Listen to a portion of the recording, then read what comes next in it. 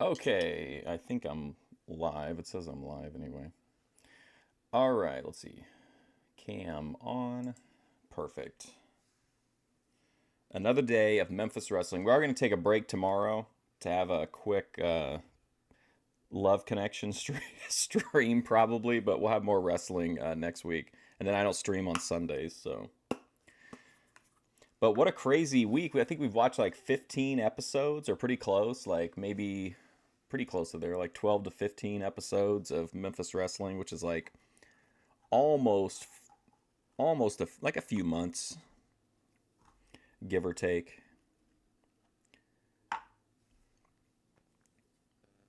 I've got two episodes of Boyd Watch coming out today. One of them is an ASMR niche video, and the other one is Tony Yoman. You guys might remember. He was a guy that was like eating the food, and then he was like screaming at. I don't really know what he was screaming at. He was just eating food, and he was yelling about like different topics. Love Connection made you appreciate spontaneity. We're big Love Connection fans here. We don't normally watch wrestling like every single day. It'd be fun though. I could probably get into it. Anyway, I can't wait to see what happens.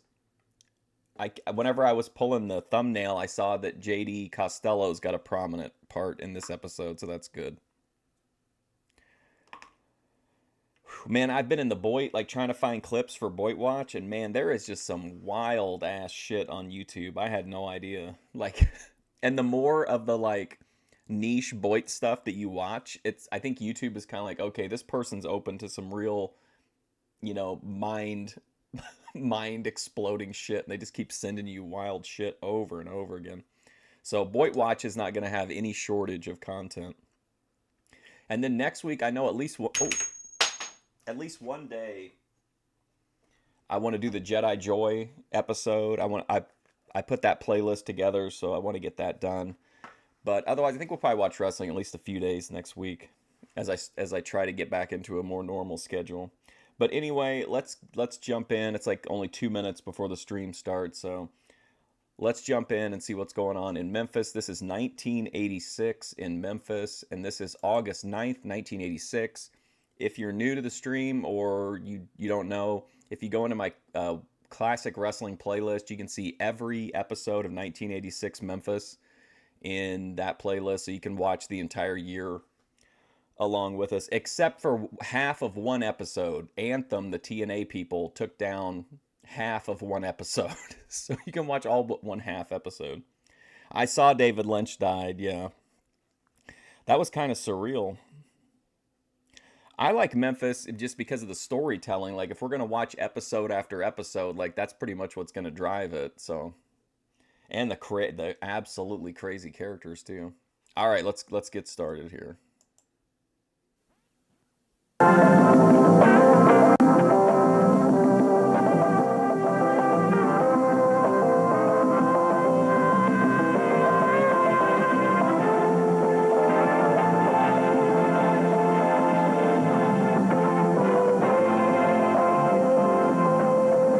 Oh yeah, hey Ed, we got Ed, Plain Brown Rapper, Backwoods Squatch, of course, Lolcow Villain Star, Reptilian Richard Ramirez, and the King TL with us today.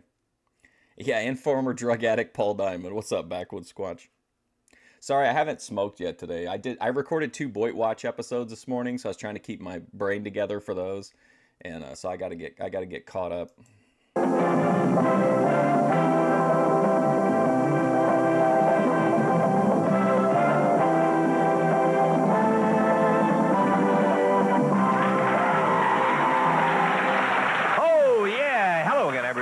Russell and Dave Brown, and we're right along ringside. We're ready for it to explode on another championship wrestling. David, we're ready. We're going to explode with J.T. Southern in here in the opening match of the day. Boy, I don't think anybody's ever said that before. How's it going? It's me. You like the Wang Wang? Oh, I did too. We'll definitely do movie. We'll do more movies for sure. I know, it does say. Well, I try to wait till a few minutes into the video so YouTube doesn't mark it as harmful.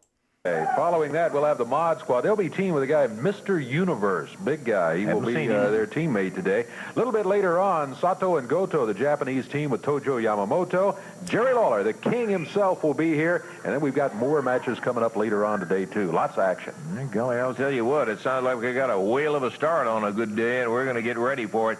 You stay right where you are. We're going to take... Look at Dave Brown. He absolutely loves it. Anytime Lance Russell says it's a whale of a match or we've got a whale of a card, he loves that shit. How's it going, Championship Wrestling from Jeremy? It does say getting high, so I got to start getting high. Time out and be back with our opening bout with JT. Look, I've got to be high before the nightmares come out, or I'm gonna lose my mind. Southern in just a moment.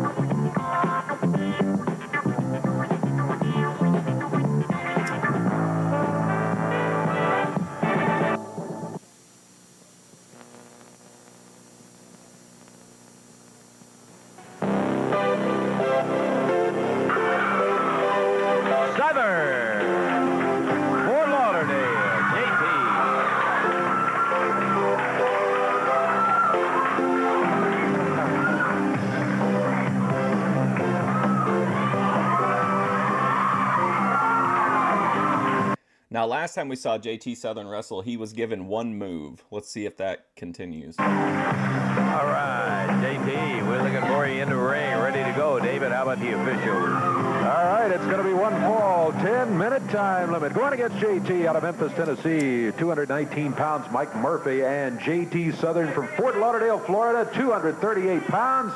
Bell sounds, and here we go. JT Southern. Boys look good since he's been in the area. He sure has. Murphy locks up, fires a right, misses it. JT whips him into the rope. Power slams him in the center of the ring. 2, 3, and that's history. Goodness gracious. Okay, so he got two moves.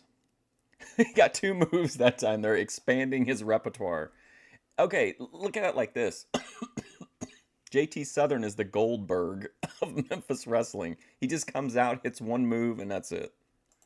We didn't hardly get a good solid look at JT Southern, brother. I'll tell you what, that was so fast it almost didn't get on tape, but I'll guarantee you what, you saw it. JT ducked under the right hand, whipped him across the ring. Look at Mike Murphy. He's like, easiest $20 I ever made. Took him right off the ropes, and look at here at this power slam as he scoops him up in the air and slams him down into the television show is it? Get over here, lad. JT, just wait a minute. What was the official time, David? 14 seconds. 14 seconds, J.D. Costello. I'm not complaining except for you interrupting when we're talking about...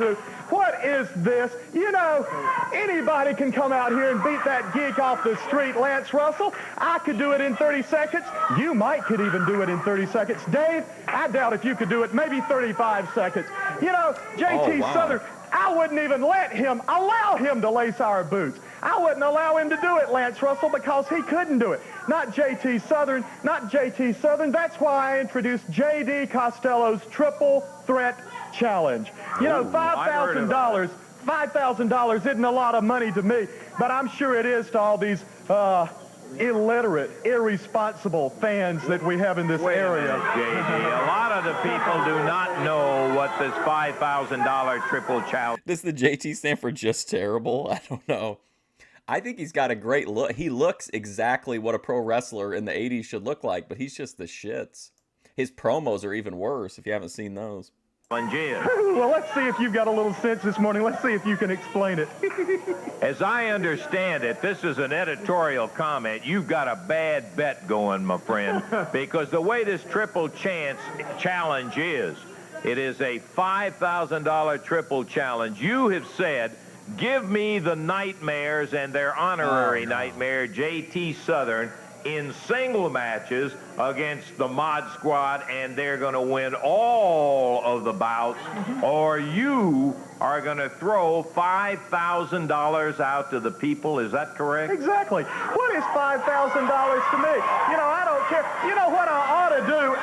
You know, First off, Lance Russell, that was very good. You got it just right. Thank you very much. Thank you, J.D. Yes, but you know, I might even take out a couple of $100 and throw it out if we win anyway. Because, man, week after week after week, I go to these matches and I see these people, they don't even have T-shirts. I think JD's really laced up, man. He seems like he's really, like he's even more like I don't know, jittery or whatever the normal. They've got mud all over them. They don't even wear shoes. They've got red clay all over them. You know, I love my job, but the worst thing about it is having to walk up to the ring, and you have to hold your nose the whole match, Lance Russell. You have to because it's just terrible. I wish they had ventilation. Okay, let's get back to business, JD, and none of these. JD Costello wants to fund repairs and improvements on this building to improve ventilation so he doesn't have to smell the fans. Comments like that. I know you got Danny Davis and Ken Wayne with the Mod Squad, Spike and Basher. Who in the world is going to take care of JT Southern? Let me introduce to the wrestling world, Mr. Universe. Come on out. Okay, let's take just a second here. I've never seen, I'm not familiar with Mr. Universe. I'm trying to build a visual of what I think he looks like. They said he's a big guy. Here, Mr. Universe. Yeah, we saw right the now. name. Who is it? I won't. Names are not important when you see this man. This man has one of the most beautiful bodies that I've ever seen in my entire life, Lance Russell. Mr. Universe, 285 pounds of muscle, steel, and bone. Very little brain. This guy's interesting. He looks like he's supposed to be like a Bible character. That's why I'm here. That's why I'm here. Mr. Universe. Now, he is a big one. There's no two ways about that. Mr. Universe versus JT Southern. Now, do you think there's a chance? There's a chance in the world. Look at that. Isn't that wonderful? Look at that, Lance Russell. Isn't that the greatest thing you've ever seen in your life? He's big. JD Costello's Triple Threat Challenge. Mr. Universe versus JT Southern. Spike and Basher versus the They're going to have to win all three in single matches, or you are $5,000 for the... I think JD Costello's hopped up on something. His delivery is a little bit wonky today. He seems really, really happy. He seems really flighty. Like, I think he's juiced up, or he got laid before the interview or something. You're going to throw out to the crowd. Well, I've got more money than they've got in Fort Knox. What is it? Oh, so you're planning on losing it, and it's a good thing. Look at, isn't that great? Isn't that great? Okay. I'm doing a Boit watch pretty soon about the Foot Girl, so that'll be interesting now that you bring up her yellow sheets. Well, that's it, Lance. We've got a $5,000 triple challenge. And right now we're going to the ring to take care of a little business. I certainly hope so. Okay, Davey. All right, we've got a 6-man tag team match coming up here. One fall, 10-minute time limit. On one side of the ring, 658 pounds of total weight. Jerry Garman, Benny Traylor, David Haskins. You think JD Costello caught a ring rat? That could be. Good for him. And on the other side, it's the team of the Mod Squad, Spike and Basher, and their partner in this match, Mr. Universe. Mr. Universe weighs in at 285. Mod Squad, big one, isn't he? Mod Squad big too. They have a total weight of about 490, 491. A large team over here on this side of the ring going against Garman, Traylor, and Haskins on the other. Biggest man on the far side of the ring, David Haskins, starting out, and Mr. Universe, that's the only name we got from JD. Mr. Universe. Does anybody, I mean, I don't, maybe I'm missing something, like he had a different hairstyle or something, but does anyone know who this guy is? I mean, he's a huge guy. It seems like he would have for sure popped up somewhere else, but I don't recognize him just looking at him. Seen back there with no problems whatsoever. I hear reports from the dressing room that JT Southern is trying to commit suicide right now after he saw Mr. Universe, Lance Russell. Well, don't believe everything you hear, JD. From the Nightmares, because of the Mod Squad, they've been put on the most endangered species list, and that's right above Jerry Lee Lewis in the state of Tennessee. Nothing like a good chuckle with JD Costello. Standing side headlock, David Haskins. If you beat him, he'll forgive you. That's true. Over in the corner, a couple of guys who aren't the biggest in the world, but they're good, tough young men. Jerry Garman and Benny Traylor, the partners of Haskins. There's a tag. Jerry comes in. And Spike takes over for this side of the ring. Whip. Ooh. Good night. Boy, what in the world? The Mod Squad can be pretty stiff sometimes when they want to be. It's weird. I don't know how to. I've seen him wrestle now like a bunch of times, but like whenever I think about him, I always think of the promos with JD Costello. I don't really think of them in ring. I couldn't see it for Basher. He looked like he speared him with his head or his shoulder. With his shoulder, he did. He just stopped him right in his tracks with his shoulder as he flew into it. Basher took the tag and is over there down hard and dropping down. This isn't maybe what I don't think it looked quite like this. I mean, this is recorded off of television, like from the original broadcast. And then that was put onto, I'm assuming, from VHS to DVD at some point, because there's been some like DVD burning software things that pop up very rarely, but we saw one in the last episode when it skipped. Remember it like skipped back a chapter for some reason. And then, so, I mean, there's some degradation to it, but I mean, this was SD, 1986. It's the sound was probably better. But like as far as I know, this is the best existing, at least the ones I could find online, were the Evansville broadcasts. Basher on Jerry Garman, and the referee breaks up the chokehold. This is actually one of the better looking episodes, to be honest. Like we've seen a few of them that were pretty bad, but I don't mind it. I kind of picture myself like, imagine that I'm in like a bunker somewhere, like in Fallout, and I found like a VHS tape and put it in, and it's like Memphis wrestling. Tag made on Benny Traylor. Benny will be coming in here to relieve Jerry Garman, who really did not fare well in there against the Mod Squad. Oh boy, look at this mismatch in size. Lance Russell, in this triple threat challenge that I invented, one of the most ingenious ideas of professional wrestling. JD, you want an honest answer? I'll tell you what I think. I think you got a bad bet. That's all I can. Lance Russell, all I hear is complaint from the Nightmares, that we were in a tag team match, that we cheated. I was alive in '86, yeah. But I was watching WWF, and if you watch WWF, it's a significantly different experience than this. This is also, honestly, and I'm not saying this is a knock, it's one of the reasons that I love it. This is low budget. Like, they put the money into the booking and into like their pockets as opposed to putting it into like production and on the screen. So like if you watch 1986 WWF, it's pretty much crystal clear. It's got beautiful audio for the most part. There are some episodes that have like some, degradation or whatever, but like WWF 1986 makes this look like it's like 10 or 15 years older than it is. We do everything we can to win. I thought we would exhibit each individual's, you know what I'm saying, their identity, and let them get into the ring one at a time to take them on. I'm not going to interfere in any of the matches. I'm going to let Spike take on Danny Davis. I'm going to let Basher take on Ken Wade. And Mr. Universe take on JT Southern. It's going to be an equal test of strength. Well, who comes out on top. This is one time, and I hesitate to say.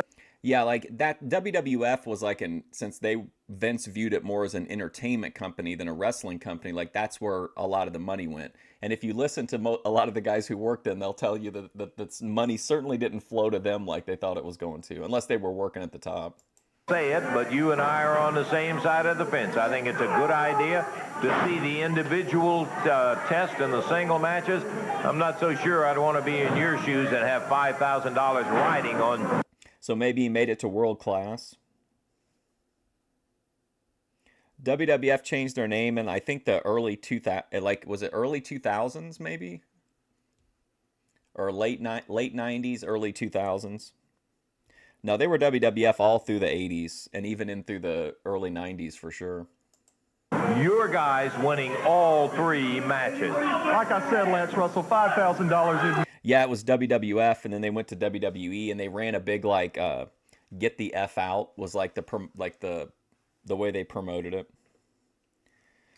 Hands of Stone certainly would have, yeah. Very much money to me, and I'll be more than happy to throw it out to ringside to whoever can grab it. I'll throw it out in $10 bills. The last time we had money thrown out at ringside. JD Costello got hired just sending a tape in. I think your hypothesis that you could have had a run is correct. That's not that. I mean, that sounds wild, sending in a tape, but in the mid 2000s when I was going to indie matches, that's how a lot of guys, that's what they would do. They would send a tape into the promoter of like a little highlight reel and stuff like that. So it's not surprising, but yeah, I feel like Memphis, if you could show some personality as a manager and you were willing to act a fool, they would probably let you go on. That I saw, we almost had a riot there, and you're talking about throwing 5,000 out there. Well, I don't care if all the fans stampede one another. I'm going to be in the ring, and I'm going to have police security, so that's all that's important to me. Maybe we'll get rid of some of these fans around here. It sounds to me like, David, that JD. Maybe we'll get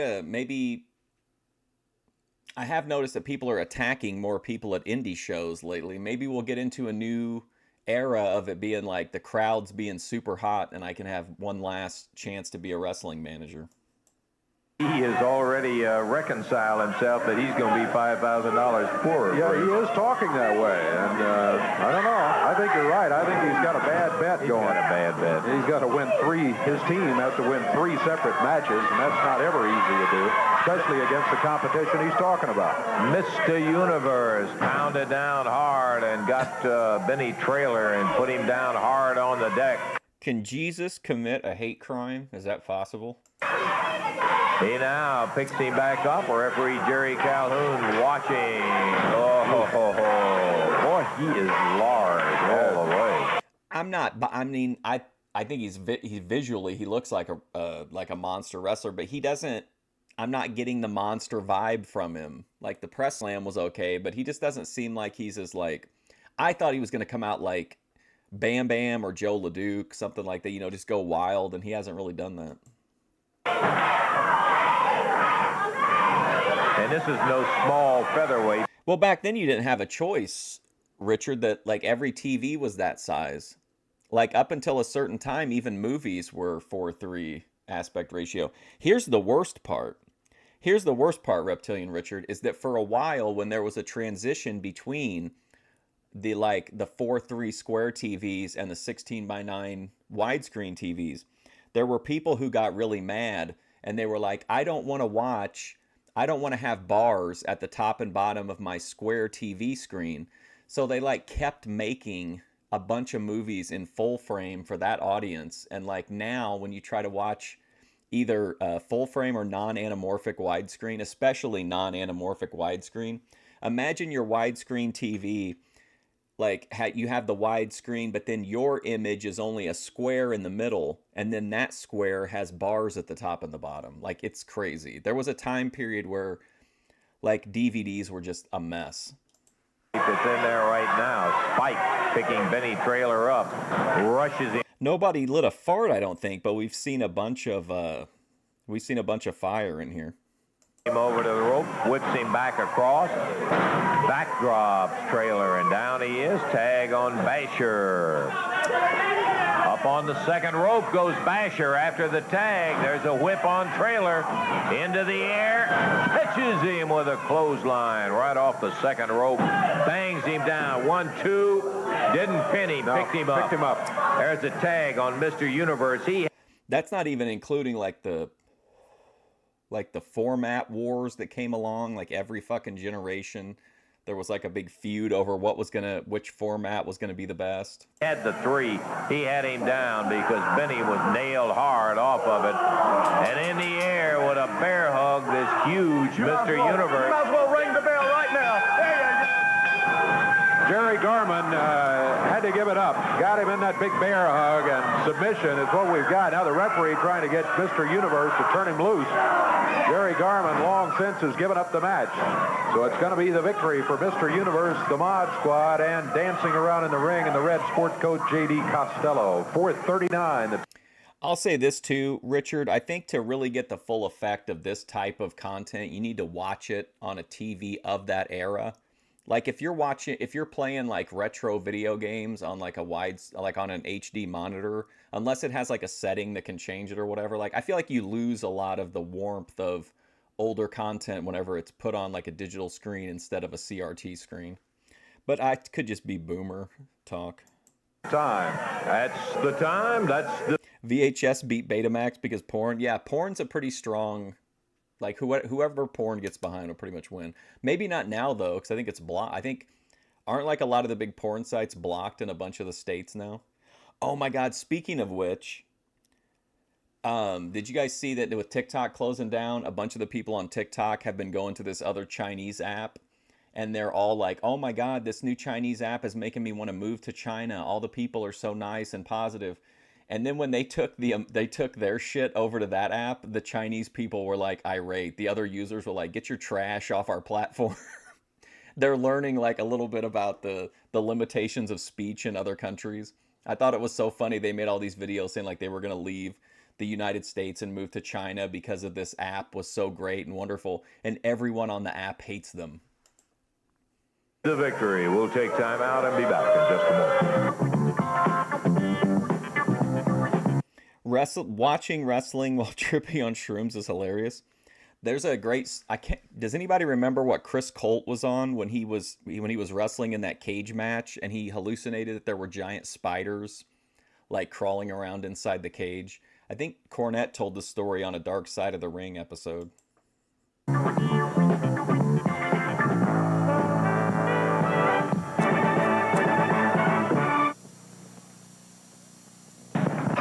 Still some more of that big action. We're going to climb back in the ring here on Championship Wrestling in just a moment. Looking at a doggone good-looking card coming up for Evansville. 6 outstanding matches at the Coliseum, and that's going to include J.D. Costello's Triple Chance. Devon Rich, you want to see people use the bear hug? Traditionally, I hate rest holds unless they're in like a long match. But I don't like the bear hug. I think it's really awkward. I hate the bear hug, and I hate the like test of strength thing. I think that's like a complete, like, I just hate it. Challenge for $5,000. If all of his 3 guys don't win, $5,000 out to the crowd. I remember that story. It's me. In addition to that, a kendo stick lumberjack match. Never have seen one of those. You'll enjoy that one. And a Southern Heavyweight Championship match when young Paul Diamond out of Canada will be challenging the awesome force of Bam Bam Bigelow. And he'll have... Wow, so they're moving former drug addict Paul Diamond. We don't know what happened in his feud with Paul LeDuc, I guess, but he's moved on to Bam Bam Bigelow now. Manager Larry Sharp coming in here right now. You got a young contender, but I would give you simple advice. Don't take him too lightly, Larry. Do I look like a fool, Lance Russell? We don't take anybody lightly. Let me tell you something, Paul Diamond. You're getting a chance of a... Like, if you're doing a 10 or 15-minute match, I'm fine. Even if you can do it in an entertaining way, but, like, using it in a TV match just seems pointless to me. Like, in TV matches of this time. Like at this style that we're watching. But if you're doing like AEW, I guess, and you're doing like long TV matches, it would be okay to have some. A lifetime. Or if you're a heel. If you're a heel, then you should absolutely use wrestling holds or rest holds. Sometimes even if you don't need to, just to piss people off. And don't you let me down, because I promised Bam Bam Bigelow I'm going to get him the best talent there is. Now, boy, this is your chance to step up and act like a man. We're looking forward to you getting in the ring with Bam Bam Bigelow. No, we're not going to take it lightly. No, we're not going to take it easy on you. We're looking for you. We're going to give you our best shot because we want your best shot. We don't want excuses. What do you want, Bam? Where's my belt? Your belt? My belt! Hey, Ananje, what, young? I'm sorry. I'm really high now. Or I'm getting there. What'd you do with it? I don't know. Look for it. Now, like I'm telling you, Paul Diamond, you want this belt, get in the ring. You know something? Deep down inside, I want you to pull yourself together. Go to Evansville. Get those people behind you. All right, our champion. You know what? Give him a smile, Bam Bam. We just might take a diamond for this tooth. You hear it from Larry Sharp talking about Bam Bam, who'll be defending against Paul Diamond. Well, I'll tell you what, if you haven't seen him, it is worth a price of admission just... I like Larry Sharp. ...to come out and see this very large man who holds that title. Wow, please come out and see this very large man. In action. He'll be going against Paul Diamond on a whole card of outstanding action Wednesday night. I think this was a case where they didn't have anything, they didn't know what to say. And he was like, hey, Bam Bam, just act like you can't find your belt and act like a lunatic and charge in and out so that we can pass the time quick. We're ready for the next action bout coming up here. It'll be a tag team Okay, is Baker a new guy for 86? I'm thinking that it might be. match, non-title match, in which the international tag champions Akio Sato and Tarzan Goto will be in action. Yamamoto is out here, and we're about ready to go, David. All right, this match will be one fall 10-minute time limit. 425 pounds the total weight from Springfield, Tennessee, Tracy Smothers, and his partner today from Huntsville, Alabama, David Baker, going against him at a total of 450, the international champion. David Baker, okay. Sato and Goto, Tojo Yamamoto with kendo stick in hand in the corner over here. Tracy Smothers starting. Sato, whoa, puts him into the ropes, and something snapped in there. As far as the ring is concerned, something broke one of the supports. So the rings are kind of flopping, the ropes are kind of flopping around up there. Yeah, if you had somebody who put it on and then was really good, like, could do really good mannerisms of just like an instant, like, anaconda, like, wrench on it to where the guy would give up immediately, that wouldn't be too bad. But, like, where they're like, oh, and they're, like, touching their head, trying, like, freaking out in the bear hug, that's really, I don't care for that. Could be important as the match goes on. Tracy Smothers back to the corner, makes the tag on his partner. And your first look at David Baker. Baker wrapping up the left arm. Sato grabs a handful of hair, dropped into the mat.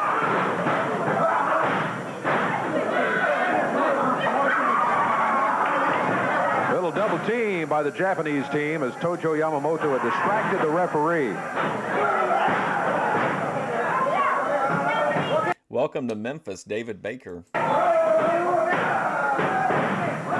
Tarzan Goto. Ooh, what a chop. David Baker hit the mat, but bounced right back to his feet. Tried to chop himself, didn't get far with it. A headbutt by Tarzan Goto, and Baker was again put off his feet. Now into the boot, the bottom of it, by Akio Sato. I can't believe we're already a couple minutes into this match and there's not a single USA chant. What's going on with this crowd? Sato. Body slams in. Tojo just out of camera range over to your left here, just nodding his head as he approves the move so far of his team. There you can see it out at ringside. Young fellows getting some valuable experience. Could you get a USA chant over at an indie show today? Should I go to an indie show just specifically to try to start a USA chant and see if I could get people behind? I feel like people get mad at me. I feel like I'd be asked to leave. Today, but he's a little over his head in here with Sato and Goto. 1, 2, and he kicks out. Give him credit for that. Able to break. Do I like multi-man ladder matches? Yeah, I don't mind them. I mean, I don't want to see them like all the time, but as like a build-up or like a blow-off or whatever, sure. At the 2 count. We're at 2 minutes in the match. Baker looking for the corner. There's Tojo Yamamoto with an eye on everything going on. You better believe in that ring. I think the only wrestling that really comes around me is Extreme Dwarfinators. Like I could chant USA the dwarves, I guess. I used to take signs, but I would only have them up during the entrances. And like if the wrestler was like, or if someone was on the outside of the ring and was walking around and my sign was relevant, or I thought I could get it on camera, I would like put it down but I would never like during the matches or whatever. Not really. No, I think that's kind of jank. A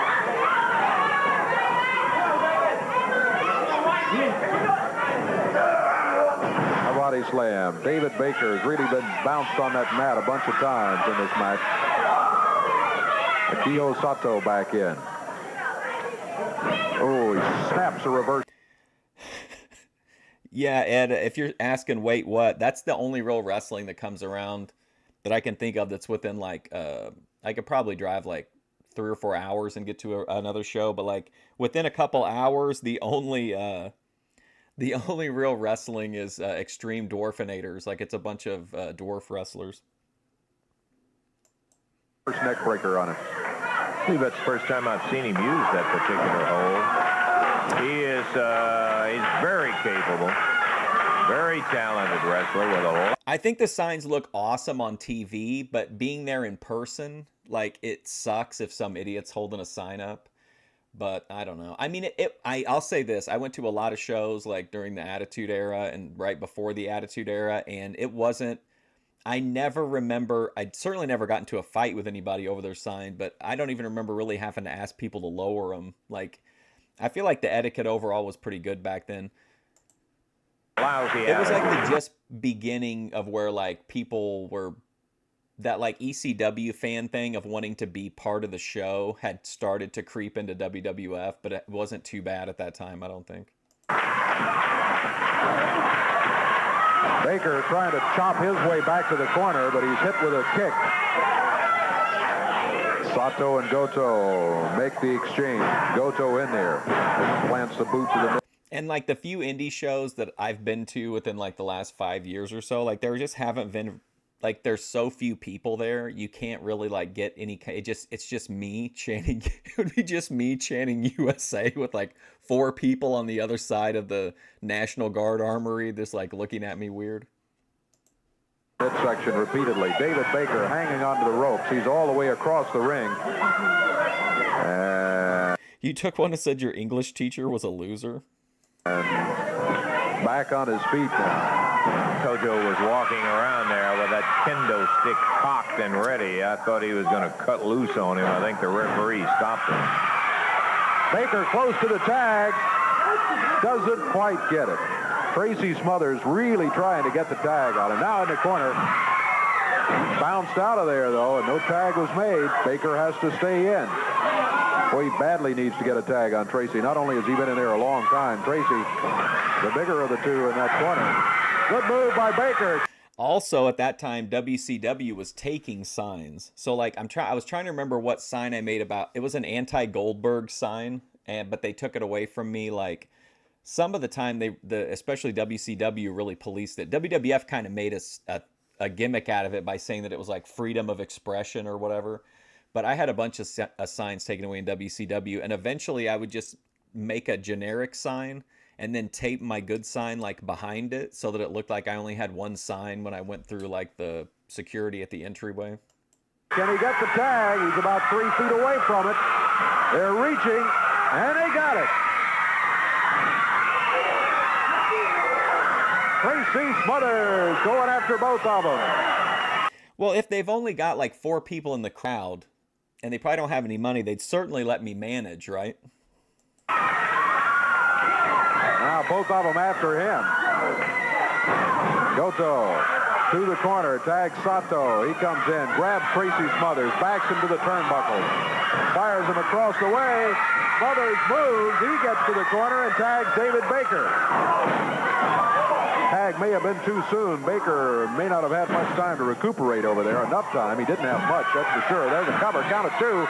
David Baker kicks out of it at the 2 count. 4 minutes, 15 seconds. You were just yelling mustache at him. Gone. He's back in there trying and doing the best he can as Sato sets him up with a side kick. I haven't been to a WWF or WWE show in a long time. I think the last one I went to, I think Batista was a full-time wrestler.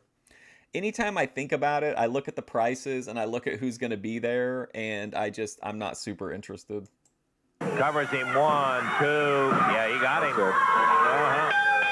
him. Yes, eats corn the long way, and it's on so many like WWE Network or whatever, the Peacock stuff. It's on so many of like the retrospective videos. Not on purpose, I don't think, but just something happens in that scene that makes it be on a bunch of those like flashbacks or montages. 4 minutes, 30 seconds the time. Akio Sato, Tarzan Goto with Tojo Yamamoto in their corner, the victors in the match. Imagine me cutting like a 78-minute promo at some indie company. Tracy Smothers and David Baker gave them quite a battle, but just not enough. The winners again, Sato and Goto, in 4 minutes, 30 seconds. Well, the international tag champs held on to their prestige by defeating rather easily the team of Tracy Smothers and David Baker, but it's a far cry from going against the exciting challenge that they've received from Jeff Jarrett and Pat Tanaka. Tojo, we're going to give you all the time in the world, but before you get into it, I want you to take time and listen to what Jerry Jarrett had to say. People will say like this is nerdy or whatever, but for me it's absolutely true. Like if I'm at a wrestling show that's got a good crowd and it's like a fun show, it's almost like a drug. Like it's just like it's like going to a haunted house, like, and being able to just like forget and just like buy into what's going on and like just be in that moment. Like I just think that's a really like addictive feeling. Like I'm so envious of these people that got to go to these Memphis shows like week after week after week after week for years. Like that would have been amazing. About the Kendo Lumberjack match that is in the offing for your champions. Let's listen to Jerry. Yeah, I'll be honest, and it's going to make me sound like a snob, and it's why I don't go to WWE stuff. Like, if I'm not in the first couple rows, it's just, to me, it's not even worth it. Like, I need the vibe of, like, I need the ringside vibe. You know, it seems like it's only been a couple of years ago that I started in the wrestling business. It's been a lot more than that. But when I first got started, Jackie Fargo sat me down and he said, Jerry, you'll be going on television all over the country and you'll be talking to the fans. I'm going to get in the ring and cut like an extended promo and just tell an entire story, and then reveal at the end that I'm actually telling the story of my tag team partner for the night, OPC Don, and then Don will come out to his Main Man song. And when you talk to them, don't ever tell them anything that you can't live up to. Don't ever say, for sure, I'm going to win a match unless you can win it. Because they'll get real down on you real quick if you say it.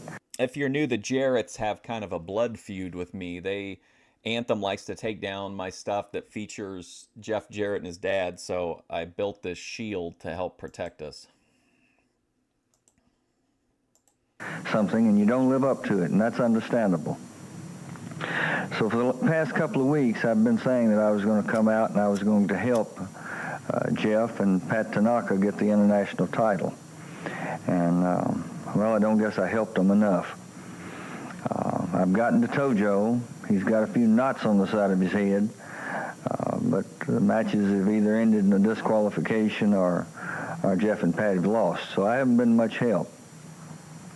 So I'm not going to stand out here today, and I'm going to tell you that come down to the matches next week. And Jerry Jarrett and Ellen DeGeneres, he does look like literally like the least threat. I would never imagine he was a pro wrestler. Like I really wouldn't have. I don't know if it's the hairstyle or what's going on. He kind of reminds me of Keemstar's girlfriend.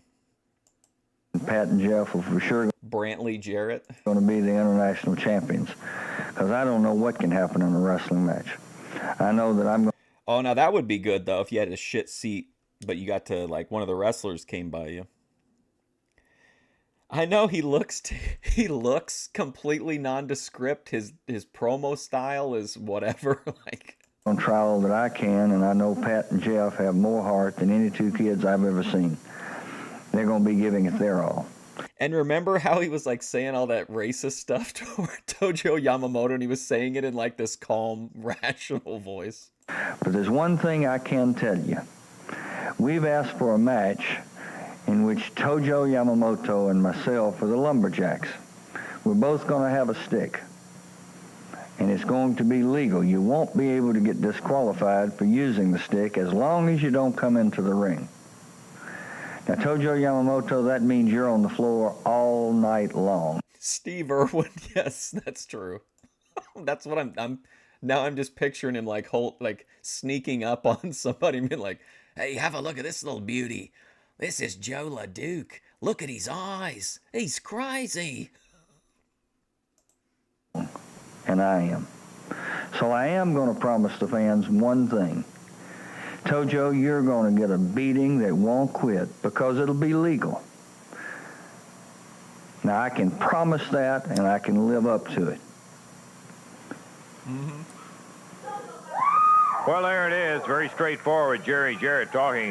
Like, I don't have an issue with a calm promo like that, but I don't feel like he had the menace behind it like Jake might have, you know? And he's talking about the Kendall Lumberjack match that will be coming up in the coming week, Tojo. Well, first thing I want to say, Mr. Lance Russell, Jarrett, all he do is listen to the wrong guy. He listen to Jackie Fargo, and then what, we try to hurt me, and you can see the tape that we didn't do nothing. We legally won. We won unanimously. Now, Jarrett, look, his son, his retarded son, and Pat Tanaka, they can wrestle, they cry. Did he just refer to Jeff Jarrett as Jerry Jarrett's retarded son? Right, and they want the daddy to help him. I don't want to see. If I had a daddy, I won't let my daddy come interfere in any kind of match. And now they want a Japanese candlestick match. You think my boys will run away outside to the ring? Retarded Jeff Jarrett and Pat Tanaka is the one. Oh my God, this is amazing. And try to run away from our boys. If they want to wrestle, stay right inside. Because I tell you what, my boys is not going outside run away. His boys going outside run away. I'm going to keep the Jeff retarded Jarrett inside the ring. That's how we get the kendo. Well, it will be legal to use the kendo. What is he talking about? Never mind. Mind your own business. Sato-san. You know, I don't mind a Jarrett by the ringside. I'm not worried about anything about that. The main Goto, no way they can beat us. We're going to be state champion forever. No way, those two punks not going to beat us. Well, you understand that anybody who hits the floor, Tojo and Jarrett can use that without disqualification. What Jarrett try to do is he try to destroy me. He try to kill. You missed the political correctness of the 80s and 90s. Yeah, I mean, that's part of what, to me anyway, kind of makes Boyd such an interesting place, is because things can happen in Boyd that don't happen anywhere else really anymore, you know? Me because I don't do nothing in the ring. You know that. I never try to interfere in my match. But Jarrett, you know that you got one eye. And I tell you what, my boy's going to take out your... Grace Thorpe has carried forward Tojo Yamamoto's racism into the modern era. The other eye, we make you one eye bandit. Can you keep him quiet sometime? All right, we'll be back in just a minute.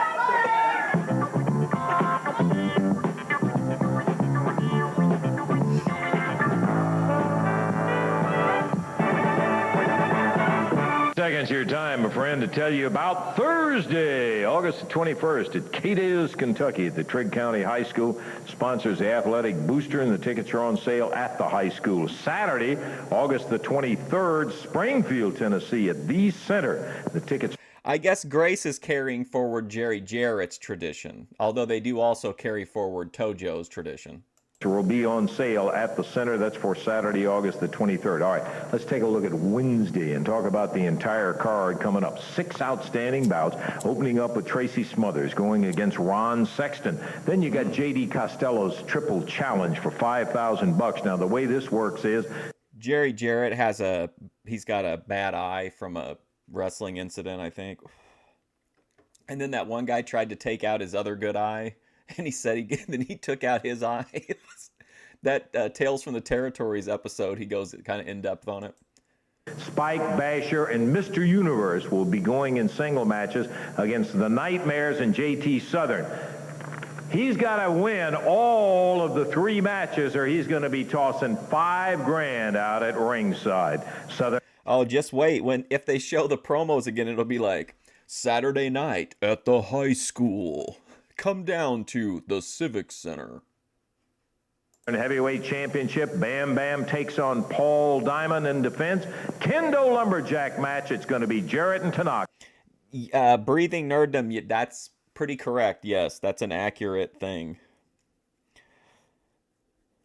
If a heel does something that gets heat and it's too effective, then it gets the whole company in trouble, yeah. Against Sato and Goto.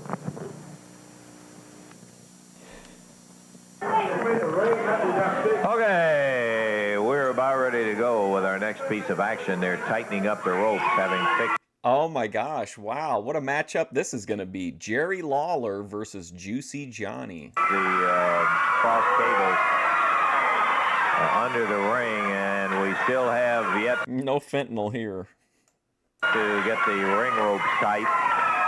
But our participants for the next bout will be there in the ring. So, Dave, let's do the official introductions, and then we'll see if they don't have them tightened right in. Yeah, they're getting pretty close here. This is going to be a single match, one fall, 10-minute time limit.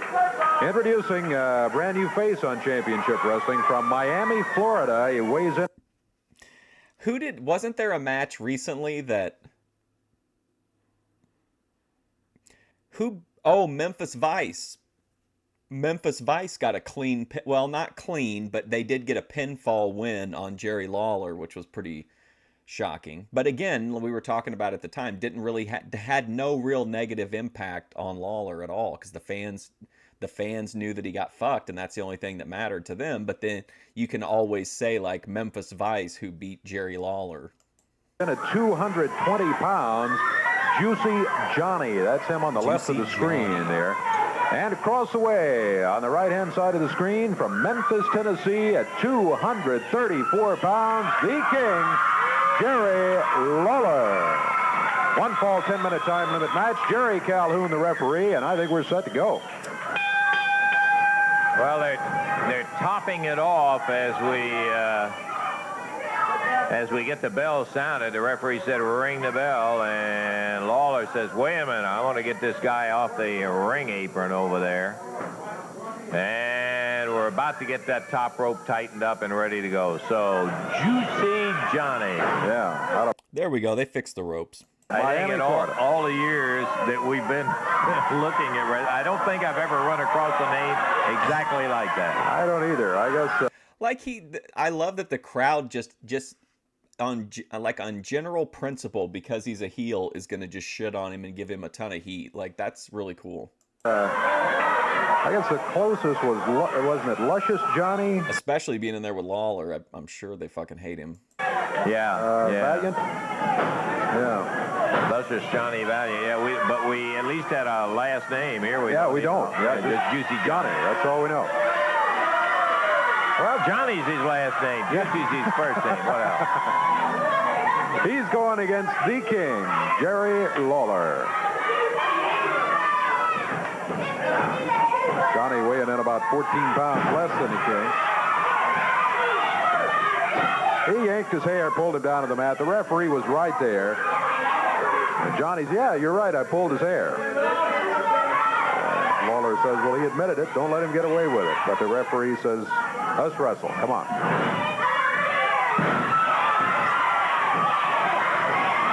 This time, Lawler gets to his feet and has that right hand pulled back and ready to let it fly. Juicy didn't make any bones about it. He was right in front of the referee when he reached up and grabbed the hair. One difference this time, though, he said, hey, but he pulled my hair. Well, I didn't see that.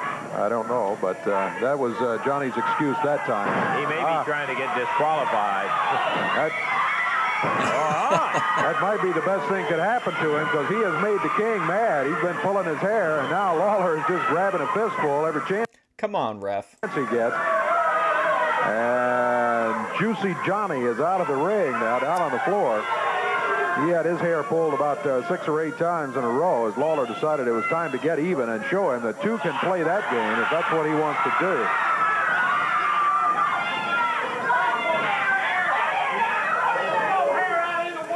Yeah, Lawler is the master of that also. He adds that among his long, long list of things that he does well. And get rough and tough and down and dirty, that's right up there at the top of the list. Ooh, rake Lawler across the eye. Wow. And the elbow is followed by a right hand. Lawler is covered one. And that's all. Crowd getting into the match.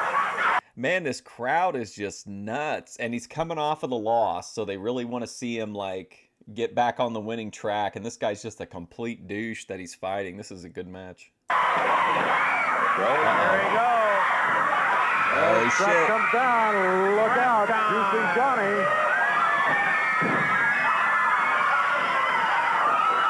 There, a right hand.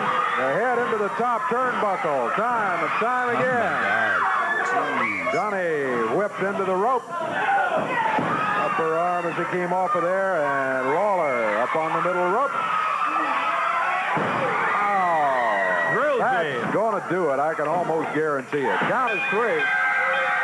At 3 minutes and 30 seconds, Juicy Johnny had his moment in the sun as he was really making things tough on the King, pulling hair and hitting him with a fist. But then look what happens. As Lawler comes off the middle rope, he's got that right hand, and bow! That's it. He just stays there for the count of 3, and the King wins it in 3 minutes, 30 seconds. No pile driver? Oh, man. Okay, that takes care of 3 minutes and 30 seconds of the King coming through with a victory over Juicy Johnny. Now, we've got a handicap match. So, with the sound of Jaws coming in, the Beast Jim Jameson continues to be, like, fed to the wolves. from the East, the new Southern Heavyweight title holder, Bam Bam Bigelow. And Larry Sharp come strolling in, their opponents into the ring right now. It's going to be a handicap match here. Jim Jameson and David Johnson, both of them will be going against Bam Bam Bigelow. Now, in these He honestly did have kind of some Michael Hayes vibes, like the way he was wearing his tights and his fucking hair. handicap matches, we've had a couple of different sets of rules. Sometimes it was one at a time, and sometimes it was both of them in there at the same time against Bigelow. And I don't know, it looks like that's the stipulation today. I think that's the way Bam Bam prefers it. He thinks it makes him a bigger man. Nobody uses the second rope fist drop. Brett had, what did he had the second rope elbow, right? That looked pretty good. And I know somebody used the knee. And so here we go. Bell time. Bam Bam with 2 of them going in there against him. And they're both in the ring at the same time. Now that's a real champion for you. You know, I just saw Jerry Lawler out here a couple of minutes ago wrestling a man. Now, I never seen the man before. I don't know whether he's good or whether he's bad or whether he's a rookie. But I would say, knowing Lawler, he would say the man's undefeated. But that's because he's never had a match. Bam Bam, on the other hand, the champion's champion, takes 2 men at a time, week after week, and manhandles them. And you know what? You know what's really got us upset? He don't like it any more than I do. Handcuffing me. Who has the audacity to want to cup my hand to the bottom rope?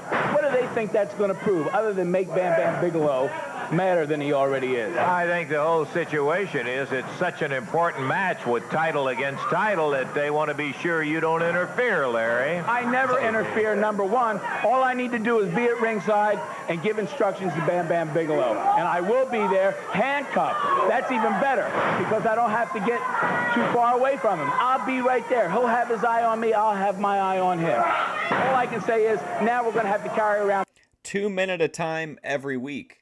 And again, I feel like these matches with Bam Bam would be more impressive if we hadn't seen those matches with LeDuc. Like, those were just next level. Those were like transcendent matches. And like Bam Bam's okay here, but it's hard not to remember Joe LeDuc like almost like murdering people in the ring. 2 championship belts. Bigelow has David Johnson in there, and there's that big splash. Right there. He didn't pin him. I don't know why. Because you don't feel like it. Like I told you before, we don't care about disqualifications. We don't care about wins and losses. We care about destruction. This is what you're seeing right now. Slamming! Yes! Yes, indeed. Give him that big splash, Bammer. Give him that big splash that nobody in the world will stop you from because we like to see it. It's so much fun. Yes, Anybody else kind of nervous with how loose those ropes are? indeed. That's exactly right. He just jammed. Lawler! Oh, he rattles him with a chair. Oh, shit. It doesn't even knock him off his feet. The King nailed with a clothesline and dumped him right over the ropes on the floor. Lawler blasted him. Bigelow, this is a rare one. He will win that one on a disqualification. Not that he needed it. The referee trying to keep Jerry out of there.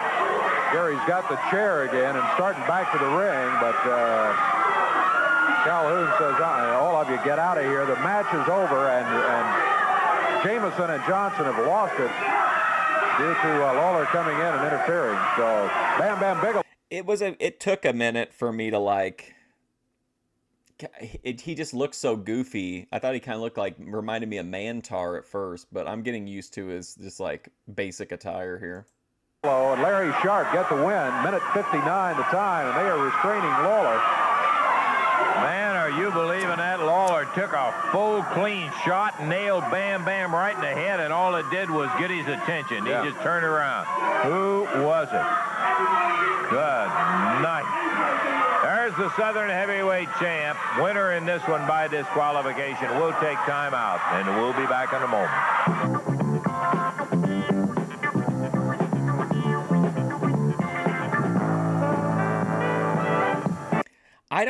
I feel like I don't even know who the champion is a lot of the times, because we don't see the actual like title changes usually because they're on the arena shows or the house shows or whatever. But it seems like we just kind of find out one time, like, oh yeah, this guy's the champion now. Like it's like who has the belt doesn't really matter, like, at all. When Bam Bam no-sold the chair shot, I realized I saw this live. Oh, wow. Set to go with six-man tag team action here. Coming in right now, Steve Robertson with Rough and Ready and their manager, Boss Winters. Across the way, it is Pat Tanaka, Jeff Jarrett, and Paul Diamond. Six-man tag team action coming up here. Some transformative content here for the Jeff Jarrett match. Roberson had that great little mini storyline going where he kept turning on all of his partners in subtle ways, but then they ditched it last week, so that was kind of a disappointment. But maybe they'll bring it back. Who's he teamed up with? Rough and Ready? Oh, no. Oh, my God. Former drug addict Paul Diamond on the other side. He's cooked. Referee Jerry Calhoun saying, okay, let's get the warm-up jackets off and let's get it to 1 against 1 and get it going. Looks like Paul Diamond's going to be starting for his team. And across the way,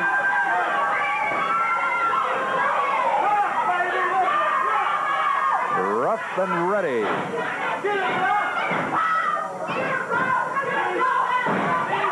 Down to the mat, Paul Diamond.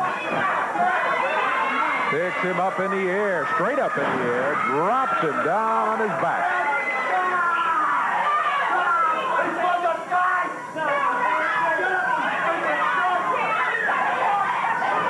Diamond and Jeff Jarrett double up on him.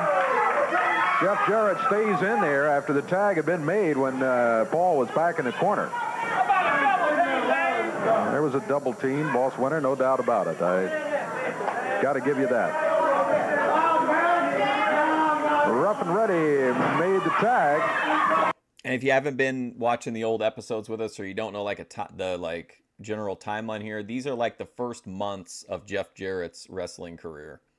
And Jeff Jarrett grabs the left arm, puts a bar on it. He reaches for the tag on his tag team partner, Pat Tanaka. Pat out of Hawaii. Ooh. Boy, this Tanaka really has a powerful chop.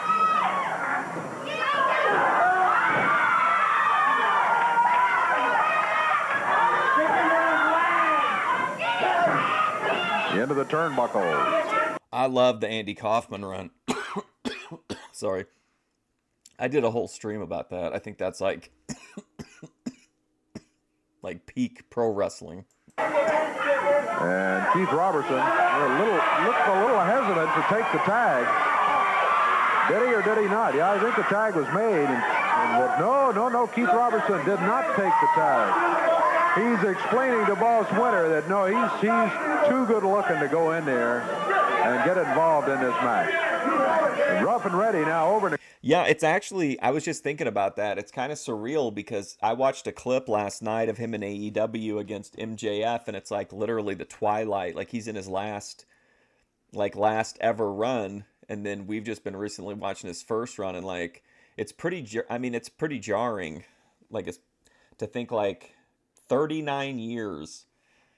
So like if we were in his shoes here, like 39 years have passed until now, like the very beginning to the very end. That's wild. So many guitar shots. In the corner. So many slap nuts. Now I'm going to get emotional and start thinking about how yesterday I thought the entire cast of Who's the Boss had died because someone on a different show had died. And they're saying, wait a minute. You send us in there, but you... I don't know that I've ever been a Jeff Jarrett fan, but I feel like I never minded seeing him. I thought the like country western star gimmick was hilarious. I didn't like particularly care for it, but I thought it was entertaining. And I liked the Don't Piss Me Off Jeff Jarrett with Owen Hart. I thought that was kind of a fun run. TNA I didn't like at the time, but going back and watching it, it's funny from like a wrestle crap perspective of just seeing how this entire company was just put there to, wash Jeff Jarrett's balls. And then I like the new, like, Superman Jeff Jarrett in AEW is kind of fun. Won't step in the ring. No, who died? Who died that somebody told me about that was on a TV show? I don't remember. Somebody died that was on an old TV show. And I, for some reason, thought of Danny Pintaro, the young kid on Who's the Boss. And I was like, oh, I wonder if Danny Pintaro's alive. Then I was like, oh, no. Then suddenly, for some reason, I thought the entire cast of Who's the Boss had died. But Bob Uecker. Yeah, Bob Uecker died, who was on Mr. Belvedere. But for some reason, it made me depressed about Who's the Boss when most of the people on Who's the Boss are still alive. So, that's how that stream ended. As Wings would say, looks like that stream's getting deleted. Robertson with first-class lesson here on how not to win friends. There's a tag made by Pat Tanaka. Paul Diamond in. 2 minutes, 15 seconds gone in the match. Diamond back into the corner. And now Keith Robertson does take the tag. He steps in. I do have it on. It was just on the WWE thing, right? On the music album? I think so. I know I definitely have it on CD, and I've certainly watched it on YouTube a million times. I think I know all the words to it. Or it's been a while. Let me think. There to get Paul Diamond. Diamond caught him with a knee lift. No, it's not strictly wrestling, but I'm just trying to get a bit of a vibe going before I dive back into the all the drama. There might be more wrestling though, but there's going to be more like non-stream like Boyd stuff. So it'll kind of balance out.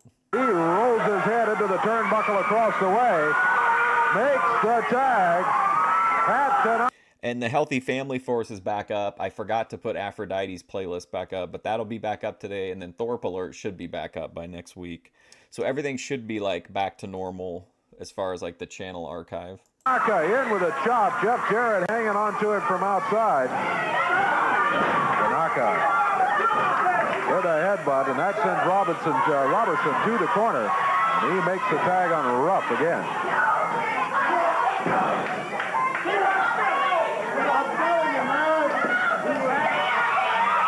Tag on. Oh shit! Yeah, I didn't even think about that. Jeff Jarrett, Tanaka, sent him into the rope. Jeff presses him to the mat, too. Ray got it. That would be kind of a neat, like, store exclusive for, like, that Mattel collector line of, like, all three members of the Orient Express. Jeff Jarrett, Pat Tanaka, Paul Diamond putting it together with a terrific victory here over the team of Rough and Ready and Keith Robertson. Robertson creating a little dissension on the team when did that happen, Junk? I'm definitely interested in that. Time he refused to go in there after a tag. He eventually did go in. And as it all ends up, though, the team of Tanaka, Jeff Jarrett, and Paul Diamond have the victory in 3 minutes, 5 seconds of action. 3:05. Got it. 3:05, Brother Dave. And right now, I talked during the week to promoter Eddie Marlin, and I thought it would be a good idea if Eddie would come out here and just say what we were talking about to you folks. Eddie, thanks for coming out. Oh, is Eddie Marlin like the kayfabe actual promoter? I thought he was just the matchmaker. Or did he get like a promotion or something? Fire and Flame to come out here, Lance. I know they're listening back. Oh no, not Fire and Flame. Back, if y'all just come right out here just a second. Yeah, there they are right there. First time they've been back here since Eddie banned them from here. The first thing I want to tell you and all the fans, Fire and Flame already knows it. This incident that happened in the studio concerning the fans, they were fined $1,500 each. What took place out in the parking lot concerning my car, they was fined $500 each. Billy Spears has been suspended. He's no longer with Fire and Flame. The only reason they wasn't suspended. Okay, so is that the end then of the Billy Spears experiment? He's a heartbreaker. I believe that. Eddie, he looks like one. So wait a minute. He didn't even know that for sure. He just said that because she hadn't been streaming. That's even better somehow. Oh yeah, after they trashed the Eddie Marlin's Lincoln. That they have our tag team belts. Now I want to make one thing clear to them. Y'all want to wrestle on the studio matches. You can wrestle if every time you wrestle here, you put up the belts. Now next week, if you're signed to wrestle here, and between now and then you lose the belt, forget it. Just keep going. And you will not know your opponents. I will sign your opponents, and you will not know them until you step foot in that ring. If you want to wrestle under those conditions, you can be here next week if you have the belts. If not, just hit the trail. Well, there's the. Aren't you glad we don't have to wait a week? We're gonna like immediately know who that team is in like 20 minutes. I can't wait. I'm so glad we don't have to wait like forever in between. Left, stay here, Eddie Marlin. I want to talk to you a minute. Don't run off. I listen to you like you're supposed to listen to me now. I've wrestled all over the world, brother, and I mean around the globe, in different countries. You understand what I'm saying? And I've worked for some of the greatest promoters in this business, and to have to say that you're not one of them, brother. When you come out here and you put a stipulation on... I mean, whatever happened, it's her life, it's her business. Like, if she did, she did. Like, you know what I mean? It's just life. You know, people are going to do what they're going to do. On the Southern Heavyweight Tag Team belts, that we have to defend these belts every time we step on TV, not knowing who our opponents are, brother. Oh, was that the guy that popped up in the video when she was talking? Who was she talking to when that guy came up on camera? She was talking to somebody. Hormaxer. Yeah, was that the guy? Interrupt you 1 minute. You don't have to defend them on TV. All you have to do, you can forfeit them right now and put them on that desk, and you can go travel all over the world. Hey, brother, I'll not make your life that easy, Eddie Martin. I'm going to make your life miserable, brother, because what you've done right here is you're going to force one of the most incredible win-loss records ever on the history of your territory, brother, on these belts right here. Imagine talking like this and giving all this talking big to Eddie Marlin, and then when you come out next week, you've got to squeeze into a red full-body leotard. Because it takes 10 years to keep this belt, that's what I'll do. I don't care who you get, Eddie Marlin. You understand? Because we've been around the world, brother. You just name them, you put them right in that ring against us. You just bring them on. And let me tell you something else. You remind me of a kid who got hot because his football game didn't go like he wanted it, and he took his football game and went home. Well, brother, you're going to look at it for a long time. Well, there is the stipulations. You heard what Fire and Flame had to say. You also heard what Eddie Marlin said. Okay, the stipulations they'll be defending every week, or they won't be here. And if they lose them... Okay, so what do you think? Who's going to be the team that Eddie Marlin puts up against Fire and Flame? Lawler and not Lawler and Tanaka, but Jarrett and Tanaka, Who's Paul Diamond? He hasn't really been teaming with anybody lately. The Nightmares. That would seem kind of likely, right? The Nightmares. Forget it. They're gone. Billy Spears is gone. Will not be here with them suspended. We'll take time out. We got more action coming up in just a moment. I'm kind of glad if Billy Spears is gone. I don't have anything against him, but I just had PTSD from when I saw him, and I thought they'd moved J.D. Costello out of the territory, and I had kind of like a mini breakdown over it. You think oh man, if they brought out Water and Ice, that'd be it. Forget about it. Good night, Irene. The Mod Squad? Oh, that would be good.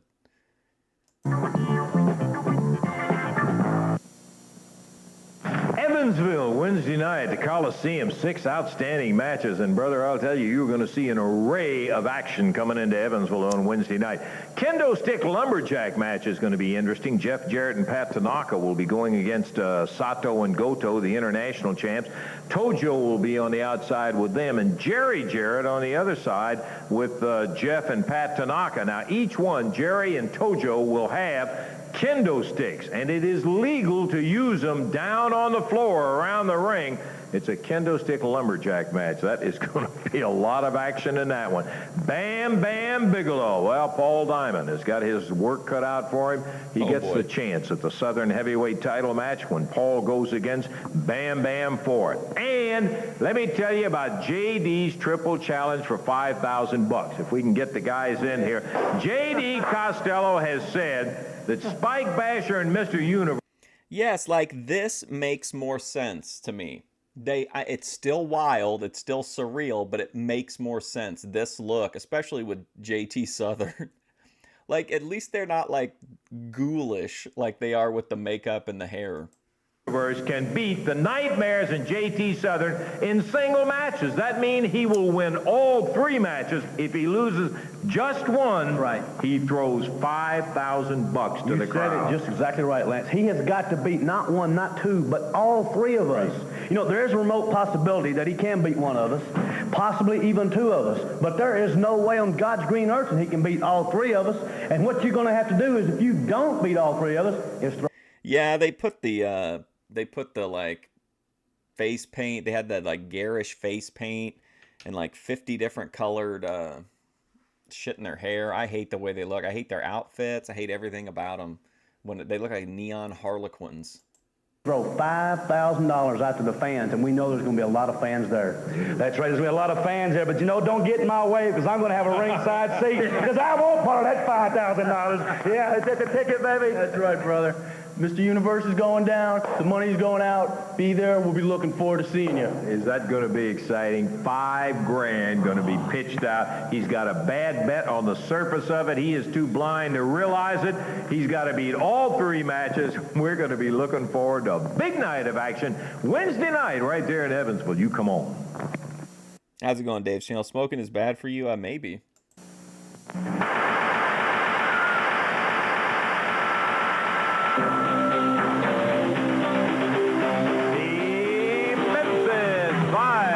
Bigelow and Jerry Bryan.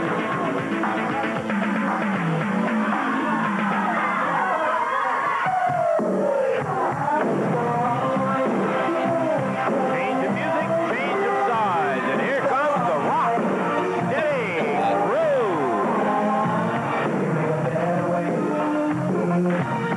This match going to the expiration of time. The Rock Steady Crew.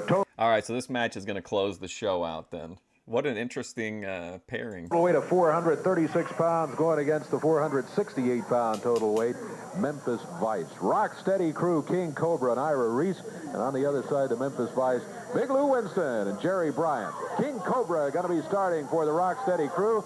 Jerry Bryan starts for the Memphis Vice. This should be a good match. Oh, boy, I've been waiting for this one all day. This is a dandy. And look at that Bryan. He pops King Cobra right off and having a little high-five celebration there. And one side mare does not make a match. As that is just proof of it right there. There's 2, 3. Why did they have everybody in the match wear the same outfit? That's kind of that's something I don't think you definitely wouldn't see in modern wrestling, unless it was like people that wore black. And look at King Cobra go. He's hip tossing him. Bing, bing, bing. He's leading them 4-1 at this point. King Cobra. Oh, look at this. I love Jan Hammer and like the Miami Vice, like that whole vibe. Like that's my preferred aesthetic. Down in the corner down here. Bryant and Winston down on the floor yelling at the referee. He was pulling tights. There's no way he could have done that to us that many times without pulling our tights, and you know it. The referee's buying none of that. And here comes Bryant and Winston back up on the apron. Bryant through the ropes. Ira Reese on the outside. Big Lou on the outside, closest to us. And King Cobra, biggest man in the ring. He and Lou are close. I think Cobra's probably got him maybe a pound. I don't know. Yeah, they do weigh about the same height too. Both up. I don't know about that. I feel like Big Lou is bigger than King Cobra, but we have to wait till they get in the ring. Big guys. Rock steady crew. A little double up. Puts down first Bryant and then Lou Winston. And Ira Reese stays in there after the tag. I don't care for the get this pants with the Memphis Vice. And now we got Bryant and Winston down here in the corner again. They're having a little conference. And here they go, yelling at the referee, hey, you do see what they did to us. They've been doing it rather regularly since this got underway. I think the last good solid move that the Memphis Vice had in their favor was the hip toss that Bryant put on King Cobra. And that was right at the beginning of the match, first just as the piece bell of sounded. action, right. Ira Reese, little smile on his face, very calmly, he's just waiting. Bring now in the he's big to the man. corner, makes the tag, and King Cobra is going to come back in. Here we go. He's going to be battling Lou Winston. That is good All right, we'll find out once and for all here. strategy, yeah. Let the two big guys go against each other. Rock steady crew, King Cobra and Ira Reese, the Memphis Vice.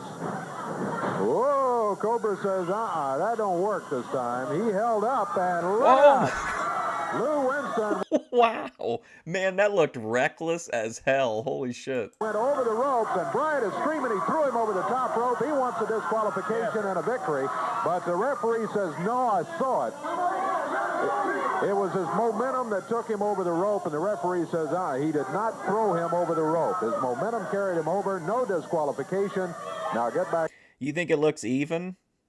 Yeah, I don't know. For some reason, I agree that is how it looks, but I don't know. For some reason, I mentally think Big Lou is bigger. Maybe it's because his name is Big Lou. How did he gauge one was a single pound heavier? Back in the ring.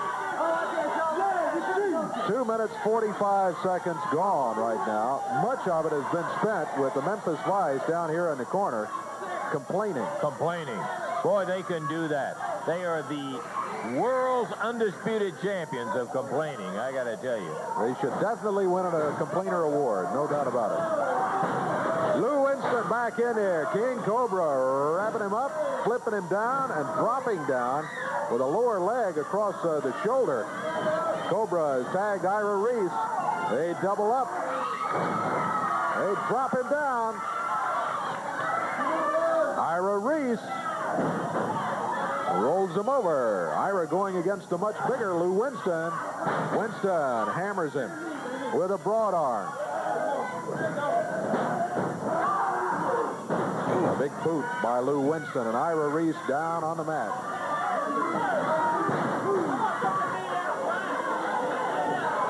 Hammers the head into the knee of Gary Bryant, and Bryant takes it over.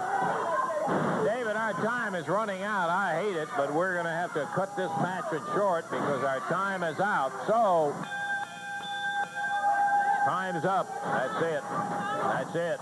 It'll be a draw. Boy, we'd like to see this one at it again, as it will end in a draw between the Memphis Vice and the Rocksteady crew. We'll take time out. Be back for a final word in a moment. Like, there was a time when, like, as a fan, that would piss me off that, like, we got to see these two teams that have kind of been built up a little bit, and then it gets, like, cut off. But, like, now I can appreciate like where this match's place is in like the booking arc of these teams. You know what I mean? Like I can appreciate it on a different level instead of just being like irritated that we didn't get a clean finish, which I would have been like back in my douche wrestling snob days.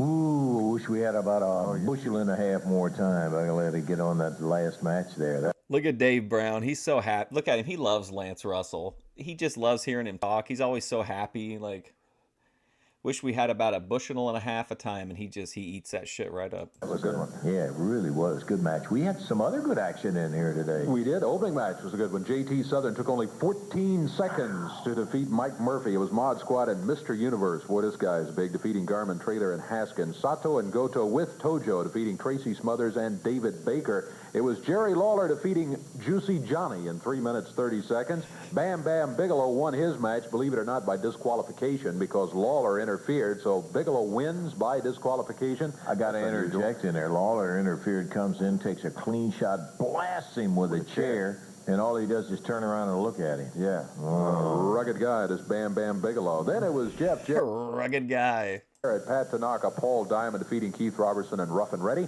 And boy, that match that we just flat ran out of time with. A futuristic closet. I was thinking that low that streams with Ruby Spacek, I don't know much about her, but her background kind of looks like this, except it's white.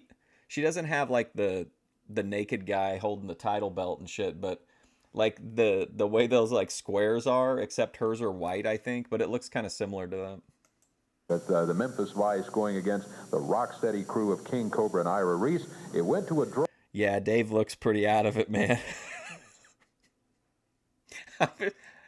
I'm always healing on him, but I actually really I think he's a funny character, but he's definitely like tying a few on sometimes. 90 minutes of live TV, you get about half an hour of in-ring, half an hour of promos, and half of recap footage. Yeah. Yeah, I like the background. Draw as time ran out. We're going to get to... I'd like to, if I was like, if I was a giant YouTuber, I'd just build that to broadcast these from. Those four gentlemen booked back in here. We'll talk to Eddie about that because that was a dandy going, I got to tell you for a fact. Hey, all of our dandies are done today, but we'll be back next week for Dave Brown. Could always tell when they ran short with the final match. Yeah, I think that's why every match is all at the end is always a time or expiration of time match. That way there's never any like concrete. Look at Dave Brown. Wow.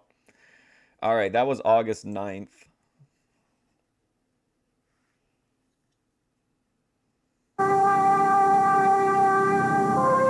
Okay, so we're moving directly into the show right after this one. August 16th, 1986 in Memphis. This was as seen if you lived in Evansville, Indiana. It's like their local broadcast.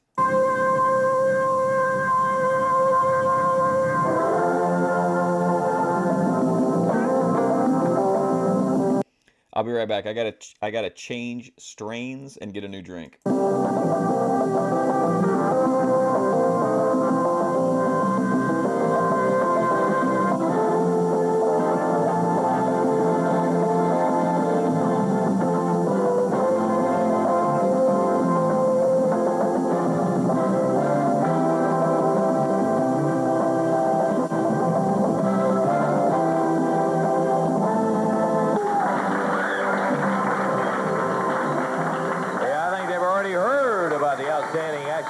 Coming up today. Hello again, everybody. Lance Russell and Dave Brown, and we are right along ringside where you're going to be seeing some great action today. Hi, Davey. I tell you what, this Southern Tag Team title match coming up a little bit later sounds exciting. Fire and Flame are going to be here defending the belts against Mystery Partners, as Eddie Marlin told us a week or so ago. There was stipulation that was put in on their returning to television. That's right. They won't know who their opponents are until they step into the ring. So we'll find out then too. Also, we've got Spike, half of the Mod Squad, will be here today. Sato and Goto will be here along with JT Southern. Looks like a biggie coming up. Oh my gosh. Sorry about that. Did you hear the crowd for JT Southern? That guy has done nothing. Like, I just think it's amazing that they have him come out and do one move. We got one match with him where they tried to have him wrestle, and he absolutely, like, stunk the place up. They have him win matches now in, like, 5. He just runs out, high fives people, hits one move, wins, high fives people, and leaves. And he's, like, one of the most over guys in the promotion. That's wild. I do this fairly often. Not every day like this week, but at least every Friday, but usually more than that. But if you there's like a playlist on my page that goes all the way back to the beginning of 1986, and we've watched like everything up till now of August 16th. I just can't believe how over that guy is. I mean, I think he's an interesting guy, but man.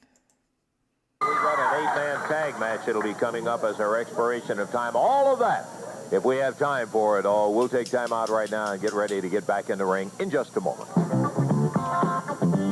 I'm switching over to this. It's called Super Shake. It's like a terpene and distillate infused hybrid shake. And it's like the terpenes are raspberry, so it actually tastes really good. Well, it tastes like a flavored vape.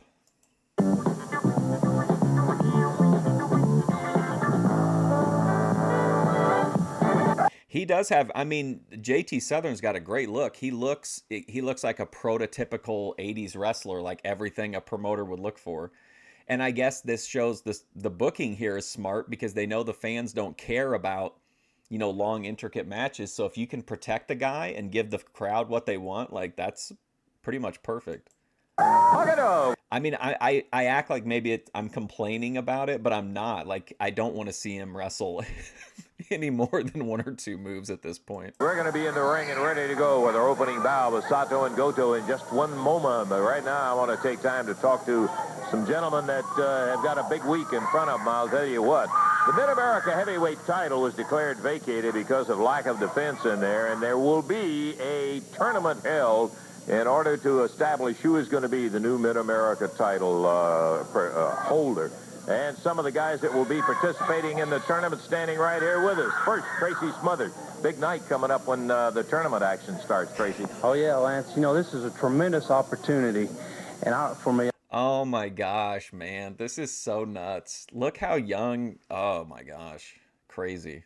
I keep forgetting. It's like 39 years ago. I realize that I may never have a chance to wrestle for a title belt again. And doggone it, I'm going to be ready. I tell you, I have paid my dues. He was so good in Smoky Mountain. I crack up at some of his promos. What did he used to say? He'd be like, Southern born, Southern bred, something, something till I'm dead, but I can't remember what it was. I've been in this sport now for 2 years. And in that time, you know, I realized in that time I've been from New Orleans to New York City. And I've been knocked around by the best. And I've took my lumps, I've took my bumps, and I found I'd rather give than receive. This is actually a good promo. Okay, well, good luck to you in there, Tracy. It's a tough field. I feel like that this is my time. I don't want to sound overconfident, but I realize that for the people to have confidence in me, I must have confidence in myself. Right. And I realize, you know, that right now they may not bet a quarter on me, but doggone it, I am ready. That's what it takes. It takes that confidence. Paul, I would say that of the names, and we'll be getting to it, certainly you got to be one of the pre-tournament favorites because of the experience. Oh, boy. Take a look at this goon, former drug addict Paul Diamond. What's he got this shit on for? Look, Tracy's out here in his regular clothes. Like, that's believable to me. And then here comes Goon. Why's he got his fucking face paint on and shit? It's in your great Canadian background. Well, I appreciate that, Lance. You know my background, and I spoke about that before. You know, I was, 5 years ago, down at the bottom of the barrel. Yep. Lost it all. I set out to prove something, to prove to myself and to the people that I can come back. I feel I'm about halfway up the ladder. Yes, Max Moon. Also, if on YouTube, if you go to the Hannibal's channel, he did a shoot interview with Paul Diamond the other day. I haven't had a chance to watch it. I was thinking about watching it on here, but I feel like Hannibal would copyright strike me. He seems like he's pretty You know what I mean? He seems like the kind of guy that would do that. Right now, I know all these guys out here want that belt, but nobody wants it as bad as me, because I want to get to that top rung, get that championship would mean everything to me. It would mean the world. I've made my comeback that I set out to do some time ago. It's going to be interesting to see you in there. I'm looking forward to it. And another guy, JT, you're relatively new in the area, and to be thrown in the... God, listen to that crowd for him. Yeah, we remembered the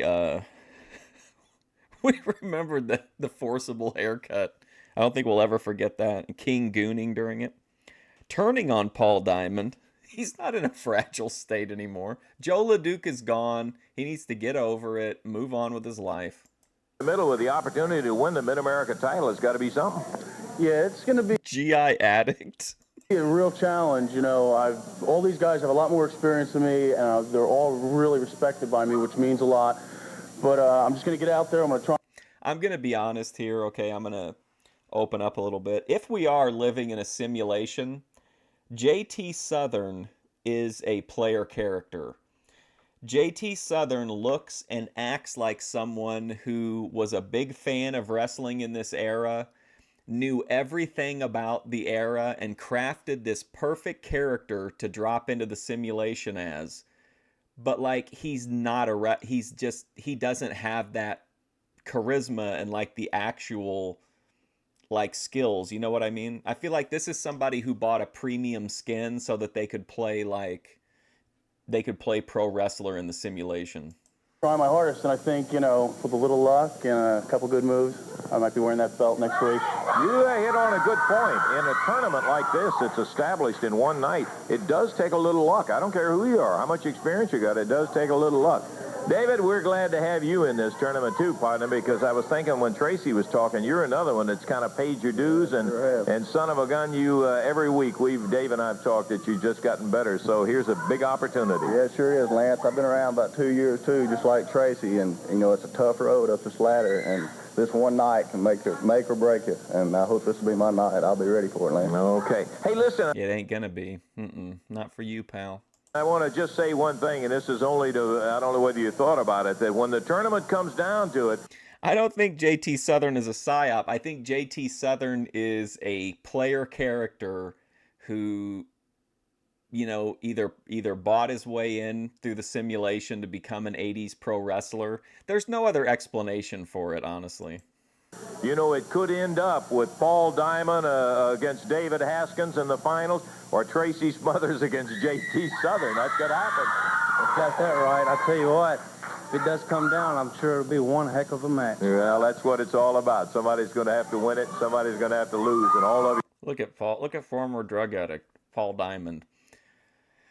You're out there to win. Okay, guys, good luck to you, and we'll be looking forward to seeing that tournament if we get the opportunity. Hey, gosh, Lance, I don't know if I'm going to be able to get the upper hand on him, man, but I'm going to go out there and give him my best shot. I'm going to type him and go put my strength on. I'm going to try to do what I do and try to avoid what he's doing good. I've been scouting him out and looking him down, man. I'm just going to do my own and hopefully do everybody proud. I'm proud to be here, Lance. To be there.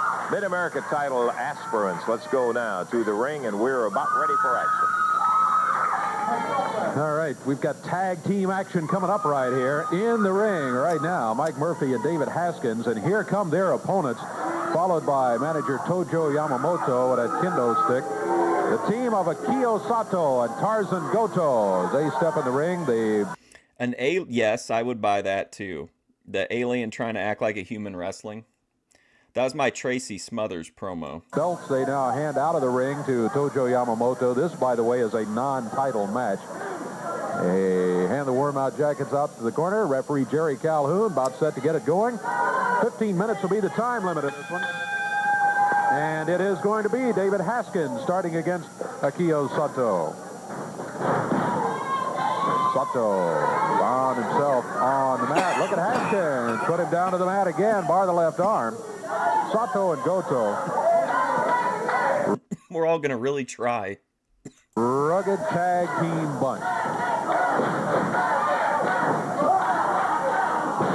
They missed a great opportunity to get Paul Diamond over more by having everybody else be like, you know, Tracy Smothers being like, heck yeah, man, I'm going to go out there and try, brother. I'm going to do my best.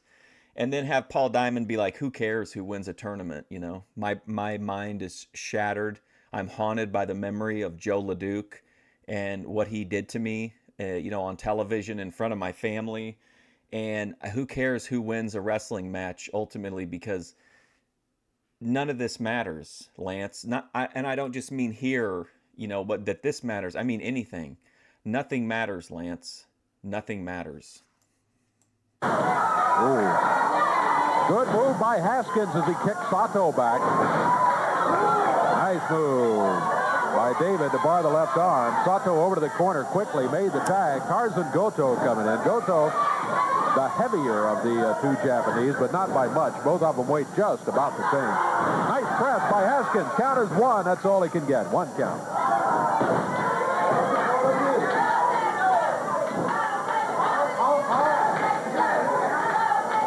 Haskins backed over close to the corner. He makes the tag. Here comes Mike Murphy. Murphy and Haskins both wrestle out of Memphis. I think funny you should bring that up, ATF Media. I actually have I might have some lore that interests you.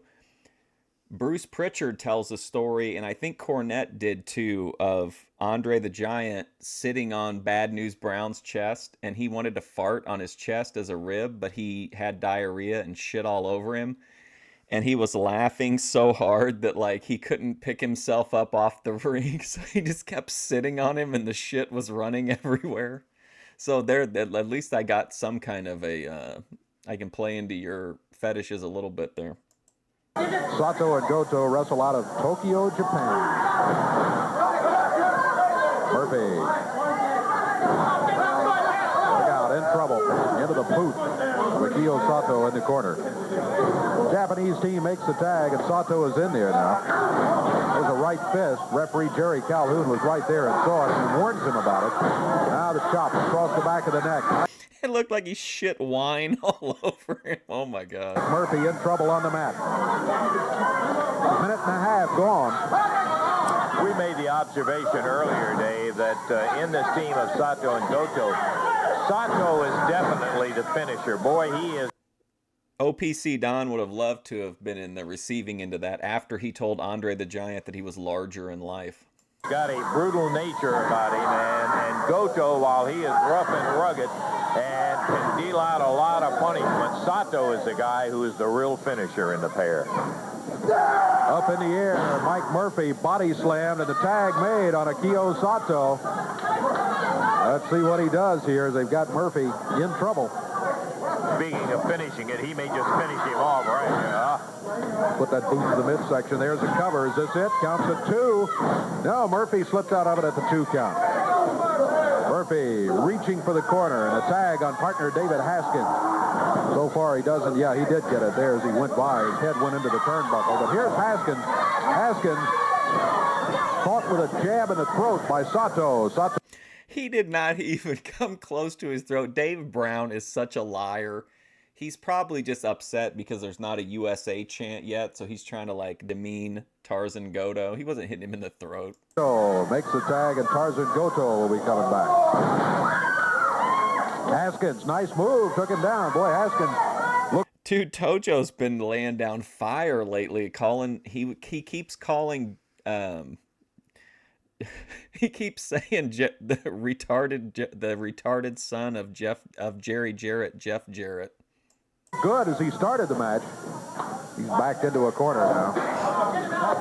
Goto with a knee to the midsection, followed by a chop and a whip across the ring into the turnbuckle. Haskins caught him with the boots and kicked him back.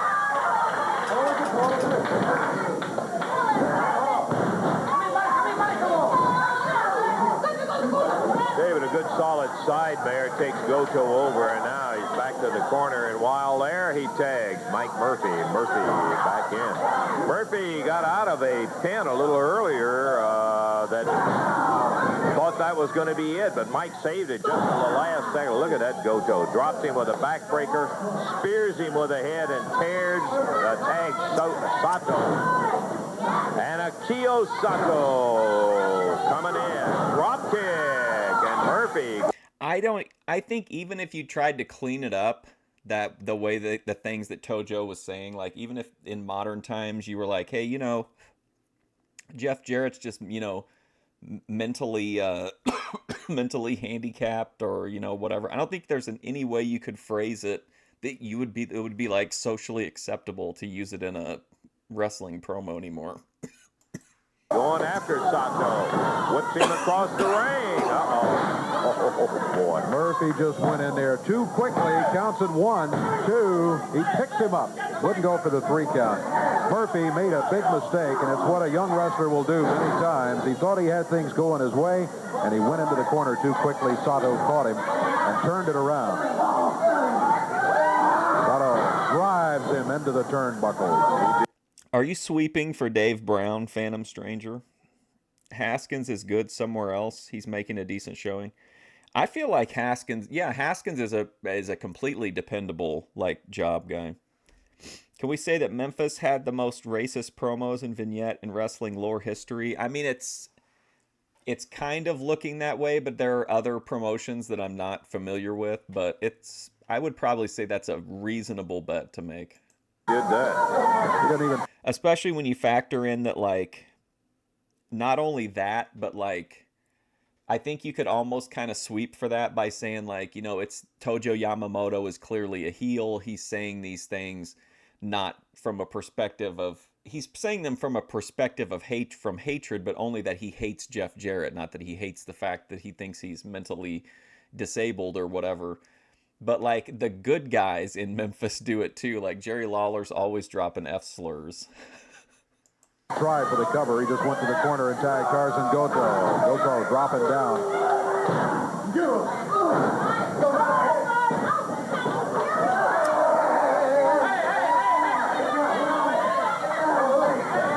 Big bear hug and... But apparently there were some boundaries somewhere, because remember the Rough and Ready was like renamed after only 1 week in Memphis. So clearly somebody saw that and was like, well, we've got to fix that. Haskins coming in, the referee runs him out. Sato, well, that side kick, that super kick, and boy, he slapped him down. That's going to be it.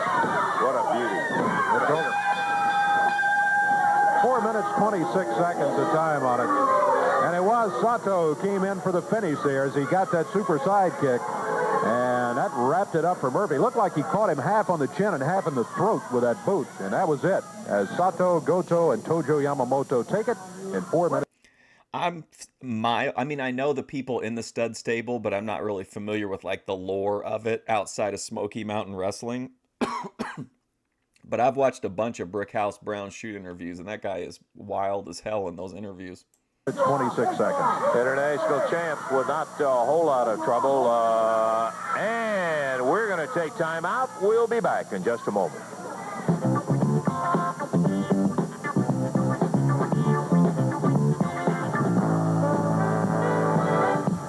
Now that is directly in the throat.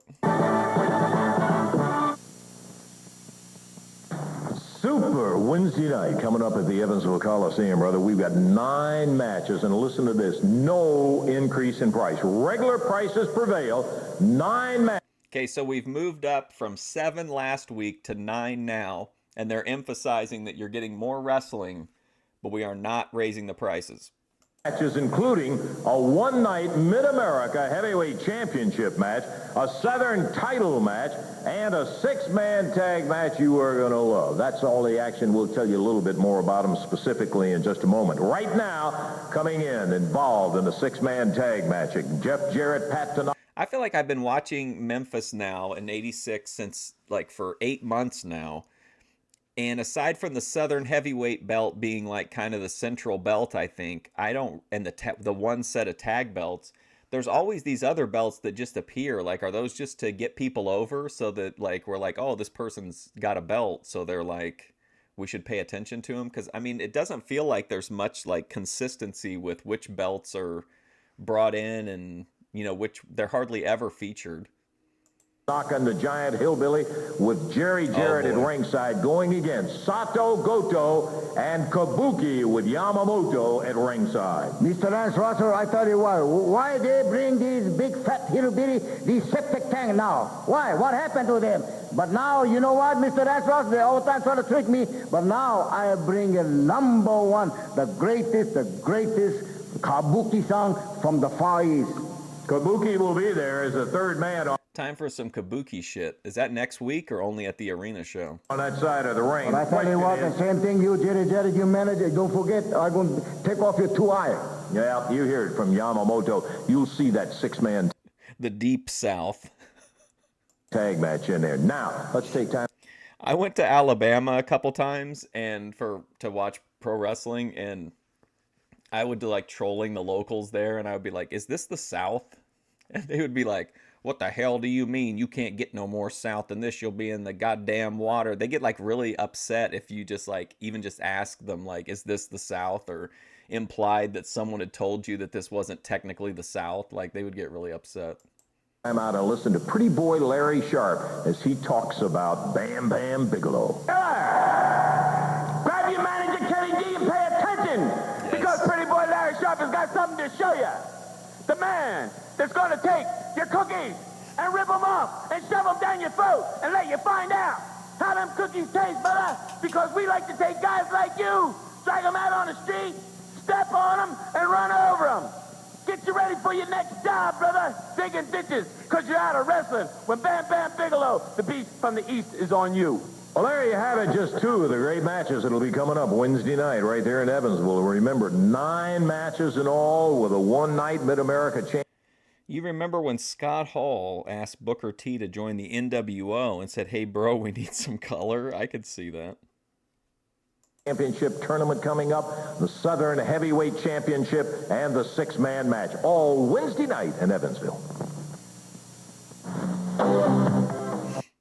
I was there with this guy that was from like Eastern Europe, but I don't remember where he was out of in the United States, but he was originally Eastern European, so he had a really thick accent, and he was really worried because he thought that it was like, which maybe it was true, he thought that it was like on TV where like you would like get disappeared into a swamp if you made anybody mad in the South. So he was always like super on edge about it, and he's like absolutely certain like every time I would ask somebody like, "Is this the South?" that they were gonna like, I guess feed us to crocodiles or something.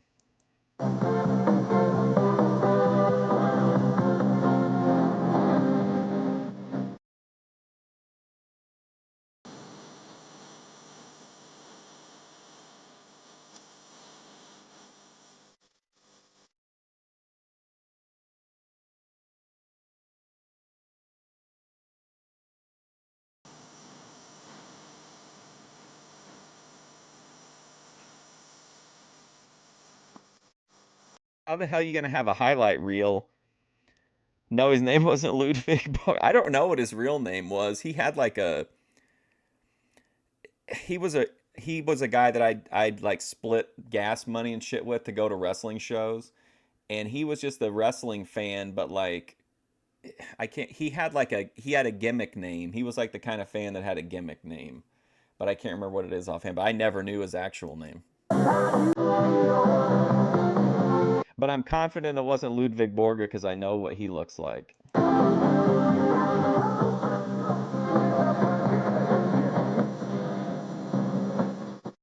Yeah, JT Southern is, I think Cornette said they called them blowjobs. Those were the guys they brought in to bring in the females in the audience.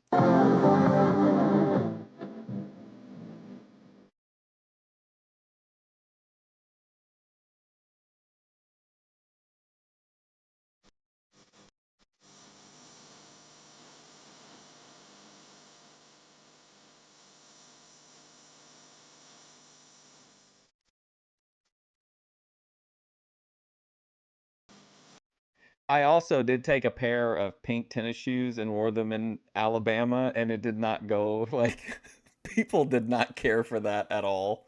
Like the rest of my clothes were like just typical clothes, but like I had these like neon pink shoes that I bought to wear there, and people did not care for the pink shoes.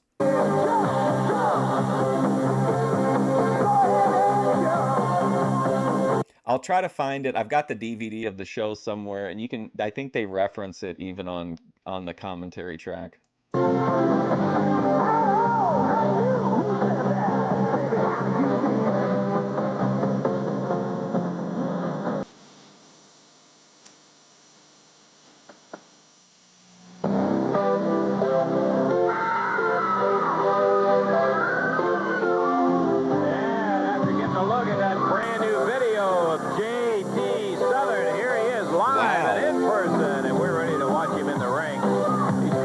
Sensation, particularly with the ladies since JD came in here, and he is getting more experience all the time. We'll see him in action, Dave. Going in this one-fall match here against Keith Eric. JT ready to step through the ropes and into the ring, and referee Jerry Calhoun's right there saying, it was a different time. Like, now people I think would either just kind of blow you off because they think it was for social media or whatever, but like this was back in the early to mid 2000s. Like, people weren't like IRL shit. You really didn't see people filming in public all that often, so like it was just a different time. Like you could get away with a lot more back then, I feel like. All right, let's get this one underway. 10 minutes the overall time limit. Bell sounds, and J.T. Southern going against Keith Eric. J.T. out of Fort Lauderdale. Keith Eric wrestling out of Memphis, Tennessee. I think one time I said that J.T. was out of Tampa, and J.T. says, it's Fort Lauderdale. Look, let me show you my driver's license. A couple hundred miles farther south, huh? J.T. right into action with Keith Eric. Wheels him across the ring. Big power slam. He's had a lot of success with it. He got it. Wow. Well, I tell you what, every time we see J.T. Wow, they're keeping it short and sweet. Southern here, he is able to take the match quickly. This one he takes in 31 seconds. 31 seconds of action. And also, if you like actually troll people and you're not like really trying to provoke them, like, and you don't let things escalate to a certain point, a lot of the times you can like lightly troll like pretty much anybody, and like they just whatever. Like, I feel like nowadays the people who do the IRL stuff where they kind of mess with people, they always escalate it to some crazy level instead of just doing something that's like funny or awkward for like just enough to get an interaction, but not like push the person past the breaking point. And a victory for J.T. Southern. Quite a super win again for J.T., and he's timing that power slam just right.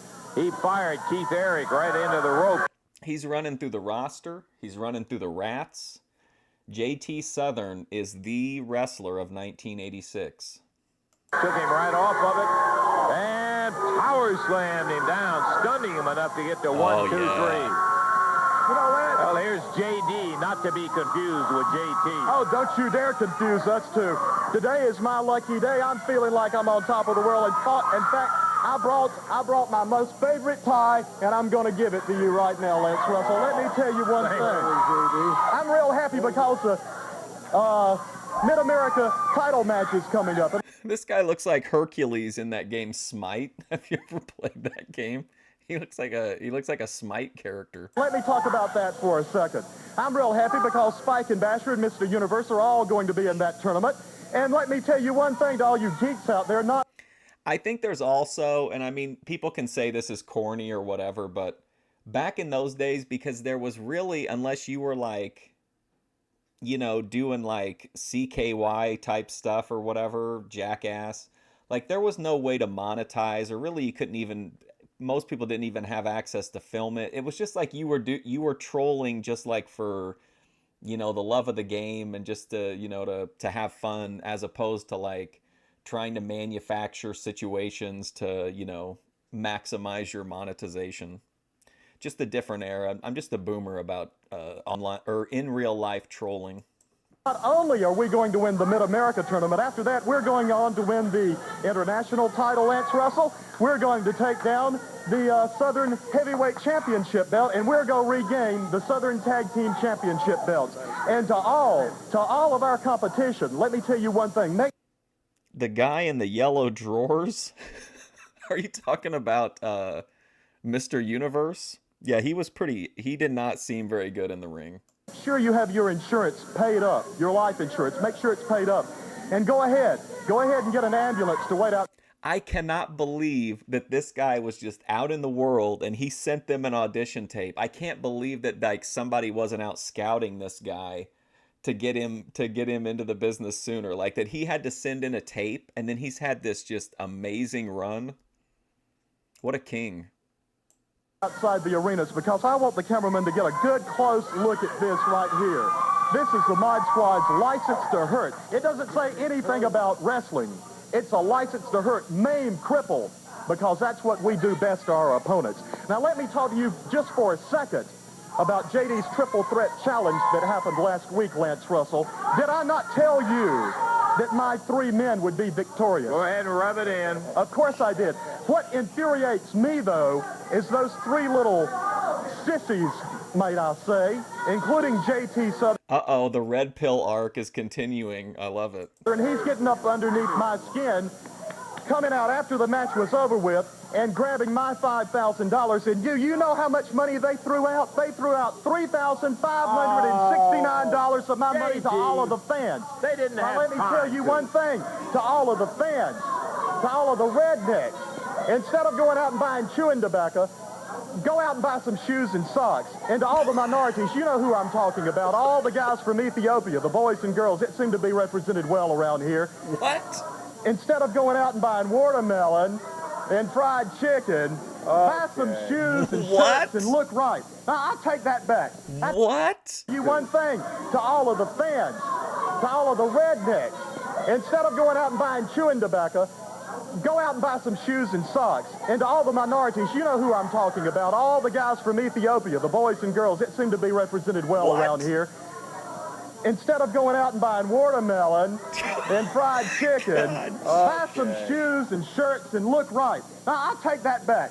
I take that back. This coming week, bring all the money back to me that you stole from me. And what in the world is going on in Memphis wrestling?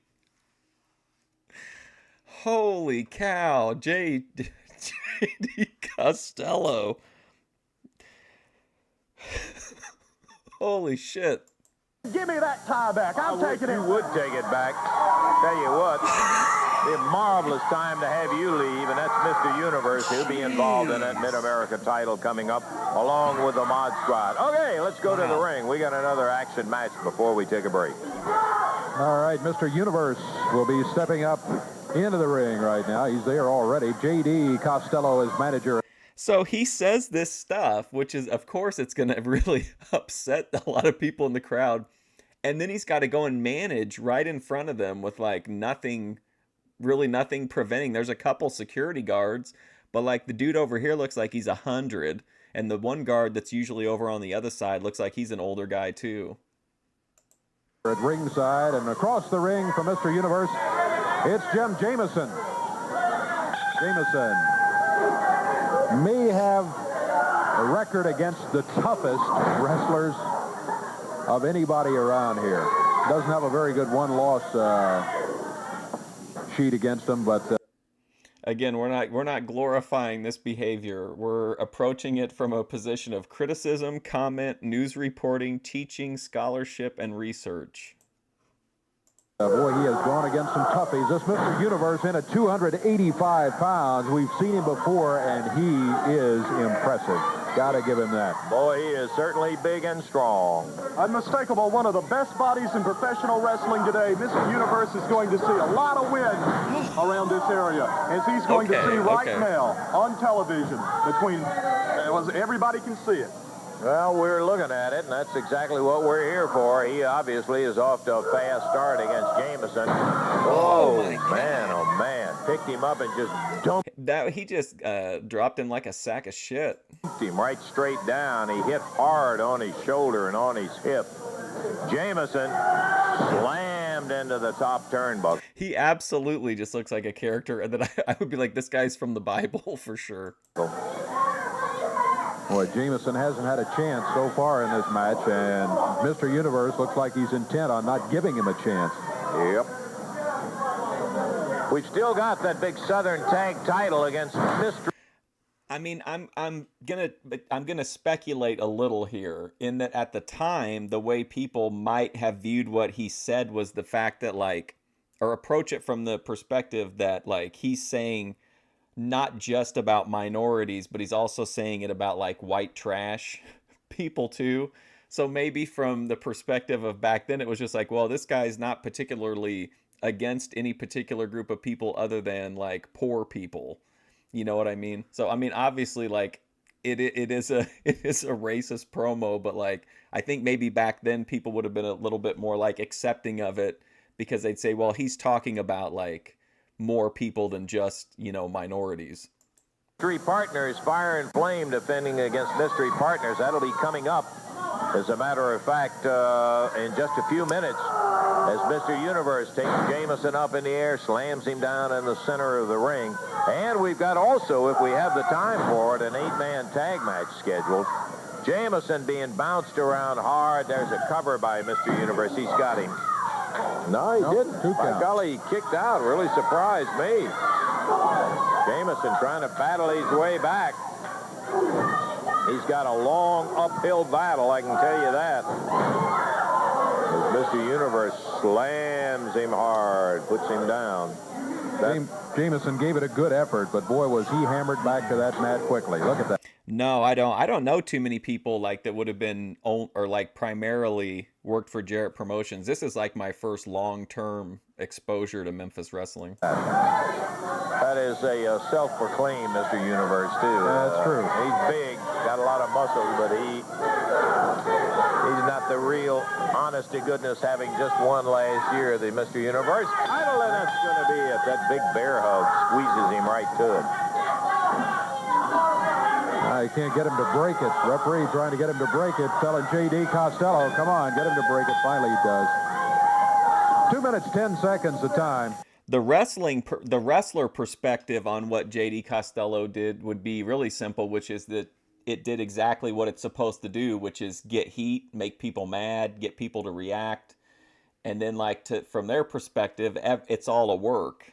So, you know, wrestling's just a very interesting place for this kind of stuff, I think. Drops Jim Jameson down. 210, Mr. Universe the winner. We're going to take time out. We'll be back with more action coming up in just a moment.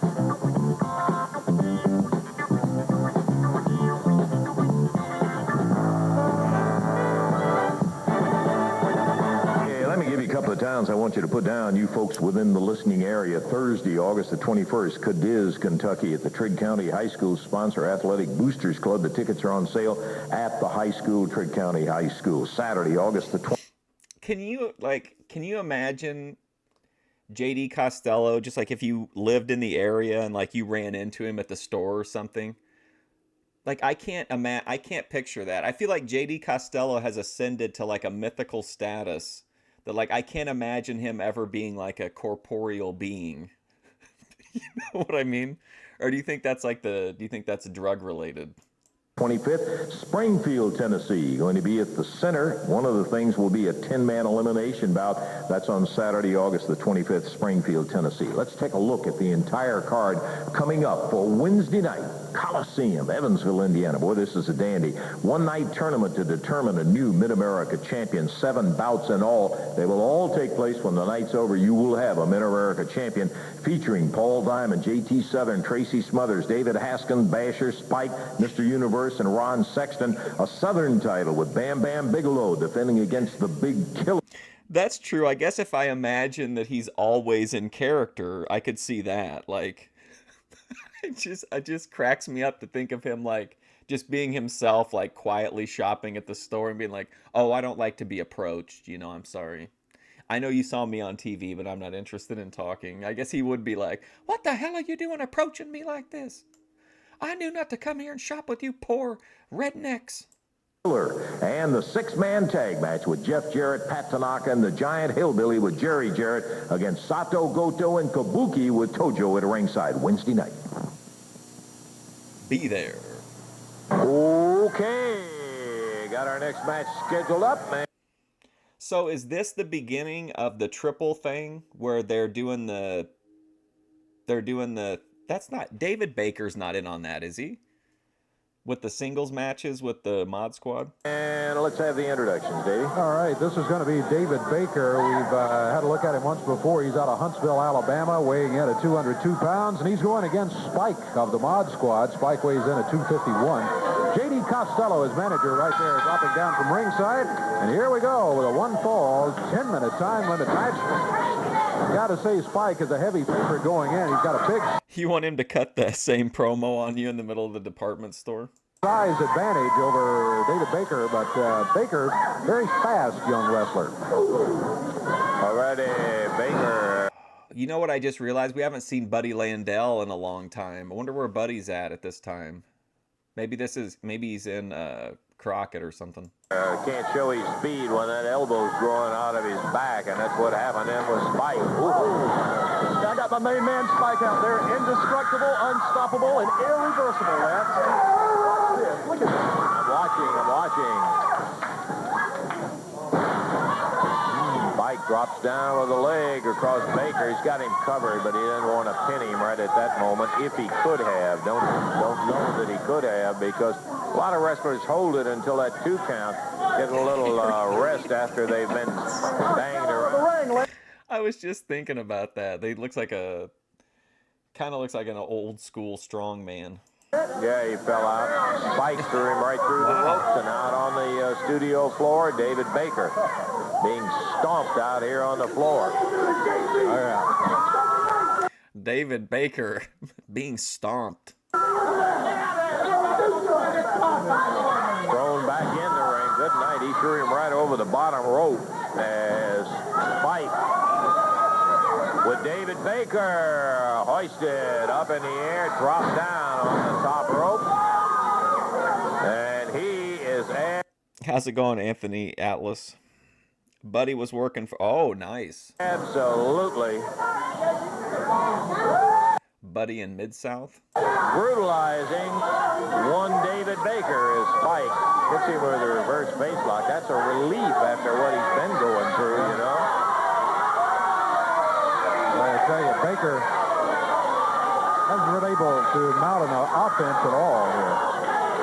Spike is huge, weighing in at 251, and he has just kept him tied up. The Mod Squad, of course, they've got tremendous wrestling ability. As we've said before about them and other wrestlers, it's their attitude that's a problem. Yeah, that may originate from the guy. If J.D. Costello was alive, we have got to get him on Cameo. Can you imagine that guy cutting promos on people on Cameo? He'd make a fortune. Who was right here by me. Lance, I'm just wondering why this guy didn't try and commit suicide this morning before getting in the ring with Spike. I would pay him to cut one on everyone in the Thorposphere. He made a very deadly mistake. Well, Spike has certainly kicked him around, but no question. He could have pinned him, but he didn't. You aren't looking too good this morning either. Did you not take your Jarrett off? No, I'll have to catch up on that later, I guess, J.D. Ho, ho. Spike with that reverse face lock. He's crunching him. David Baker down. As for Baker, the tempo of the match has slowed down considerably because he was pillar to post to studio floor and slammed again. Center of the ring. He tripped and fell down, Lance. Sure. He could tell Grace Thorpe to get her life together. He'd be mortified that she lives in an RV. Caught him with that flying clothesline. Spike just holding him down. He may decide to get the pin. He does. Yeah, you heard J.D. maybe yell, go ahead and pin him, and Spike said, okay. He held him there. 2 minutes, 50 seconds the time on it. And as we said going in, Spike of the Mod Squad, a heavy favorite, and he does take the match. 2 minutes, 50 seconds the time. Good effort by David Baker, but just not quite enough to defeat this rugged Mod Squad member. Look out. Spike throwing him out of the ring, back down on the floor. That's the second time today he's done that. Now maybe finally J.D. will get him out of here after he has already won the match. Yes, he won it very easily with very little opposition from his opponent, David Baker. And And we've got action coming up here that's going to involve Southern Tag Titles. Here's promoter Eddie Marlin. Oh, Lance, I just want to get out here. I want you to call Fire and Flame out here for me, please. Oh boy, here we go. I need a second. I've got to mentally prepare who's going to be the tag team that's going to face the Fire and the Flame. Okay, we'll see if we can get the word throughout the studio. Fire and Flame. Here come the AWA Southern Tag Champions. There they are. Lance, I just want to make sure this team had the belts with them. They were dressed to wrestle, because this is going to be a Southern Tag Team title match. Well, do say, I'm glad you can see, Eddie Marlin. As you see, we're still Southern champions, just like I told you last week we would be. And you bring any geek, freak, or midget, you put him in that ring right now, and me and partner will take care of him, brother. No difference. I've got a few choice words I'd love to say to you, but since this is TV and a family show, I'll hold that in reserve, Eddie. Yeah, JD's really on one. I think it'd be best, and I've got a good team for you, and I want to remind you one thing. If you lose those belts in that ring today, when you come out, you can just keep on going. We're going to have the belts. Well, you understand the stipulations of it, and we'll see them fire. That's what I was saying last episode. Like, they were in their street clothes, and they were, like, all talking tough. And I was like, they're not going to look as tough when they come back in their, like, in their red and yellow unitards. And Flame in defense of those. Lance Russell, we hear good, we see good, and we talk excellent. We understand everything. Do the people understand what this is right here? They understand. We're still here, aren't we, brother? Yeah, and you're we're going to be here when the throwdown ends, too. Well, we'll find it out. That's why we're going to have the match. We'll have. I can't take the tension. Well, we're going to take time out. We'll be back Oh, in just no. one moment.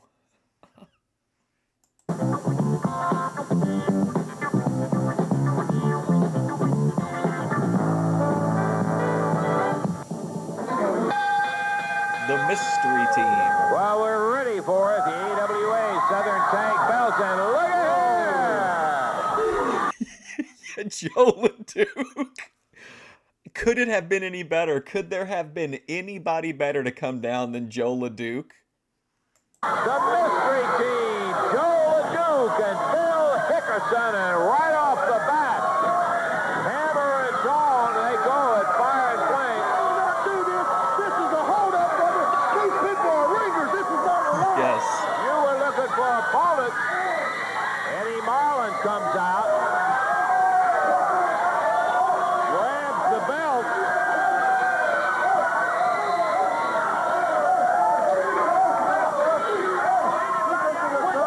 And if you don't get it in finished and beat them, the belts will go to them, and y'all can hit the road. This is a cheap trick of yours, brother. This is exactly what I wanted to happen, and I didn't even like think of it. But that's the best possible outcome was Joe LeDuc. You're looking for opponents. You got them. You got some good ones, Eddie. The one guy that you can believe even the tough heels would be like, no, we're not fucking with this guy. That town has to be Eddie Marlin. But your day's coming, brother. Give these belts to the one of the match. Okay. Belts at stake. You got that right. Boy, if this tag team isn't 80s pro wrestling right to the core. So Eddie Marlin has come in with a dandy of a challenging team. Yes, he physically and mentally tortured Paul Diamond, and now he's a babyface. In our first Southern Tag title match by Fire and Flame. For those of you who may not remember all the stipulations, following an event in the studio that was very distasteful. This is all very life affirming. Joe LeDuc showing up, saving the day. He's gonna beat up this shit tag team that nobody likes. By Fire and Flame. Eddie Marlin banned him from television. And later, since they were the Southern Tag Champions, made the stipulation that they could return to TV only if they defended their titles every time they were here and with opponents of his choosing. Earth, Wind, and Pork. Whoa!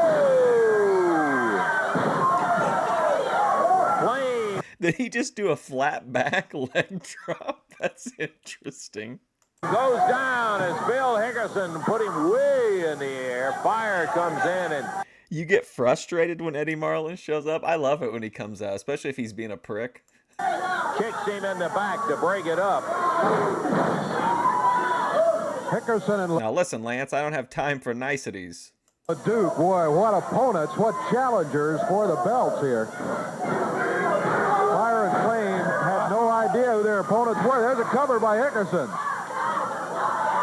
Bill's had 2 good shots at Flame. Fire has been in there to break it up each time. You know, you would never believe that you could find a couple of opponents as big as Fire and Flame, and while they may not be to the... It's absolutely outlandish how invested I am in this tag team match. That's this just otherworldly level of ridiculous with these two teams. Pound quite as big as Fire and Flame. They're big enough till the real thing comes along. They are, in fact. Big Joe LeDuc in at about 286. Hickerson, I don't know what he's weighing these days, but it's got to be, well, I know it's over 260, but maybe even more than that. Hickerson and LeDuc. Boy, a couple of rugged ones, too. Not only are they big, they can wrestle and they can get a little bit tough if they have to. Been down the road a few times, and they know how to come back, brother, I'll tell you. Joe. There's the other security guard. I'm pretty sure he's an older guy. LeDuc. Twisting the head. That's the first thing I learned when I was watching these. I tried to find all the exits and where all the security guards were in case I ever have to rob the place. Boy, LeDuc is fired up for this match today. He's been kind of halfway barking like a dog during most of it. Just halfway? Intense, wanting to get his hands on Fire and Flame. He steps out after the tag, and there's Big Phil Hickerson and that powerful, powerful right hand. Phil, who has never been confused with a Mr. America physique, is one of these guys who, he's just rough. He is tough. But that son of a gun can wrestle and can really move for a guy his size. Both LeDuc and Hickerson are that way. Both of them, you're right, surprisingly agile for big men. And also, Hickerson has made no bones about it. He's not much for training. He's not one of these guys that works out at the gym every day. His training is a little different. Certainly that. Reverse face lock in there as Fire is down and Hickerson. This would be an interesting. And as we would expect it. This would be an interesting time to drop a USA chant because it could be a little confusing since I don't think I can't imagine Joe LeDuc is American. I figured he's probably like French Canadian or something. We don't know the nationality of Fire and Flame, and I think Bill Hickerson is just American.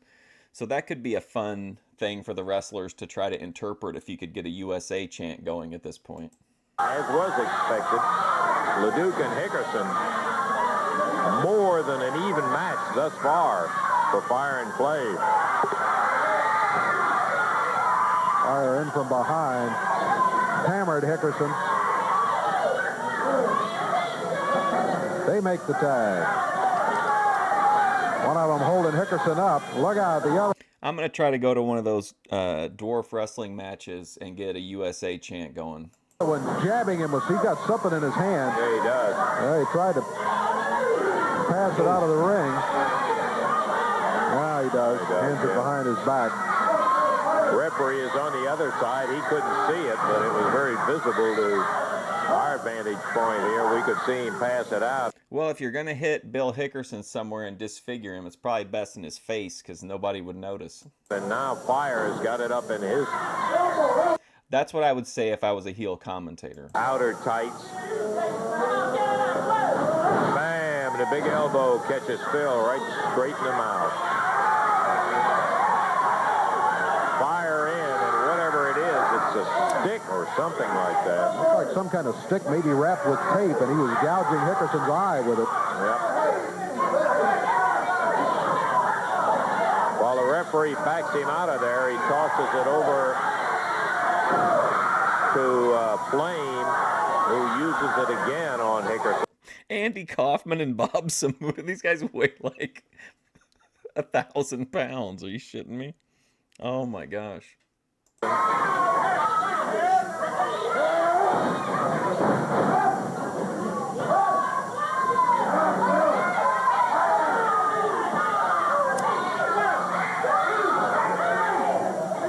Flame using it to jab again.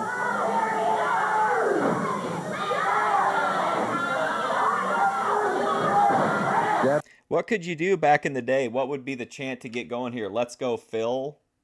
Would that be what you'd want? Like, let's go, Phil? Him in the throat with it that time. He passes it out of the ring. Phil had it going earlier, but since they introduced that little item that they've got in their hand, they've kind of turned it around on Hickerson. And let me tell you this, if he could get a hold of it, he'd know. I don't think I'd have a problem getting noticed at a wrestling event. I dress like a Grand Theft Auto Vice City character. How to use it, too. Down to 2. Although Ben Thorpe told me that I dress like a black person. Joe LeDuc in to help out. LeDuc steps back outside. Flame stays in there. Fire back out on the apron. If you started chanting Hick, that would confuse everyone in the audience and all pandemonium would break loose. Yeah, you could see right there. Wait, King, why would you chant for LeDuc? He's on the outside. He can't do any. That just would make Phil feel even worse. He'd be like, "Oh, goddamn, I'm getting my ass beat," and they're chanting for Joe. In his right hand, he has something there. Don't know what it is. Tell you what it almost looks like. It's passing it around again. It looks like a large eye bolt. Yeah, him and Grace were asking me about doing IRL content, and I was like, I really can't because I kind of like, I don't really blend in. And Ben was like, well, yeah, that's because you dress like a black person. That has been cut to whatever length it is there and then wrapped with some sort of tape or some other type of wrapping. And they are just really using That's what you could yell. You could just be like, come on, Phil, this guy's fat. it. They're just passing it back and forth. He dropped it. He dropped it, and Hickerson picked it up. Phil Hickerson has it, whatever it is. He's got it in his right hand. I didn't think it would be any stranger to Phil. He knows how to use it, and he's using it right now. In one corner, Joe LeDuc. Yes. Get that mask off. Let's see who that son of a bitch is. Going after Fire. Phil Hickerson going after Flame in the other corner. Looks like they're ripping away at the mask. That's it. He's torn the mask loose. Uh-oh, here we go. Doxing, 1986 style. Bang! And Phil Hickerson has the mask ripped loose.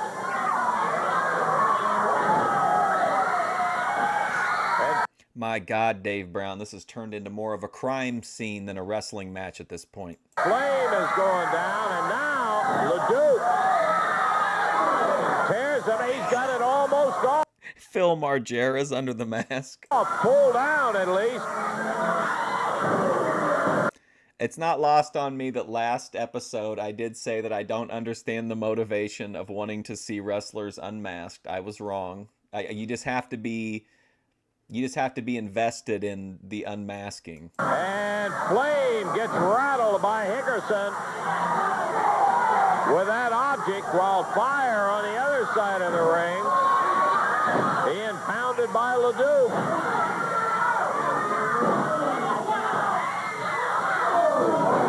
Yeah, they're really going at it. Both of them have been cut. One by Hickerson. I think I would be yelling to Joe to rip off Phil's mask. And one by LeDuc as they were pounding on him. Phil's been spreading the misery around. I'd be like, Joe, that's not Phil Hickerson. That's former drug addict Paul Diamond. He's tricking you. He's sneak dissing you. Hammering with that bolt or whatever. And now, hey, Larry. Yes, where is Eddie Marlin? He should be putting himself on the line here. This is his money that's riding on this, and he's nowhere to be found. Look He's probably drunk on a golf course somewhere, or being inappropriate with an intern. over there. He's giving it up. Oh, he hits the referee. That's going to cost him money. He was giving it up, Dave, on a submission with that abdominal stretch. Referee says ring the bell. He's just disqualified, fire and flame. But I tell you what that does, what those son of a guns have done, they have gotten themselves disqualified, which means they're going to keep the belts. They were in trouble, and as you say, he was giving it up. Hickerson had the abdominal stretch and a good one on him. Look out.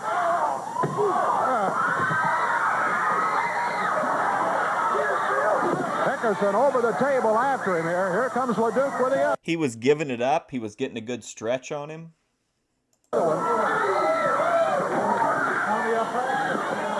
Man, I miss Dirty Rhodes. I didn't appreciate him while he was around, but I thought it was kind of bullshit that they gave him that big promo where he trauma dumped and then he was just gone like a week later.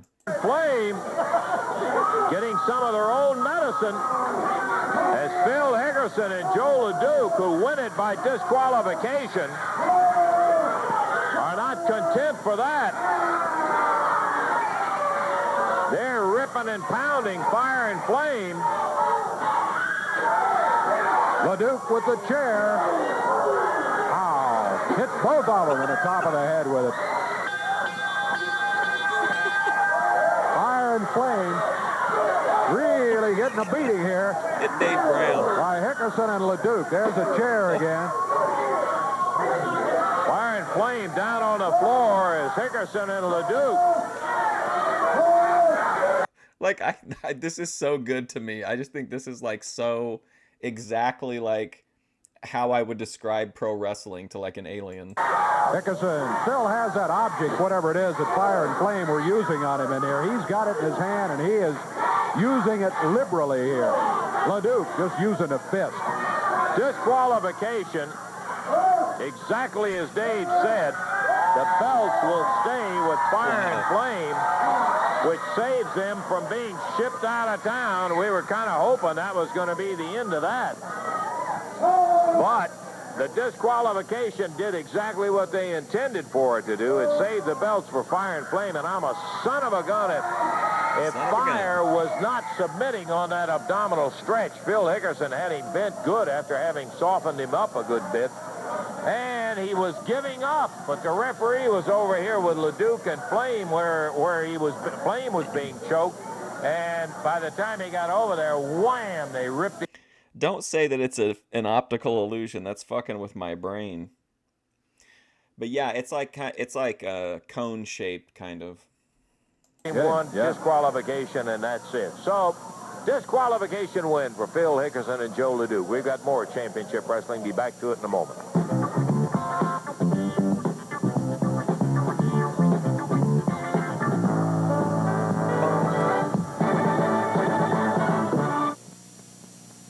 Okay, some final words I want to bring to you about the action coming up at the Coliseum Wednesday night. I'm talking about 9 outstanding bouts with no increase in price, a one-night tournament to fill the Mid-America title, a Southern Tag Team title, and a 6-man tag match that's going to be dynamite. This is going to have Akio Sato, Tarzan Goto, and the Great Kabuki going against Jeff Jarrett, Pat Tanaka, with Jerry Jarrett in the corner. Tojo's brought in this Great Kabuki, Jeff.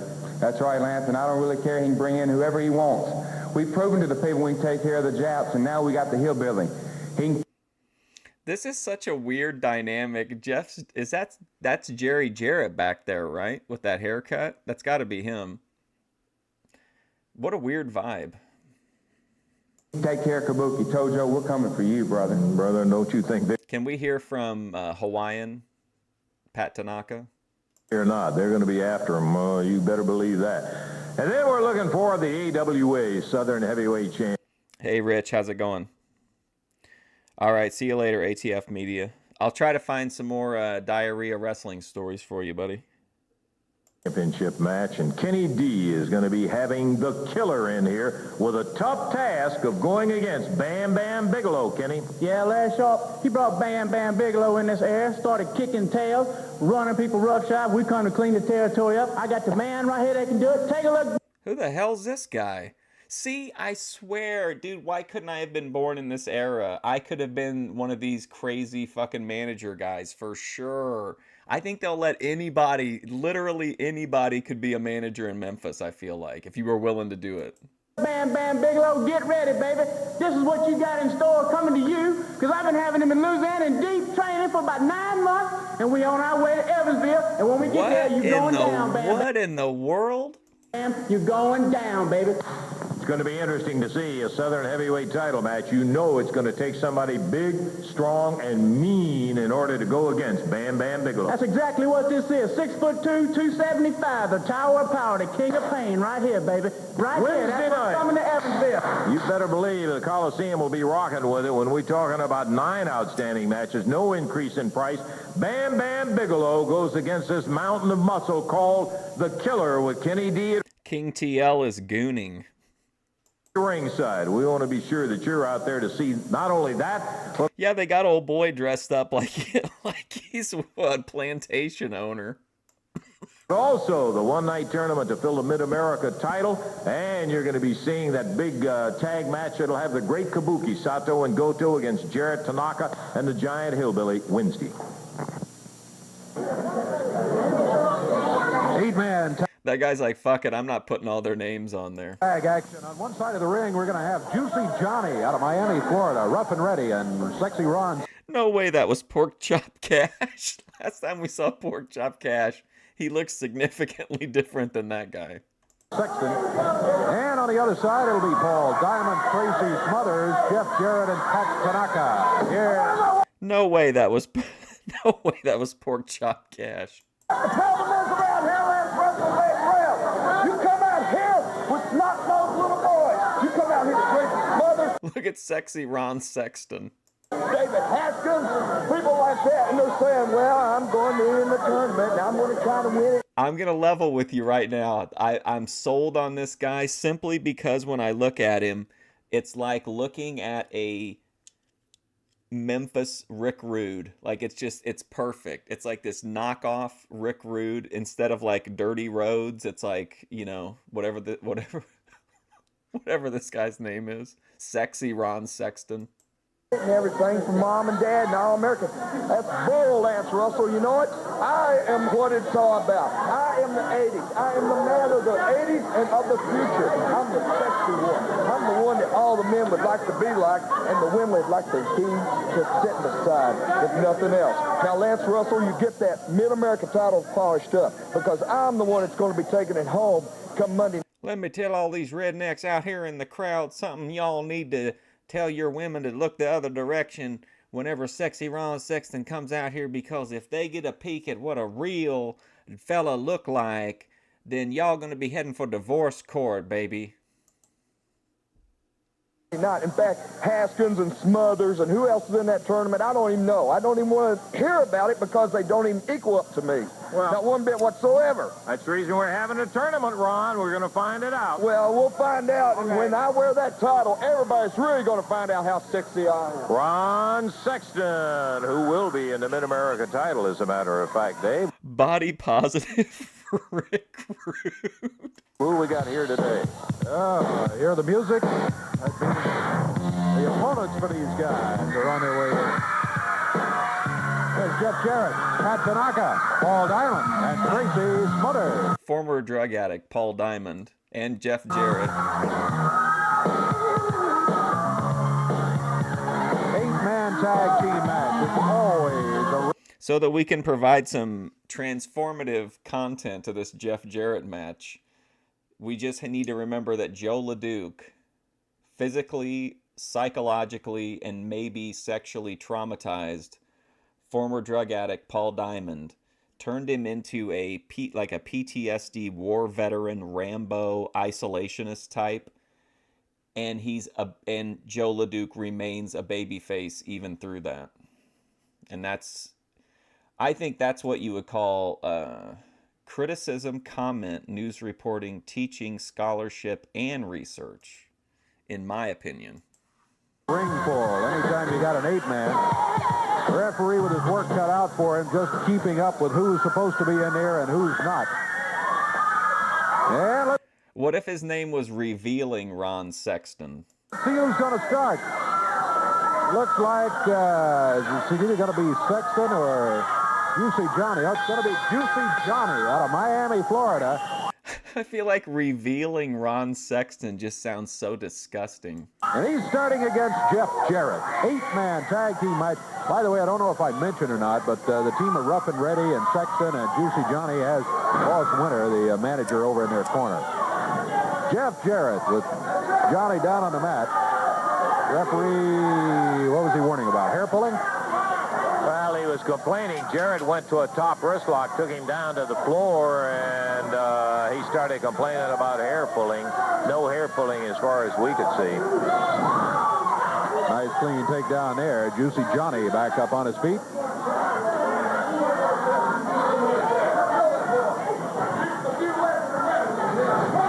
And once again, Jarrett takes it. What's going on with this guy? Was there a manager that came out that I'm not aware of? Who's this guy here? Is that a medic? Holding arm lock. He took him right over and down with it. Cranks it into a hammer position. That is Juicy Johnny, who shoots an elbow over the top. I just feel like this is really easy to like wake and bake to, and like have a gentle easement into the day. Just getting high and watching old nostalgic wrestling. Top of Jarrett. And a hip toss puts him back down on the mat. Oh, he needs to sit his ass down. What's he standing up for? Johnny hasn't had much luck in this one so far. Jeff Jarrett pretty well in control. Now there's some hair pulling, but it's by Johnny. Nice shoulder butt by Jarrett coming off the rope. Jeff with a nice... Oh, thanks, Rich. I appreciate it. Joe LeDuc turned Paul Diamond into a drug addict, and then Hickerson helped him turn babyface. Yep. Hey, how's it going, Michael Myers? I'm doing good. Nice reversal. Hip tosses him, and Johnny back on his feet, only to hit the mat one more time. Jeff Jarrett making the tag. Here's Tracy Smothers up on the middle rope. Tracy on the exchange goes for the arm. But Johnny shoots a knee to the midsection, breaks it up, and Ron Sexton.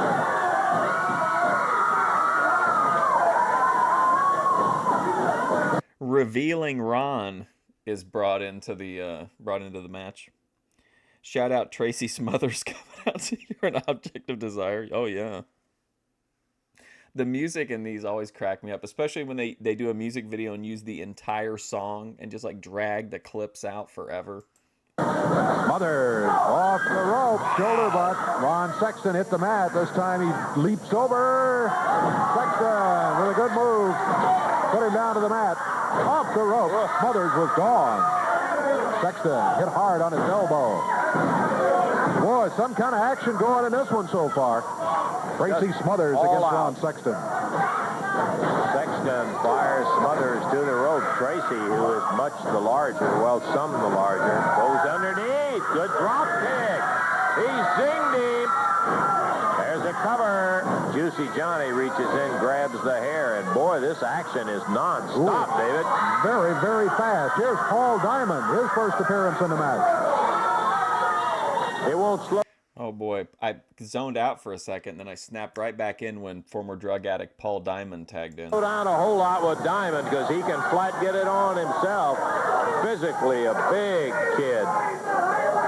Plenty of speed. The Canadian with a classy move. Comes off the ropes with a... Wait. I agree that it was impressive. How is it classy? How's it classy to do that? I don't understand. Flying press one, but Sexton escapes and turns it over to Ruff. Statutory Ron Sexton. Well, that might have been working too close, keeping the gimmick too close to reality. Judging only by the mustache. Diamond makes the tag on Pat Tanaka. Yeah, that's his name. His name's Juicy Johnny. Tanaka against Ruff. Ruff and Ready. We don't know his last name, just Juicy Johnny. Tanaka, well, he'll chop him a couple of times, I guarantee you that. Is that Grizzly Smith in the back? Who is that guy? What a classy martial arts practitioner this. What?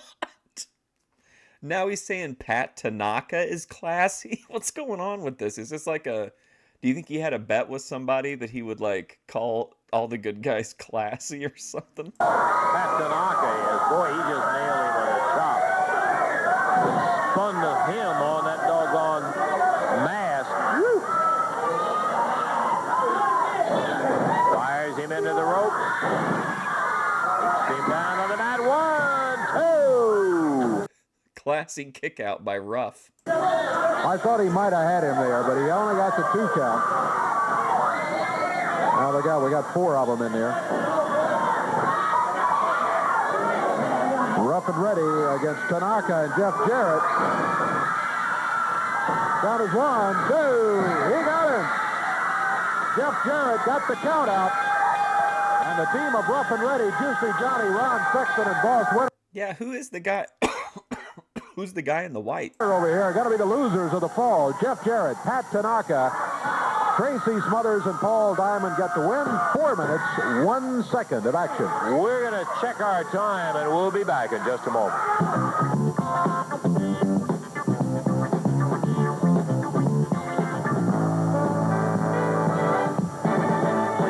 Smothers, Tanaka, and Jarrett end up winning in a son of a gun as our time is such that we don't really have sufficient time for another fall.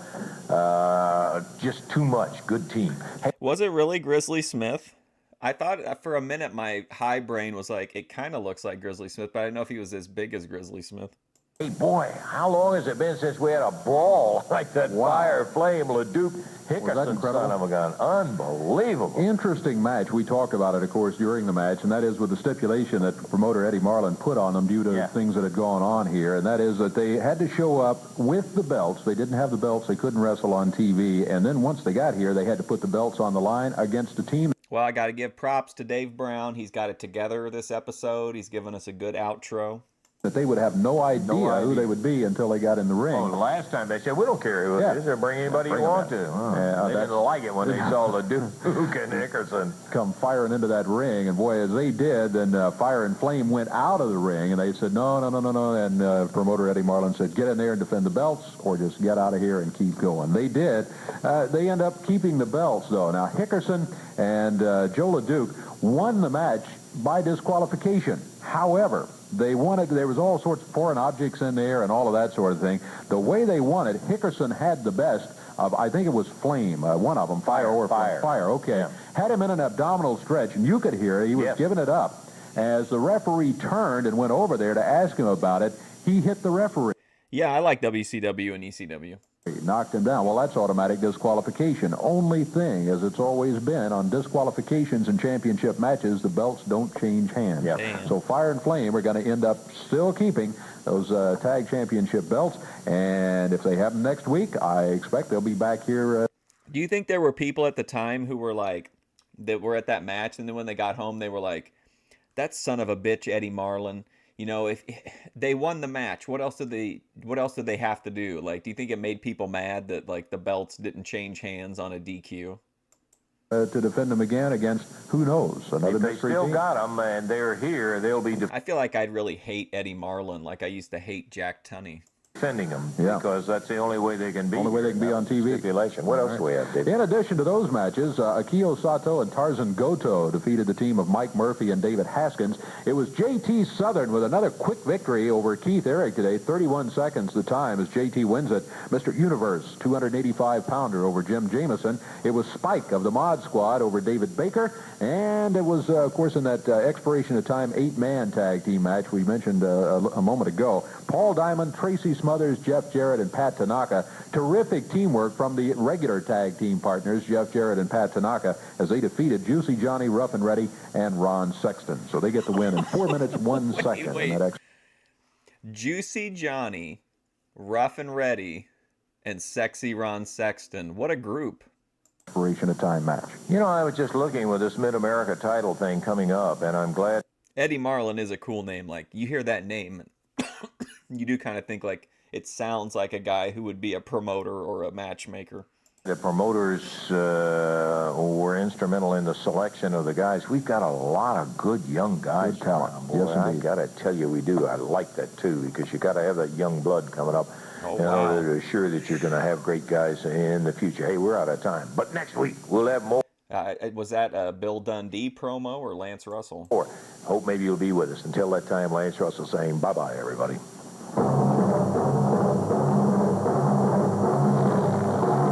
The announcers on this program are selected and paid by parties other than the... All right, let's see.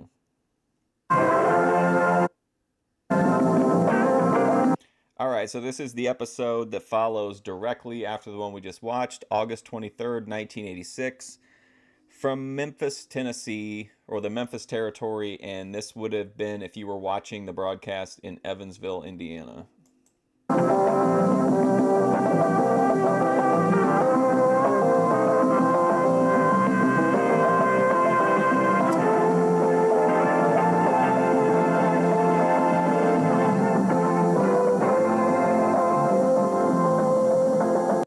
Buddy, I miss Buddy Landell's promos.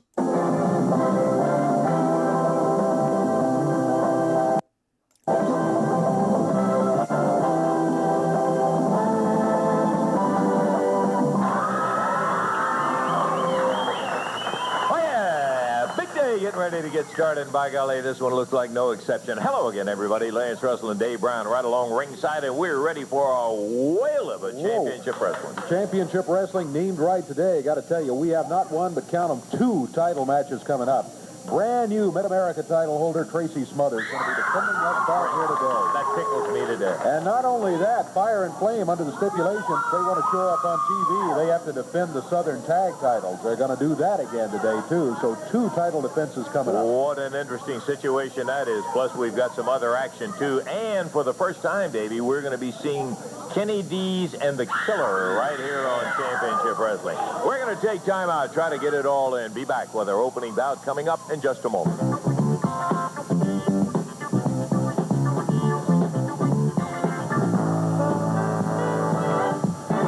Such a big, busy day, and by golly, I'm glad we're going to start it off with a young man that I got to tell you, we are so delighted that things worked out the way they did. Let me put it this way. Here's the new Mid-America heavyweight title holder, Tracy Smothers. Tracy, son of a gun, I got to tell you, we are so tickled for you. I know everybody in Springfield, Tennessee has got to be happy, but nobody's happier than you are. No, nobody can be happier than me. That's got to be the greatest thing that's ever happened to me. I know it's the greatest thing that ever happened to me in When did he get a belt? What happened? wrestling. No. Oh, okay. Okay, so they had the tournament. I forgot. Shit. So he won the tournament. He said he was going to do his best. He did his best, and he won. That's a pretty good follow-up. Question about it, and I'm curious about this. Up to now, you've been kind of another wrestler, if you'll forgive me putting it that way, and there hadn't been a whole lot of attention. Now you're the Mid-America champion. You got the title. How's it feel to have all the attention directed to you? Well, it definitely feels different, but you know, Lance, there's one thing, you know, that I'm not really used to. Eddie Marlin was just talking to me. There's a lot of guys calling and wanting a shot at the Mid-America title. Sure. They want the Mid-American champion, and that's me. And, you know, I'm not really used to that. It's a different kind of feeling. But, doggone it, I'm ready. You know, I told you that I felt like it was my time. Yep. And it was my time. Son of a gun if it wasn't. Yeah, and it certainly wasn't easy. God, I feel like a Timex watch. You know, you just keep a licking, but you keep on ticking. Yeah, Yes. I tell you, it's a kind. That was another one of his things he said all the time in his babyface promos was take a licking and keep on ticking. Kind of an interesting thing, too, that, and with all situations, I don't care whether it's golf or baseball or what it is, there's got to be a little element of luck in there. you did have some circumstances where it came out right for you, and you got to have it to be a champion. It's tough to get the title, but son of a gun, how tough it is to keep it, huh? You're telling me. But I'll tell you, Lance, I am the Mid-American champion, and all these guys that want a shot at me, all they got to do is put their name on the dotted line and do like they say on The Price is Right. Come on down. Well, I tell you what, I'm tickled to see that we're going to start it off with a Mid-America title shot right here today. Tracy, we appreciate that because we saw him right when he first got started in championship wrestling. See, give Tracy a microphone and let him actually talk, and he'll get over way more on the mic than he can, like, as a wrestler, I think, as a babyface wrestler. As a heel, I think he can get over a lot better, but I think he's best getting over as a babyface by talking.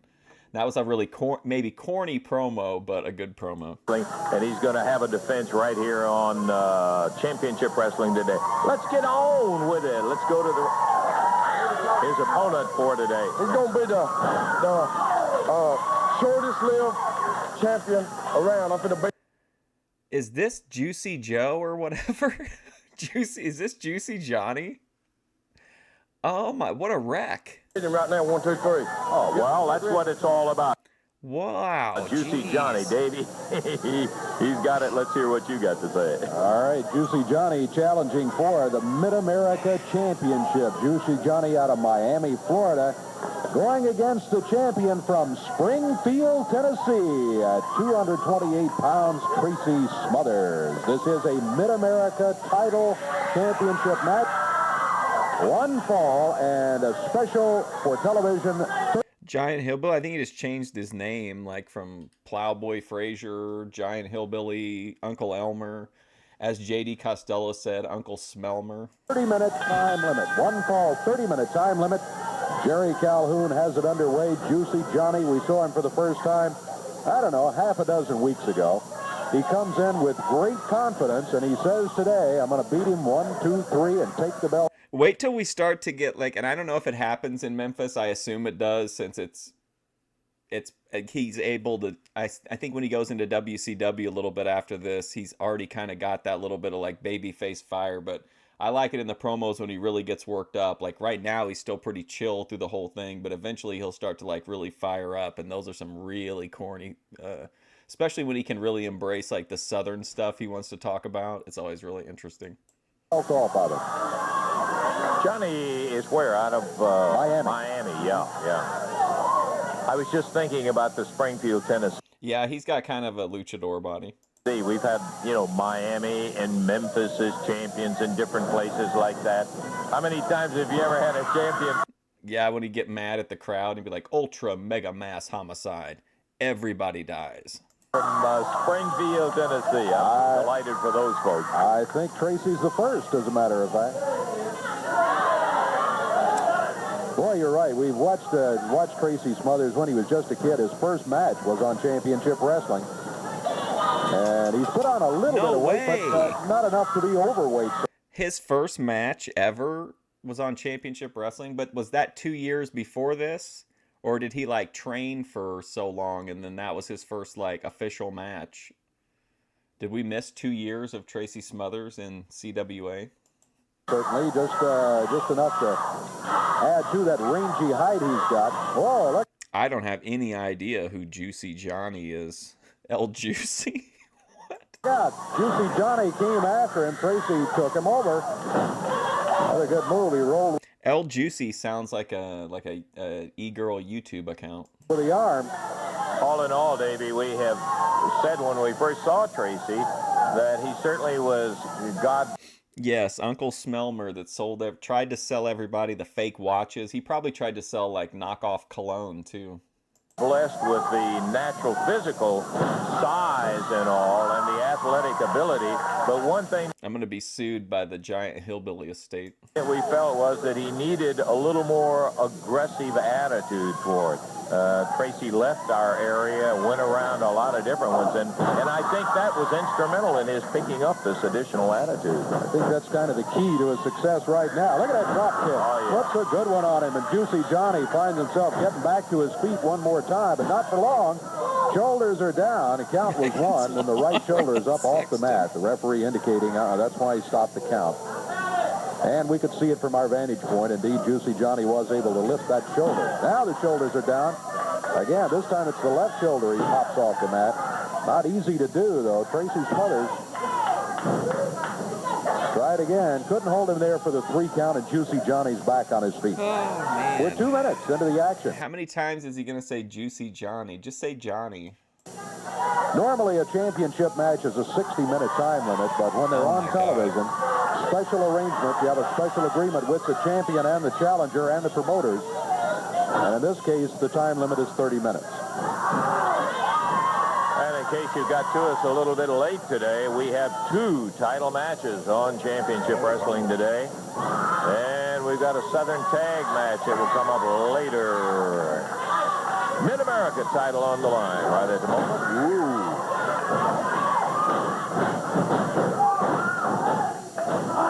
Tommy Rich cutting a promo at Kroger, that'd be amazing.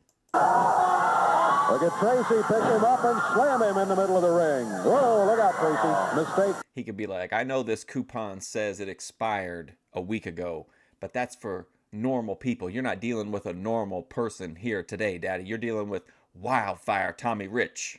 There. Won by Juicy Johnny, though. He did exactly the same thing, and this time Tracy Smothers grabbed that left arm and pops him down to the mat. Gotta be tempting, even for a wrestler like Tracy who follows the rules strictly. Gotta be tempting with Juicy Johnny with that very long hair, especially since he's hair pulling, to just grab a handful and yank him down to the mat. Whoa. He left 2 to midsection. Tracy Smothers down to the mat. What's Johnny doing? He's got a brace that he had covered up with a standard knee pad, but look. Here we go. Juicy Johnny, for some reason, now has a fake injury that he can manipulate the brace a la Mike Sharp or who had the... Oh, Greg Valentine had the leg brace, and then Ronnie Garvin wore a leg brace that countered it, the Hammer Jammer. So this is part of a great wrestling tradition of fake injuries. Oh, and Bob Orton's cast, Owen Hart's cast.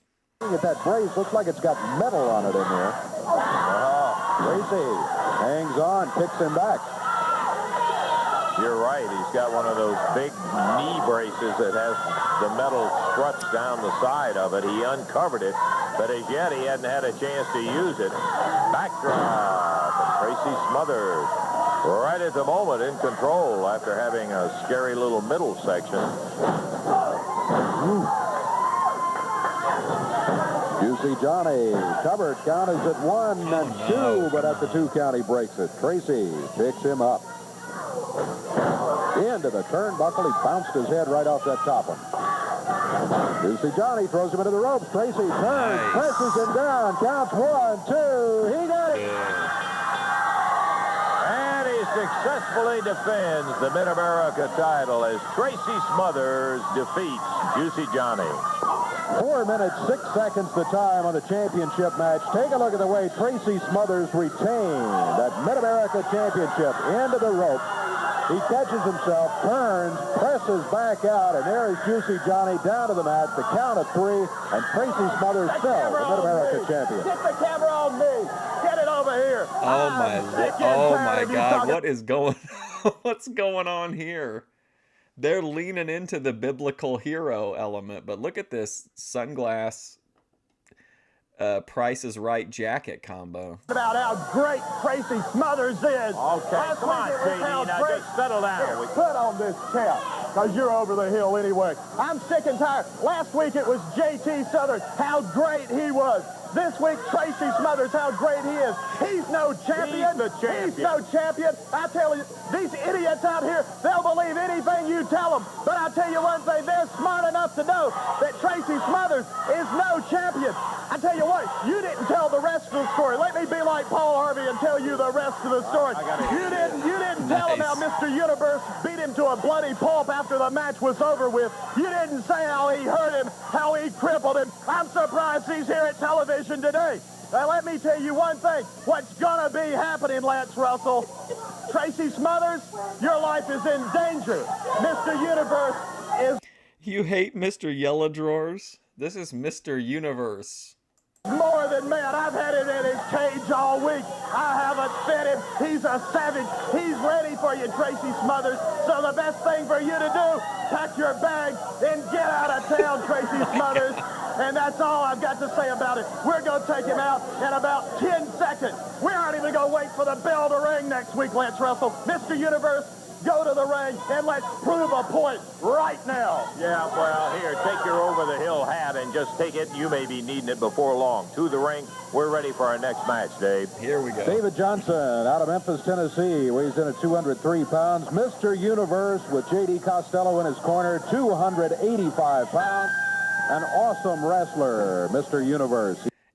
If he would come out and have matches like LeDuc was having, like that's the kind of that's what I feel like he's projecting, but he's not delivering it in the ring. He does in fact have great power. David Johnson hammered with that big telephone pole broad arm across the back. J.D. Costello talking about Tracy Smothers. In all fairness to David Johnson, you are not talking about the same type wrestler. Johnson, you talk about the Universe because he is the wrestler in the ring that matters. Like it or not, you're seeing the next Mid-America champion right there, Lance Russell. Yeah, listen, what Davey was trying to say, and he's absolutely right. With all due respect to Davey, to David Johnson, he's nowhere near as big as Tracy Smothers. Oh, come on, Lance Russell. We have the distinction of doing what we say we're going to do, and Tracy Smothers is in serious trouble right now. Well, J.D., I'm fond of reminding folks that that's why... Well, and Ben and Grace Thorpe used to own and work at an Ethiopian restaurant. The match is going to take place, and whenever Mr. Universe climbs in there with Tracy, he's going to find that championship belt has given Smothers an excellent attitude toward facing challengers. Well, I hope he does have a good attitude because Mr. Universe is bigger than Tracy Smothers. He's got more power than Tracy Smothers. He's more agile than Tracy Smothers. And he's got me as his manager, and that's all that matters. You see what's going on in the ring right now. Drops him down with a big... So would you like it if next time Sexy Ron Sexton comes out to the ring, if he was like, I've been hearing a lot of talk of people wanting to see me locked up. Leg and pounds David Johnson hard, and the 285-pounder gets a 1, 2, 3, and that's going to be it. Mr. Universe will have... I just don't feel like his in-ring matches his aura, which really kind of ruins it. Like if he just came out and just bulldozed these guys, I think that's the way to go. Have that. So he does have a victory over David Johnson. But again, your point is well taken. That is not Tracy Smothers. No, it is not. 1:31, the time on the victory for Mr. Universe, as he just ran roughshod over David Johnson. He was in control all the way, and J.D. can say what he wants to, but it was not Tracy Smothers. He's a big one. We'll see more of him. Time out now and back in just a moment.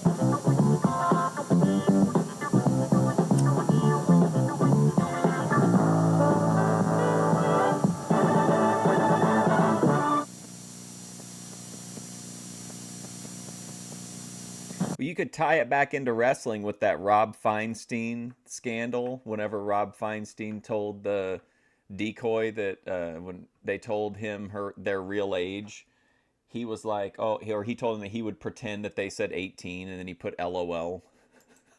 Ooh, Wednesday night action time right there at the Coliseum in Evansville, Indiana. Just looking here, and 4 of the matches are title matches. A Mid-America title, Southern Tag title, Southern Heavyweight title, and listen to this. An international tag title match with Sato and Goto going against Jeff Jarrett and Pat Tanaka, with the stipulation that if Sato and Goto win, Jeff Jarrett's hair will be at stake. This must have been your idea, Tojo, to come up with Jeff Jarrett's hair being at stake. Well, that's the only way that we can have a match with them. And I tell you what, I have a good idea, and I told it twice. And because I know Jeff Jarrett, like I said, Jeff Jarrett is always mentally. And when we get the hair on a title like this, I like to see Jeff Jarrett hair come right off, because his head gonna be just like mine, but I'm gonna be much better looking than Jeff Jarrett, because Jeff Jarrett is gonna be just like a retarded boy. You understand? Just like his daddy. And then That's just like before. His daddy put his hair on the line and he got his hair cut. And he was so ashamed, he put the mask on day and night, day and night. He was so ugly. In fact, his wife didn't like him stay at home because he was so goofy and ugly, retarded. Well, one thing about it, they may be fighting just a little harder. Wait a minute. Every time we wrestle Pat Tanaka and Jeff Jarrett, we put the title on the line. They get the title match and they get wrestle me and Goto. That's a big deal for them. But we get what? We don't get nothing. We just get 2 punks. But this time, we beat him. Well, we've been beaten so many times. But this time, Jeff Jarrett going to be a bullhead. Yeah, well, don't forget, look at that. Come on now, let's take those scissors out of here. You're getting a little early with them because the match isn't over. And don't forget, they've got a win over you guys, too, so it doesn't mean that it's all one way in there. That'll be coming up Wednesday night, Evansville. You got to be down there and see that match. Boy, that was an exciting son of a gun, and I'll tell you, as awesome as this Bam Bam Bigelow is, he was going against a guy who has incredible strength. And we, in fact, are looking forward to seeing Kenny D come out here. Kenny D, the manager of Jimmy the D. Killer. Well, Kenny, the first thing I got to say is that the Killer, quite an awesome specimen in what we saw in the videotape that you sent in to us. But what we're looking at right now is wanting to find out a little bit about the Killer. Tell us something about him. First off, Lance, let me tell you, don't worry about what these waterheads come out and say about you. You looking good from head to toe. Don't worry about nothing. You looking good, Lance. Looking good, baby. That's an interesting way to approach it, to like give him a backhanded compliment. Hey, Lance, don't listen to what everybody's saying. You look fine, brother. You look good, brother. Whoops. Oh, man, I almost clicked the wrong thing. Right away, I got to like him a little. I'm the best that did it and got away with it. And let me tell you something about the Killer. You want to know a little bit about him? Yeah. A picture. I'm the best that did it and got away with it. There you go. Somebody needs to boost that. Speaks louder than words. You know that, Lance. Don't worry about nothing. That's what the D stands for. Don't worry about it, baby. I got the Killer here today. This guy's amazing. I've completely done a 180 on this guy since last episode. He's right around the back. He's getting ready. All these good people know he's here. I'm finna bring him out here. And as far as Larry Sharp being handcuffed to me, that's fine. That's just great because I can watch him now. There's nowhere he can go now. And it's just Bam Bam Bigelow, big bald-headed watermelon eating Bam Bam Bigelow, and my man, the Killer, in the ring. And let me tell you something about the Killer. He's bodacious. He's outrageous. God gracious, come on out here, Killer! What is this? This is Kenny D's man, the Killer, and he is some specimen. Look at him, 6'2", 275, baby. The Tower of Power, the King of Pain, right here. This guy is Boyd. Like, this is completely Boyd behavior from this guy.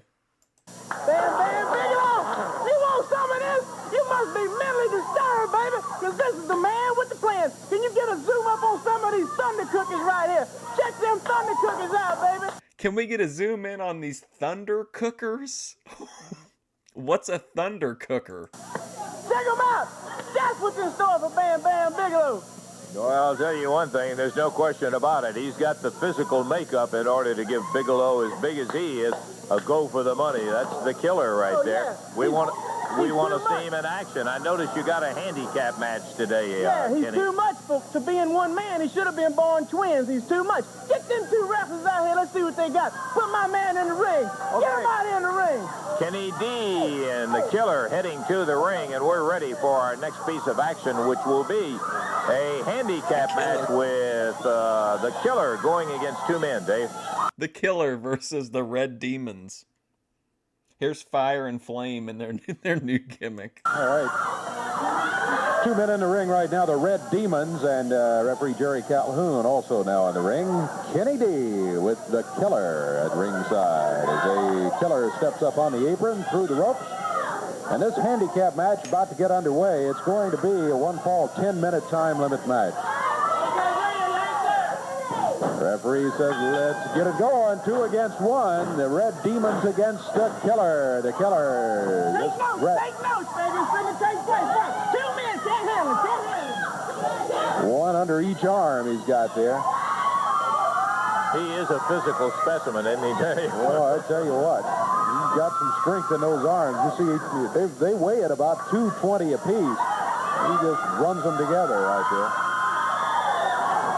Now he's got one of them. Puts him into the rope. Oh, hit him with a big, powerful clothesline as he came off of there. Now he grabs the other, fires him into the rope, picks him up, and power slams him down to the mat. Kenny D is excited. There's a count of 3. There's a 1, 2, 3. And that's it. 46 seconds the time of it.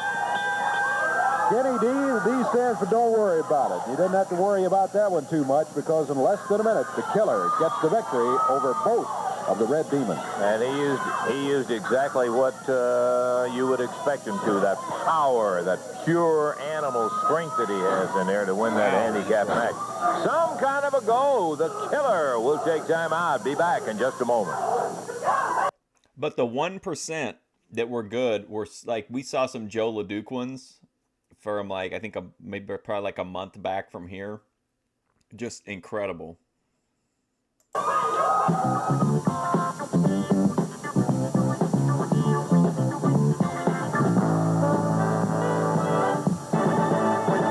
My friend, to tell you about the action first out of town. They will give you the entire card coming into the Coliseum Wednesday night.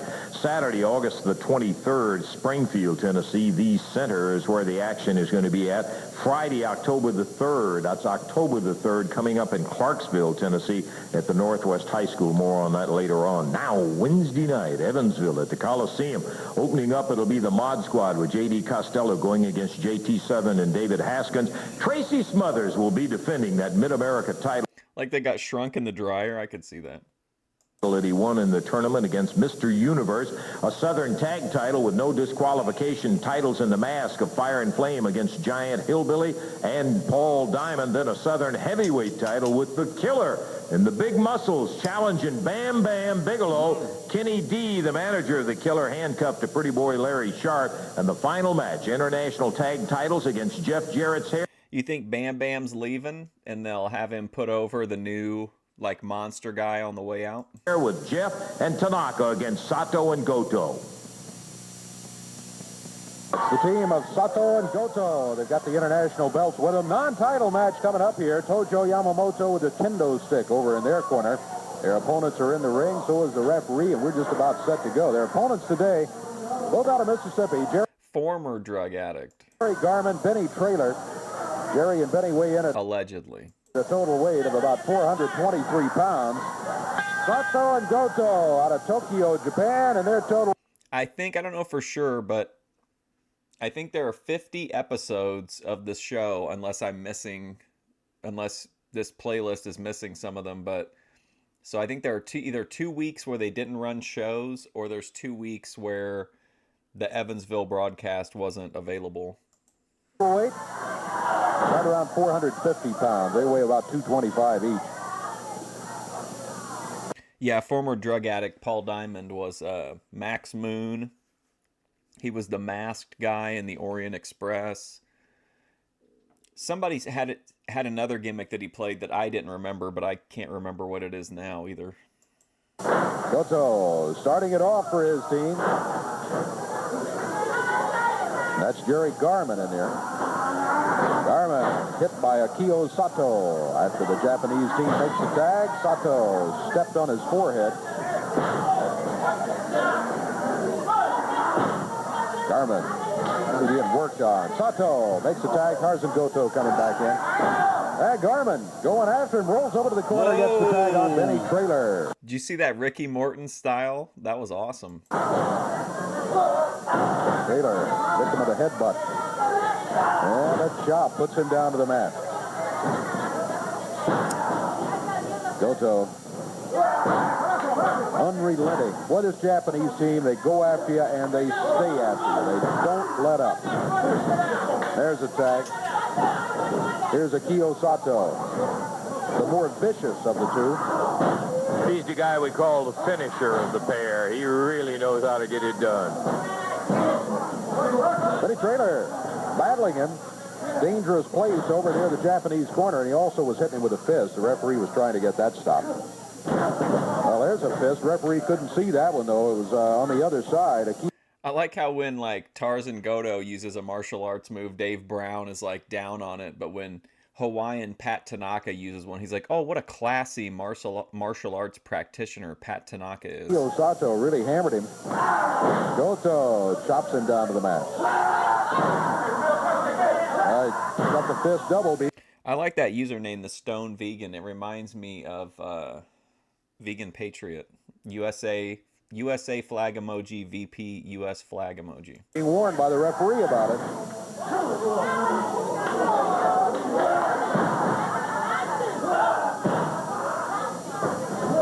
Tarzan Goto just chopping away. Benny Traylor, long way from the tag on his partner Jerry Garman back in the corner. Sato with a body slam on him. He sets him up, leads him for Goto. Goto dives down on him. There's a tag made, and Akio Sato coming in.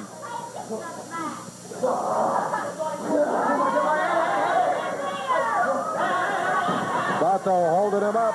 Goto comes off the rope, and that is going to be it. 1, 2, and 3. Boy, there is no way Benny Trader was going to move from that as Goto came off the top rope. The referee's back turned, and wow, as Sato. Like, I'm glad to be able to see these Tarzan Goto matches because I haven't seen a lot of his work, but I can't help but feel like maybe he's not like showcasing his full capabilities as a wrestler here. But I'm just saying. Had him just stretched out there, and Goto hit him. Time on it, 2 minutes, 19 seconds. Another win for the Japanese team. Okay, timeout. We'll be back with more action in just a moment.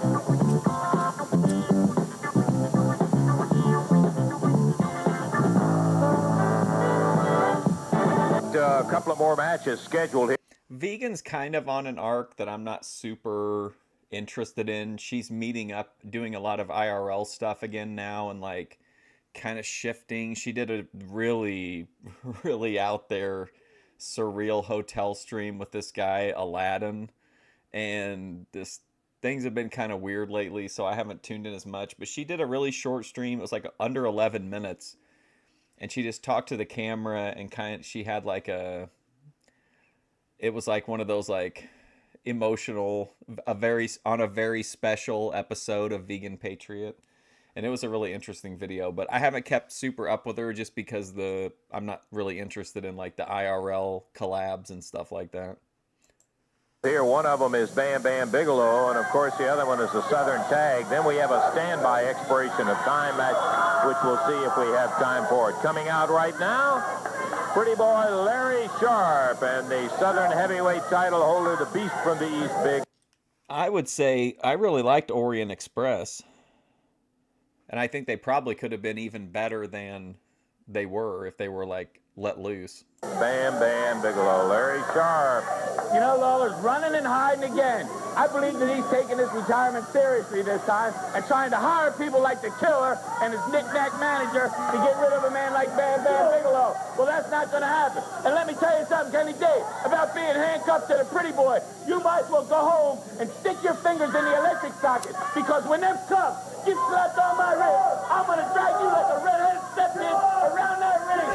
Yes. Down the road, down the ring. In the meantime, Killer, you saw what happened to you last time. I could see you right through that mask in those scared eyes, begging, hoping you didn't have to come back next week.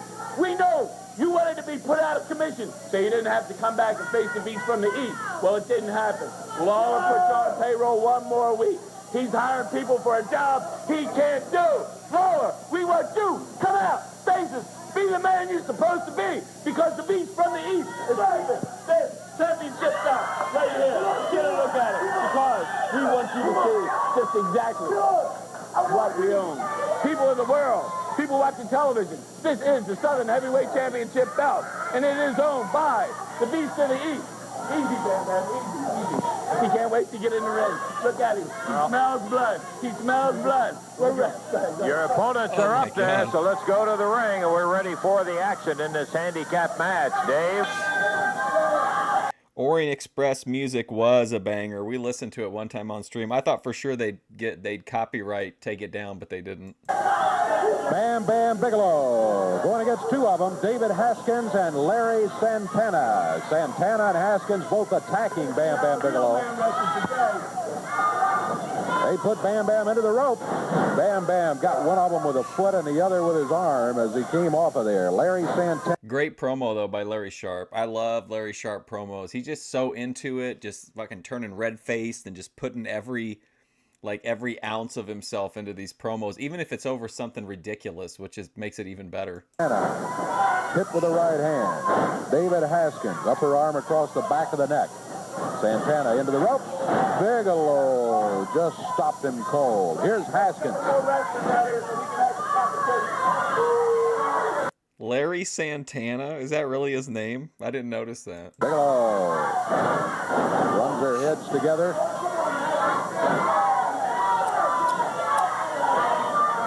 Haskins thrown over the ropes. He was thrown into the ropes and flipped over.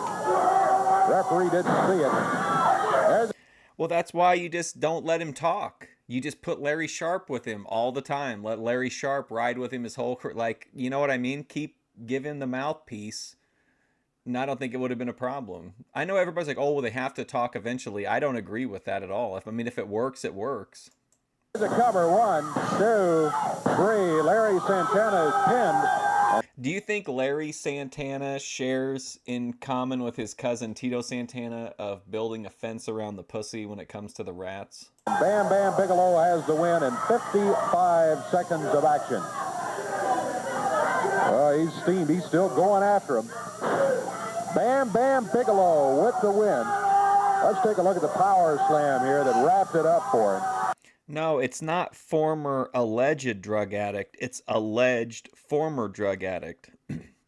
We know he has been a drug addict.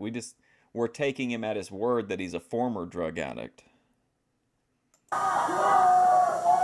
There's Santana up in the air, and Bigelow just drives him straight down into the mat. From there, the count of 3, and Bigelow with the win. Again, 55 seconds of time. I'll tell you, it just makes you shudder when you see that Bam Bam Bigelow do some of the things that son of a gun can do. Well, he didn't want to share. Like, he wanted his rat in each town to be only for him. And that pissed other guys off because, you know, they were cycling through those towns. You know, he wasn't back in the same town super frequently back then. He is mighty, mighty powerful. What a big one indeed. Bam Bam Bigelow, the holder of the Southern heavyweight belt. Eddie, yeah, good. I can't remember who they asked. It was really funny, though. It might have been Honky Tonk, but they were like, what do you think about Tito Santana? And whoever it was like, fence builder. It was like, what do you mean? He's like, built a fence around the pussy. And I was like, that's like the best phrase ever. We've got a Southern. Oh boy, here comes hard-nosed Eddie Marlin out to set the record straight. He's mad because he had to take a break from selling copier machines. Tag match coming up, and I came over here. I wanted to call you out here and find out because this is great. We got a mystery team every week, just like you. I want to get Fire and Flame out here right now. Oh boy, okay, here they come. This is a personal vendetta at this point. Eddie Marlin, let it go. Look how proud he is of himself, too. He's like, bring them some bitches out here. The holders of the AWA Southern Tag Championship belts, Fire and Flame. You know, Lance, as long as they got the title. Who's gonna be the tag team this time, though? Oh, on the bed behind me? Yeah, that's a cat. They have a title match on TV, and I'll name the opponents. They won't know who they are until they get in the ring. I see both the gentlemen here, and they got their belts. They do That's have. what counts. Okay, well, they've got the belts. You got a match scheduled today right here with a mystery team. Well, I like to see Eddie Marlin here calling the proper respect to the Southern Tag Team Champions, calling us gentlemen.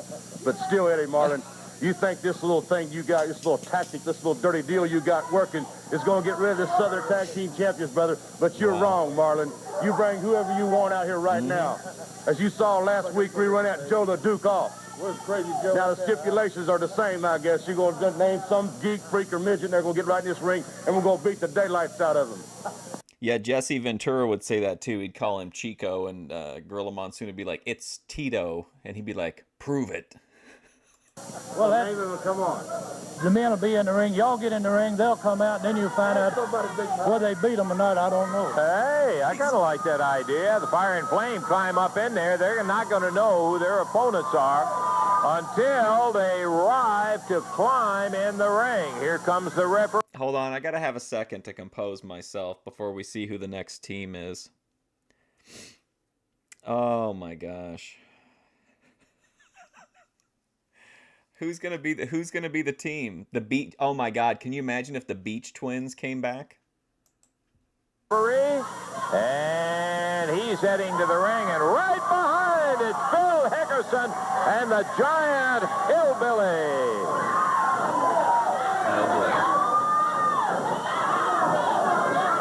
Womp womp. Still waiting for the referee's signal to ring the bell. Oh, Fire and Flame out of here. Wait a minute. Get the hell He's out. got this Phil Hickerson out here. That man's a nut. That man, what is this? This is not no mystery. Eddie Marlin, you're crazy.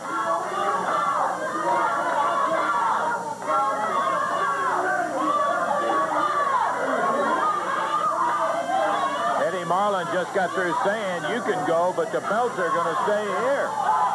Eddie made it very clear to him. But the belts are staying here, and they go to the winners, and if they leave, they are the losers. That's pretty well clarified.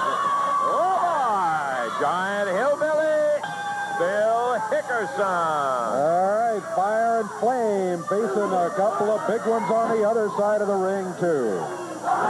Facing a couple of big ones. Southern Tag Team belts are at stake. Fire and Flame are outweighed in this match. Can you believe?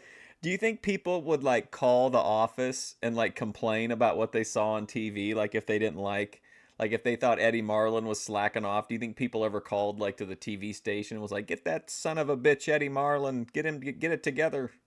That is a rare occurrence. Hickerson, of course, is big. And then the weight of the Giant Hillbilly is so great at 420. Well, they're not outweighed by much. Fire and Flame weighing in at about 590. Phil Hickerson. Back in a corner. Fire working on him. Phil Hickerson's going to have to handle all of the wrestling in this match and just get the tag off for the leg drop, I think. Oh, he's got it cut open. Phil had a bandage on his forehead, and Fire has ripped that bandage loose and has worked on that cut and got it opened up again. Here's Flame coming in. Oh, these guys are something else, I tell you. Fire and Flame. They hold the Southern belts. They may not hold them long. They're going against Hickerson and the Giant Hillbilly here today with those belts at stake. From outside and from inside the ring, they double-team Phil Hickerson. Hickerson fired into the rope. It is kind of crazy how they talk about it was hard to get into wrestling, and I'm sure it was like as a wrestler, but like Jerry Lawler just sent pictures he drew in and ended up getting into the business that way. We're finding out about these people that just sent in like audition tapes and were booked off of them. Like, no wonder there's so many like colorful, interesting characters here. Like, they're pretty open to like, you know, taking some risks as long as it's cheap. So off of there, he runs into the double upper arms of Fire and Flame. Fire covers, counts at one. That's all he gets is a one count. Hickerson. I feel like maybe they should have done the Hillbilly first. And then people have been like, oh man, how can it get crazier than the Hillbilly? But like, then bring out LeDuc. But maybe Uncle Smelmer was over more than Joe LeDuc. I don't know.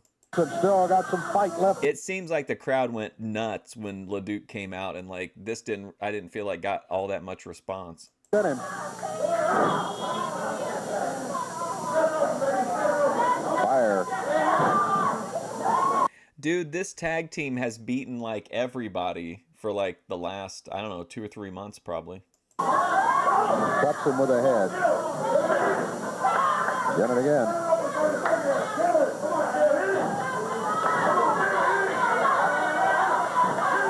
Should we start sending like handwritten letters to like criticizing Triple H,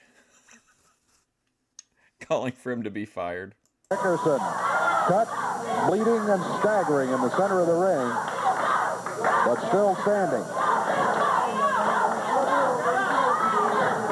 Fire and Flame put him into the ropes. This time Phil ducks under. Look out! He takes both of them down to the mat. Hey, referee, get him Here out. comes the giant Hillbilly in. Hillbilly's got one of them. Hickerson has the other. Watch yourself, look baby. out. Into the chair goes Fire. Oh, my God. It's Fire and Phil Hickerson. There's a leg drop. Imagine you take your family down to the matches and your children end up soaked in the blood of Phil Hickerson. Down here on the floor.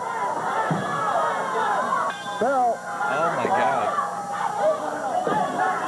Wait a minute. Double count out, the referee says. Double count out. How could you ever explain this to anybody? Both of them down here on the floor. Yeah, so let's stop. Hickerson going for the mask over here. Oh, got him from behind. Hickerson bleeding profusely. He's taking the mask off. He got it off. Wrestling. He got the mask off.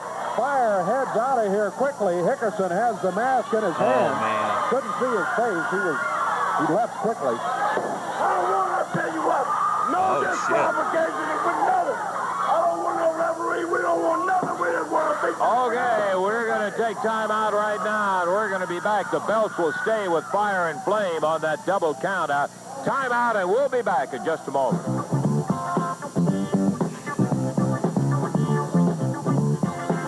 Like, what a clusterfuck that was, but it was great.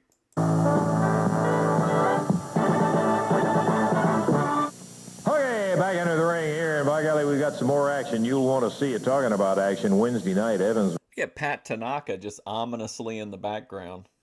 Indiana, at the Coliseum. Out of the 5 matches, 4 of them are title matches, and the final bout is going to be an international tag title match. It'll have Sato and Goto going against Jeff Jarrett and Pat Tanaka, and Tojo comes up with the idea, in order to get the title match, you got to put up your hair, Jeff. This is the first time in your career, and it can be pretty scary. That's right. I got a young career, but it's already moving along. And to tell you the truth, Lance, I'm pretty nervous about this, because this tells me one thing, that Tojo is nervous that his...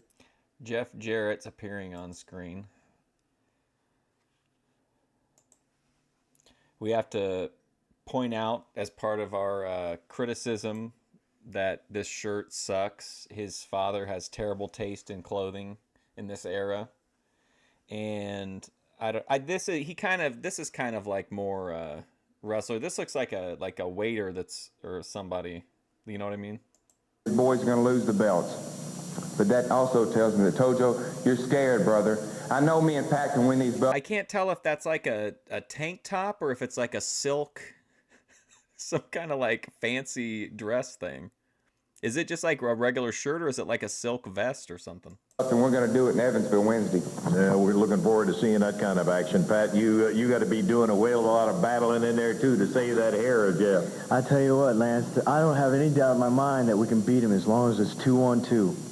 You know, Jeff put up his hair against this match, and wow, what a vibe. Just a chill Hawaiian vibe from Pat Tanaka. it's pretty important to him, but I'm not going to let him down. So you watch it, Sato and Goto. After that, we're going to walk out with those titles in Jeff's hair. It'll be a nervous night for you, too, Jerry. Good luck to you all. By golly, I'll tell you what, it should be. And then we are going to see an AWA Southern Heavyweight Championship match. Let me show you a set of muscles you won't believe on the Killer and his manager, Kenny D, who will be handcuffed to pretty boy Larry Sharp at ringside. Kenny? Not worried about being handcuffed to Larry Sharp, because Larry Sharp, managers come and managers go, but Kenny D just keeps on coming, baby. And check out these 23-inch Thunder Cookies right here, Lance. Check them out. That's what Bam Bam Bigelow's got to deal with when we get up north. Bam Bam Bigelow, you tough, you mighty agile. You come in the ring, jumping around, doing them little cartwheels. You look good, but you don't look good enough, baby, to stay with the Killer. We're coming up there to take that belt, put it around this man's waist, and party a little bit. And, baby, I know I don't have to worry about nothing when I got the Killer. Wednesday night, Evansville. Wow. Would you say that things are spirited today? Huh? I would indeed. Yeah, boy. What about it? I mean, to tell you, that Hickerson was some kind of furious. He got his head busted open, and then he did a little knocking around himself in there. Dumped fire all the way over the desk. Ends up taking his mask off. We didn't get a real good look. We were ducking chairs and everything else in there. And here they come right now, back out again. Fire and flame. Hey, Lance Russell, I want to tell these people out here something, brother. Eddie Marlin, every week you come out here and you name our opponents, Jack, and it's unknown to us, but we don't care about that. So when you go put a stipulation, Jack, that when we lose these belts, we got to take off our hoods with nobody else putting up nothing. Jack, that's not right. And in the United States of America, Eddie Marlin, you would be called a scoundrel, Jack, and that's what I'm calling you. Now, Phil Hickerson, that Jarrett goofball hillbilly, Monday night, Jack, we're going to finish what we started last week. Joe LeDuc is gone. You understand that, Phil Hickerson? You're next. This kind of interview just hits different when you've been chain smoking weed for 3 hours and 38 minutes. I'll burn you like you've never seen in your life. There's going to be a fireball on you, Phil Hickerson. And when you go back to them, that's what I want, Eddie Marlin. Eddie Marlin, come here. Oh, my God. Hickerson and the giant hillbilly with a chair and a boot. And Hickerson got the hood off again and again. Fire gets out of here. Hold everybody, look here, brother. Not one, but two. Look here. Oh, wow. Son, you must be over again. I love it. I love pain. I strive on it. You know, sometimes I just grab people, beat them up for enjoyment, Lance Russell. But let me tell you something. Joe LeDuc was a good man. You messed around. So what do? You go out and you get somebody bigger and stronger. And I got him, brother. So together, I want you to show up. I'm going to show everybody exactly what you look like. They got a glimpse of it today. But I want to get that mask off of you. And I want to hold it. And I want to turn it around. Blood running down his face. And I want to show him exactly what... Oh, man, I tell you what, the move right here, Lance Russell. You know what I'm going to do with it. They may bleed me out, but I don't...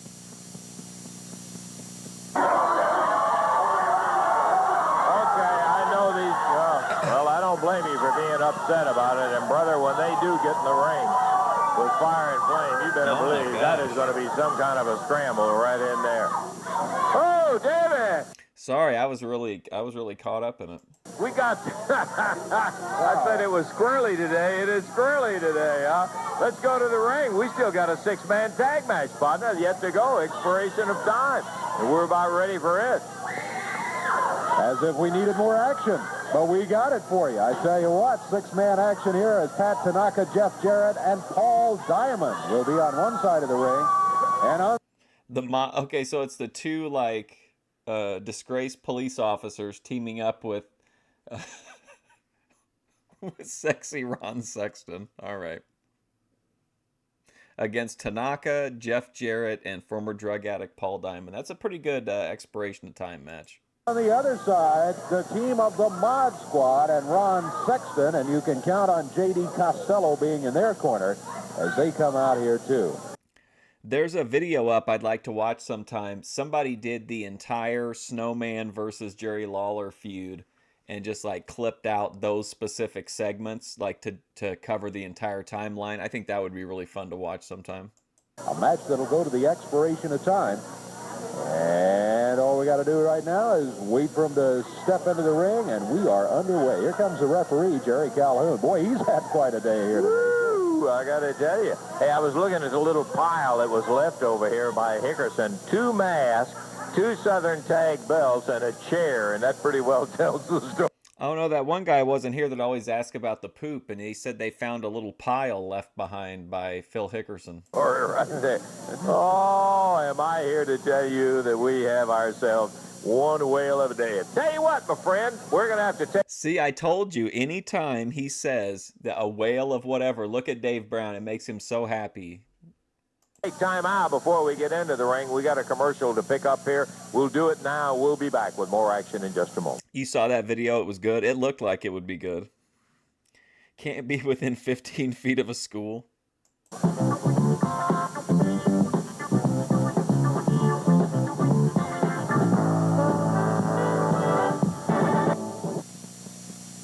Wait, was the instant replay just of the empty ring? That's interesting. Right. Well, still waiting for everybody to show up for the six-man match here. Right. We're about ready to get one, too. Yeah, should be a very good. I'm looking forward to seeing it. No, we haven't seen Landell for a while now, unfortunately. He's still in the opening video, but I don't think we've seen him for probably like on a handful of episodes or more. If we can get him, it was kind of a standby match with the two title matches that we had in there. We didn't know exactly how much time we were going to have. We had as a standby, and I think probably what happened is when it all broke loose out here, maybe they. I think Dave Brown's at the point where everything's funny to him. Said, well, they're not going to need this match today. Now we're ready, though, Dave. Let's have the introduction. All right, this is going to be to the expiration of time. On one side of the ring, at 727 pounds total weight, it's J.D. Costello and his Mod Squad, and their partner, Sexy Ron Sexton. Sexton out of Knoxville, Mod Squad out of New Orleans. And going against them, it's Pat Tanaka, Jeff Jarrett, and Paul Diamond. Their total weight, 624. Pat Tanaka out of Hawaii, Jeff Jarrett out of Nashville, and Paul Diamond from Thunder Bay, Ontario, Canada. Referee says, all right, one on either side of the ring. And for the Mod Squad, it is going to be Spike starting against Pat Tanaka.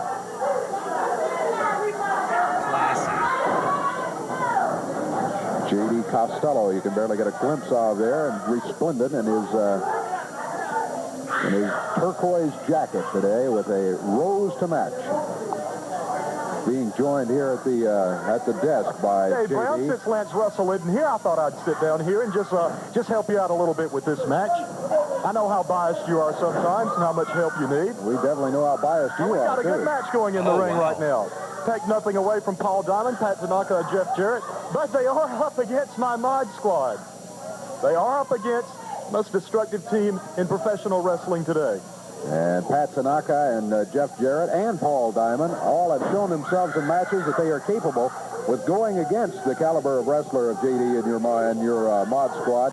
He probably just went to another territory or, got drunk and left the territory or whatever. I don't really know. I always get the timelines mixed up about like when guys were in certain areas during this time. And Ron Sexton. So there's no mismatch here. This match should be a good one. Some kind of discussion going on. What is? Oh, I see. Sexton. I think maybe you should be in the corner, JD, to keep Sexton back where he belongs in the corner rather than over here with us. They're all very experienced wrestlers. They don't need my help. I've given them explicit instructions how to handle this match, as you see right now. Spike's giving them a couple. Now, see, that's projecting that you're a good leader because you don't have to micromanage. You can just hire the right people, tell them what you want them to do, and they'll do it. Tanaka ducked under and puts him down to the mat. Yeah, here's a cover. One. Kick out, Spike. Good deal. Count of one is all he got. What a chop he hit him with. Spike. Spike's a tough man. He weighs 275 pounds. He can take it. As you see right now, he's going to make his tag to Basher right now. Basher's going to come in, take control of the match, and we're going to win 1, 2, 3. Here comes Jeff Jarrett. Pat Tanaka has just made a tag on his partner. So it's going to be Basher against Jeff Jarrett. I take nothing away from Jeff Jarrett. He's developing along, but I tell you what, he's still a baby. Instead of having on tights, he should have on a diaper in the ring right now. Oh, wow. Well, there again, JD, he's proven in the ring that he is. JD is still on this red pill arc of like needing to emasculate all of the baby faces. Capable of being in there and wrestling against the best of them.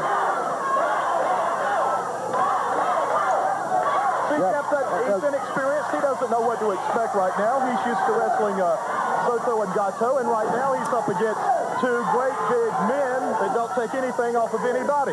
That's true. I'm telling you, JD, Spike and now Sexton again wandering out of the ring. It's almost like crowd is lit. Your team should be penalized for delay of game as the referee's spending so much time getting him back here. He's taking care of business right now, Dave. That's the difference between you and me. I'm a professional wrestling manager. I see what goes on. You stand there. You do the weather all week long. You just come up here to the TV studio to do this every week. You don't know what's going on. You've got some cavities in your false teeth there. Jeff Jarrett, what a move he put on him, and a good drop kick, and Basher hits the mat. Basher's over in the corner. Jeff Jarrett still standing there, saying, come on back for more if you want it. What is Basher going to do? Is he going to go back to action? He's trying to get a tag on Sexton. Sexton not wanting... Young Lex Luger. Sexton doesn't want to take the tag. He's up there saying, let me think about this. Let a fresh man in, see what he can do. Here comes Ron Sexton. He finally did take the tag from Basher. I think Basher probably had to threaten. I think it would be really interesting to see just like a compilation of his promos from when he first got here. And he was kind of like shaky, and like he was a good performer, but it felt like a performance. But like slowly it started to get more and more natural, and he started like, I think like really getting more confidence and believing in himself. And then he started really just like went on that maniac run after he became the richest man in the world. Ever since, it's all been gold since then. Him, but to get him in there after watching what Jeff had just done to Basher. Sexton with a headlock on Jeff Jarrett.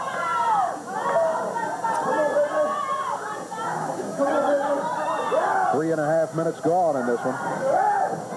Match to the expiration of time. Look at that move again by Jeff Jarrett. He's over to the corner and gets the tag. And here comes the Canadian with a drop kick. Paul Diamond puts Sexton to the mat, covers him. Count of one. Sexton kicks out. Sexton jumps to his feet and headed for the corner, but he was in the wrong corner. Ron needs to... I wonder if sexy Ron Sexton was one of the people that former drug addict Paul Diamond turned to when he was in need of money for a fix. Make a tag right now. We've got two fresh men in Spike and Basher, the Mod Squad over in the corner. If he can get over and make a tag, I'm sure the match will be over in just a matter of seconds, because we've got some lethal moves that we haven't unleashed on television today, and we're fixing to do so right now, Dave. Well, I wish I could say I would look forward to that, but I don't, knowing what type moves the Mod Squad might unleash. Diamond had his hair pulled by Sexton. Shoulder butt coming off the ropes. Paul Diamond off the ropes again. This time he's tripped up by Sexton. But Diamond is the one that ends up with the advantage as he hammers Sexton's arm up behind him. Well, there's a good move by Sexton. Got to give him that. Sexton on his feet. Paul Diamond now makes the tag, and Pat Tanaka will be coming back. Tanaka with a chop, and Ron Sexton hits the mat. Tanaka. Yeah, like what happened to him after that? Was it like after he left Memphis, did he go anywhere else, or did he just kind of go back to like civilian life? Picks him up and hits him again.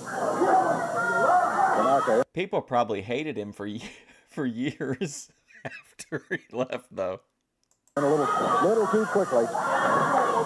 Ron Sexton has made the tag on Spike of the Mod Squad. Now you see Spike taking control. Oh, yeah. Beautiful move. Pat Tanaka. Head rammed into the mat, and you know that hurts. Well, I got to agree with you there, JD. Oh, yeah. Beautiful move. Oh, yeah. Spike. We've done this many times before. Spike has perfected that move. Spike has indeed turned the momentum here. Pat Tanaka body slam now. Spike making the tag on back. Ron, want to check out my back seat, Sexton? Sure. Pat Tanaka, wrestling's answer to a flat tire on I-40. Tanaka hit by an upper arm. If you're out there, J.D. Costello, we need a comeback. If you're able, we need one last J.D. Costello run. We need J.D. Costello to be it. Triple H needs to do the right thing and put J.D. Costello in the Hall of Fame and the Mod Squad. Basher. Not Fire and Flame. Drops down on him again. He's calling for the knee in the corner, and Ron Sexton obliges. Then the tag is made, and Sexton will come in. As you can see, there are very few teams in professional wrestling that can stand up to Spike and Basher. Their endurance, their strength, their speed. Oh, double tap. Tanaka hit Sexton across the back of the head, got to the corner, the tag on Jeff Jarrett. Oh, my God. Jeff puts Sexton into the ropes. Dumps him over the back. There's a cover. Counts at 1, 2. 2 count is all he gets. The Mod Squad interferes. Oh, here we go. I got everybody in the ring. All 6 of them going at each other now. Paul Diamond against Spike. Jeff Jarrett against Ron Sexton. Pat Tanaka against Basher. Referee. Oh, look out. Here comes the Japanese team of Sato and Goto. And that is going to be a disqualification on the team of the Mod Squad and Ron Sexton. But the kendo stick being wielded by Akio Sato against Jeff Jarrett and Pat Tanaka. Sato poking it right at Jeff Jarrett. Ron, can you help me load this couch into my van, Sexton? Choking him with it. Now here comes a little help. Garvin and Taylor. Oh my Tracy Smothers in. What in the world? Did you see that? I couldn't have imagined that.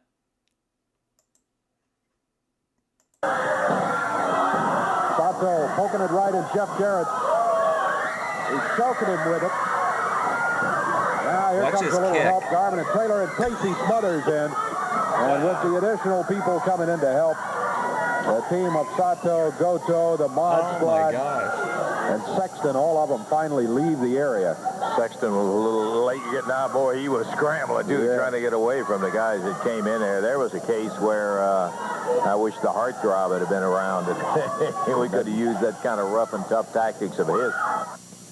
Yeah. I guarantee you one thing. That's what you need when you get guys like Sato and Goto and everybody jumping in, interfering. Yeah, yeah. Boy, the whole day. Yeah, you're right. Well, it started off that way. You know, it started off today with Tracy Smothers in here. And you kind of touched on it when you were talking. Oh, look how happy Dave Brown is. He's all smiles this episode. To him. It's tough enough to win a belt, and he won the Mid-America title in the tournament, but maybe even tougher to defend the belt week after week. And he got off to a great start today as he was defending against Juicy Johnny out of Miami. Now, Juicy Johnny, I guess with a name, folks may tend to take him a little bit lightly, but he's a worthy competitor. He was in there scrapping all the way, and even before the bout got started, he had to walk by and say, going to be the shortest-lived champ there's ever been. We're going to take his title in. But he didn't. It was Tracy Smothers winning the match, 4 minutes, 6 seconds, and Tracy Smothers is still the Mid-America champion.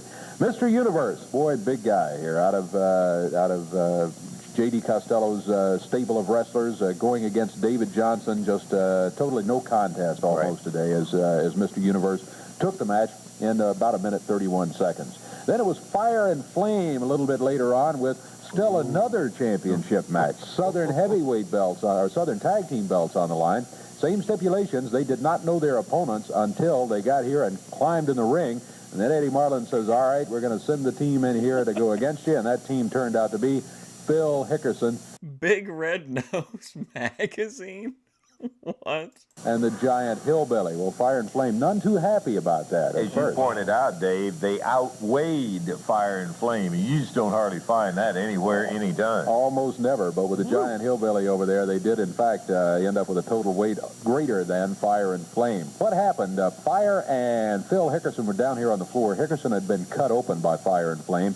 And Hickerson was running Fire into a chair and then throwing him on the desk. Yes, he did. As all that was going on, the referee was counting. You've got a 10 count to get back in the ring. They weren't paying attention. Man, he dialed in, though. He's coming through with all kinds of details here. To the referee's count. He counted 10, and that was it. It was a double count out. But the belts don't change hands on that situation, so Fire and Flame still have them. When you bust Phil Hickerson open, friend, he's oblivious to everything else until he gets his pound. Remember in the old wrestling games, you could set how your character reacted? Like, you could be, like, scared or you could get mad if you got busted open. Like, Phil Hickerson has his switch is flipped toward get angry when you see your own blood. Of flesh. And I think he did. He got a pound of flesh and 2 masks. And 2 masks. He sure did. His son of a gun, he was out here ripping masks and going after it. That Hickerson is a tough cookie. I don't always love all the tactics he uses, but I got to tell you, he's a guy that when you see, he interests me to see him in the ring because you know something's going to be happening. Something's going to happen. Speaking of something happening, Sato and I feel like Dave Brown really feels a bro-ship with Lance Russell. Goto, the international champions in here. Belts were not on the line, but they defeated Jerry Garvin and Benny Traylor in their match. Bam Bam Bigelow in a handicap match. David Haskins and Larry Santana, his opponents. Bam Bam did win the match. Fence builder Larry Santana. In a little under a minute, it was the Killer defeating the Red Demons in a handicap match. And then this match just finished here. Pat Tanaka, Jeff Jarrett, Paul Diamond win by disqualification on the Mod Squad and Ron Sexton. Speaking of being just finished, we're out of time. Until next week. For Dave Brown, Lance Russell saying bye-bye, everybody. Wow, what a series of episodes. Yeah, you have to use son of a gun. Oh my gosh. All right, I got to take off. Thanks for hanging out with me while I wake and bake and watch some old wrestling. I'll be on tomorrow, but we're gonna take a break for at least for tomorrow for the wrestling. We're gonna watch. I'm gonna try to find some new old episodes of Love Connection that we haven't seen. But if you don't want to hang out for Love Connection tomorrow, I totally understand. But there'll be more wrestling soon, I'm sure. Anyway, I gotta go. But again, thanks for hanging out.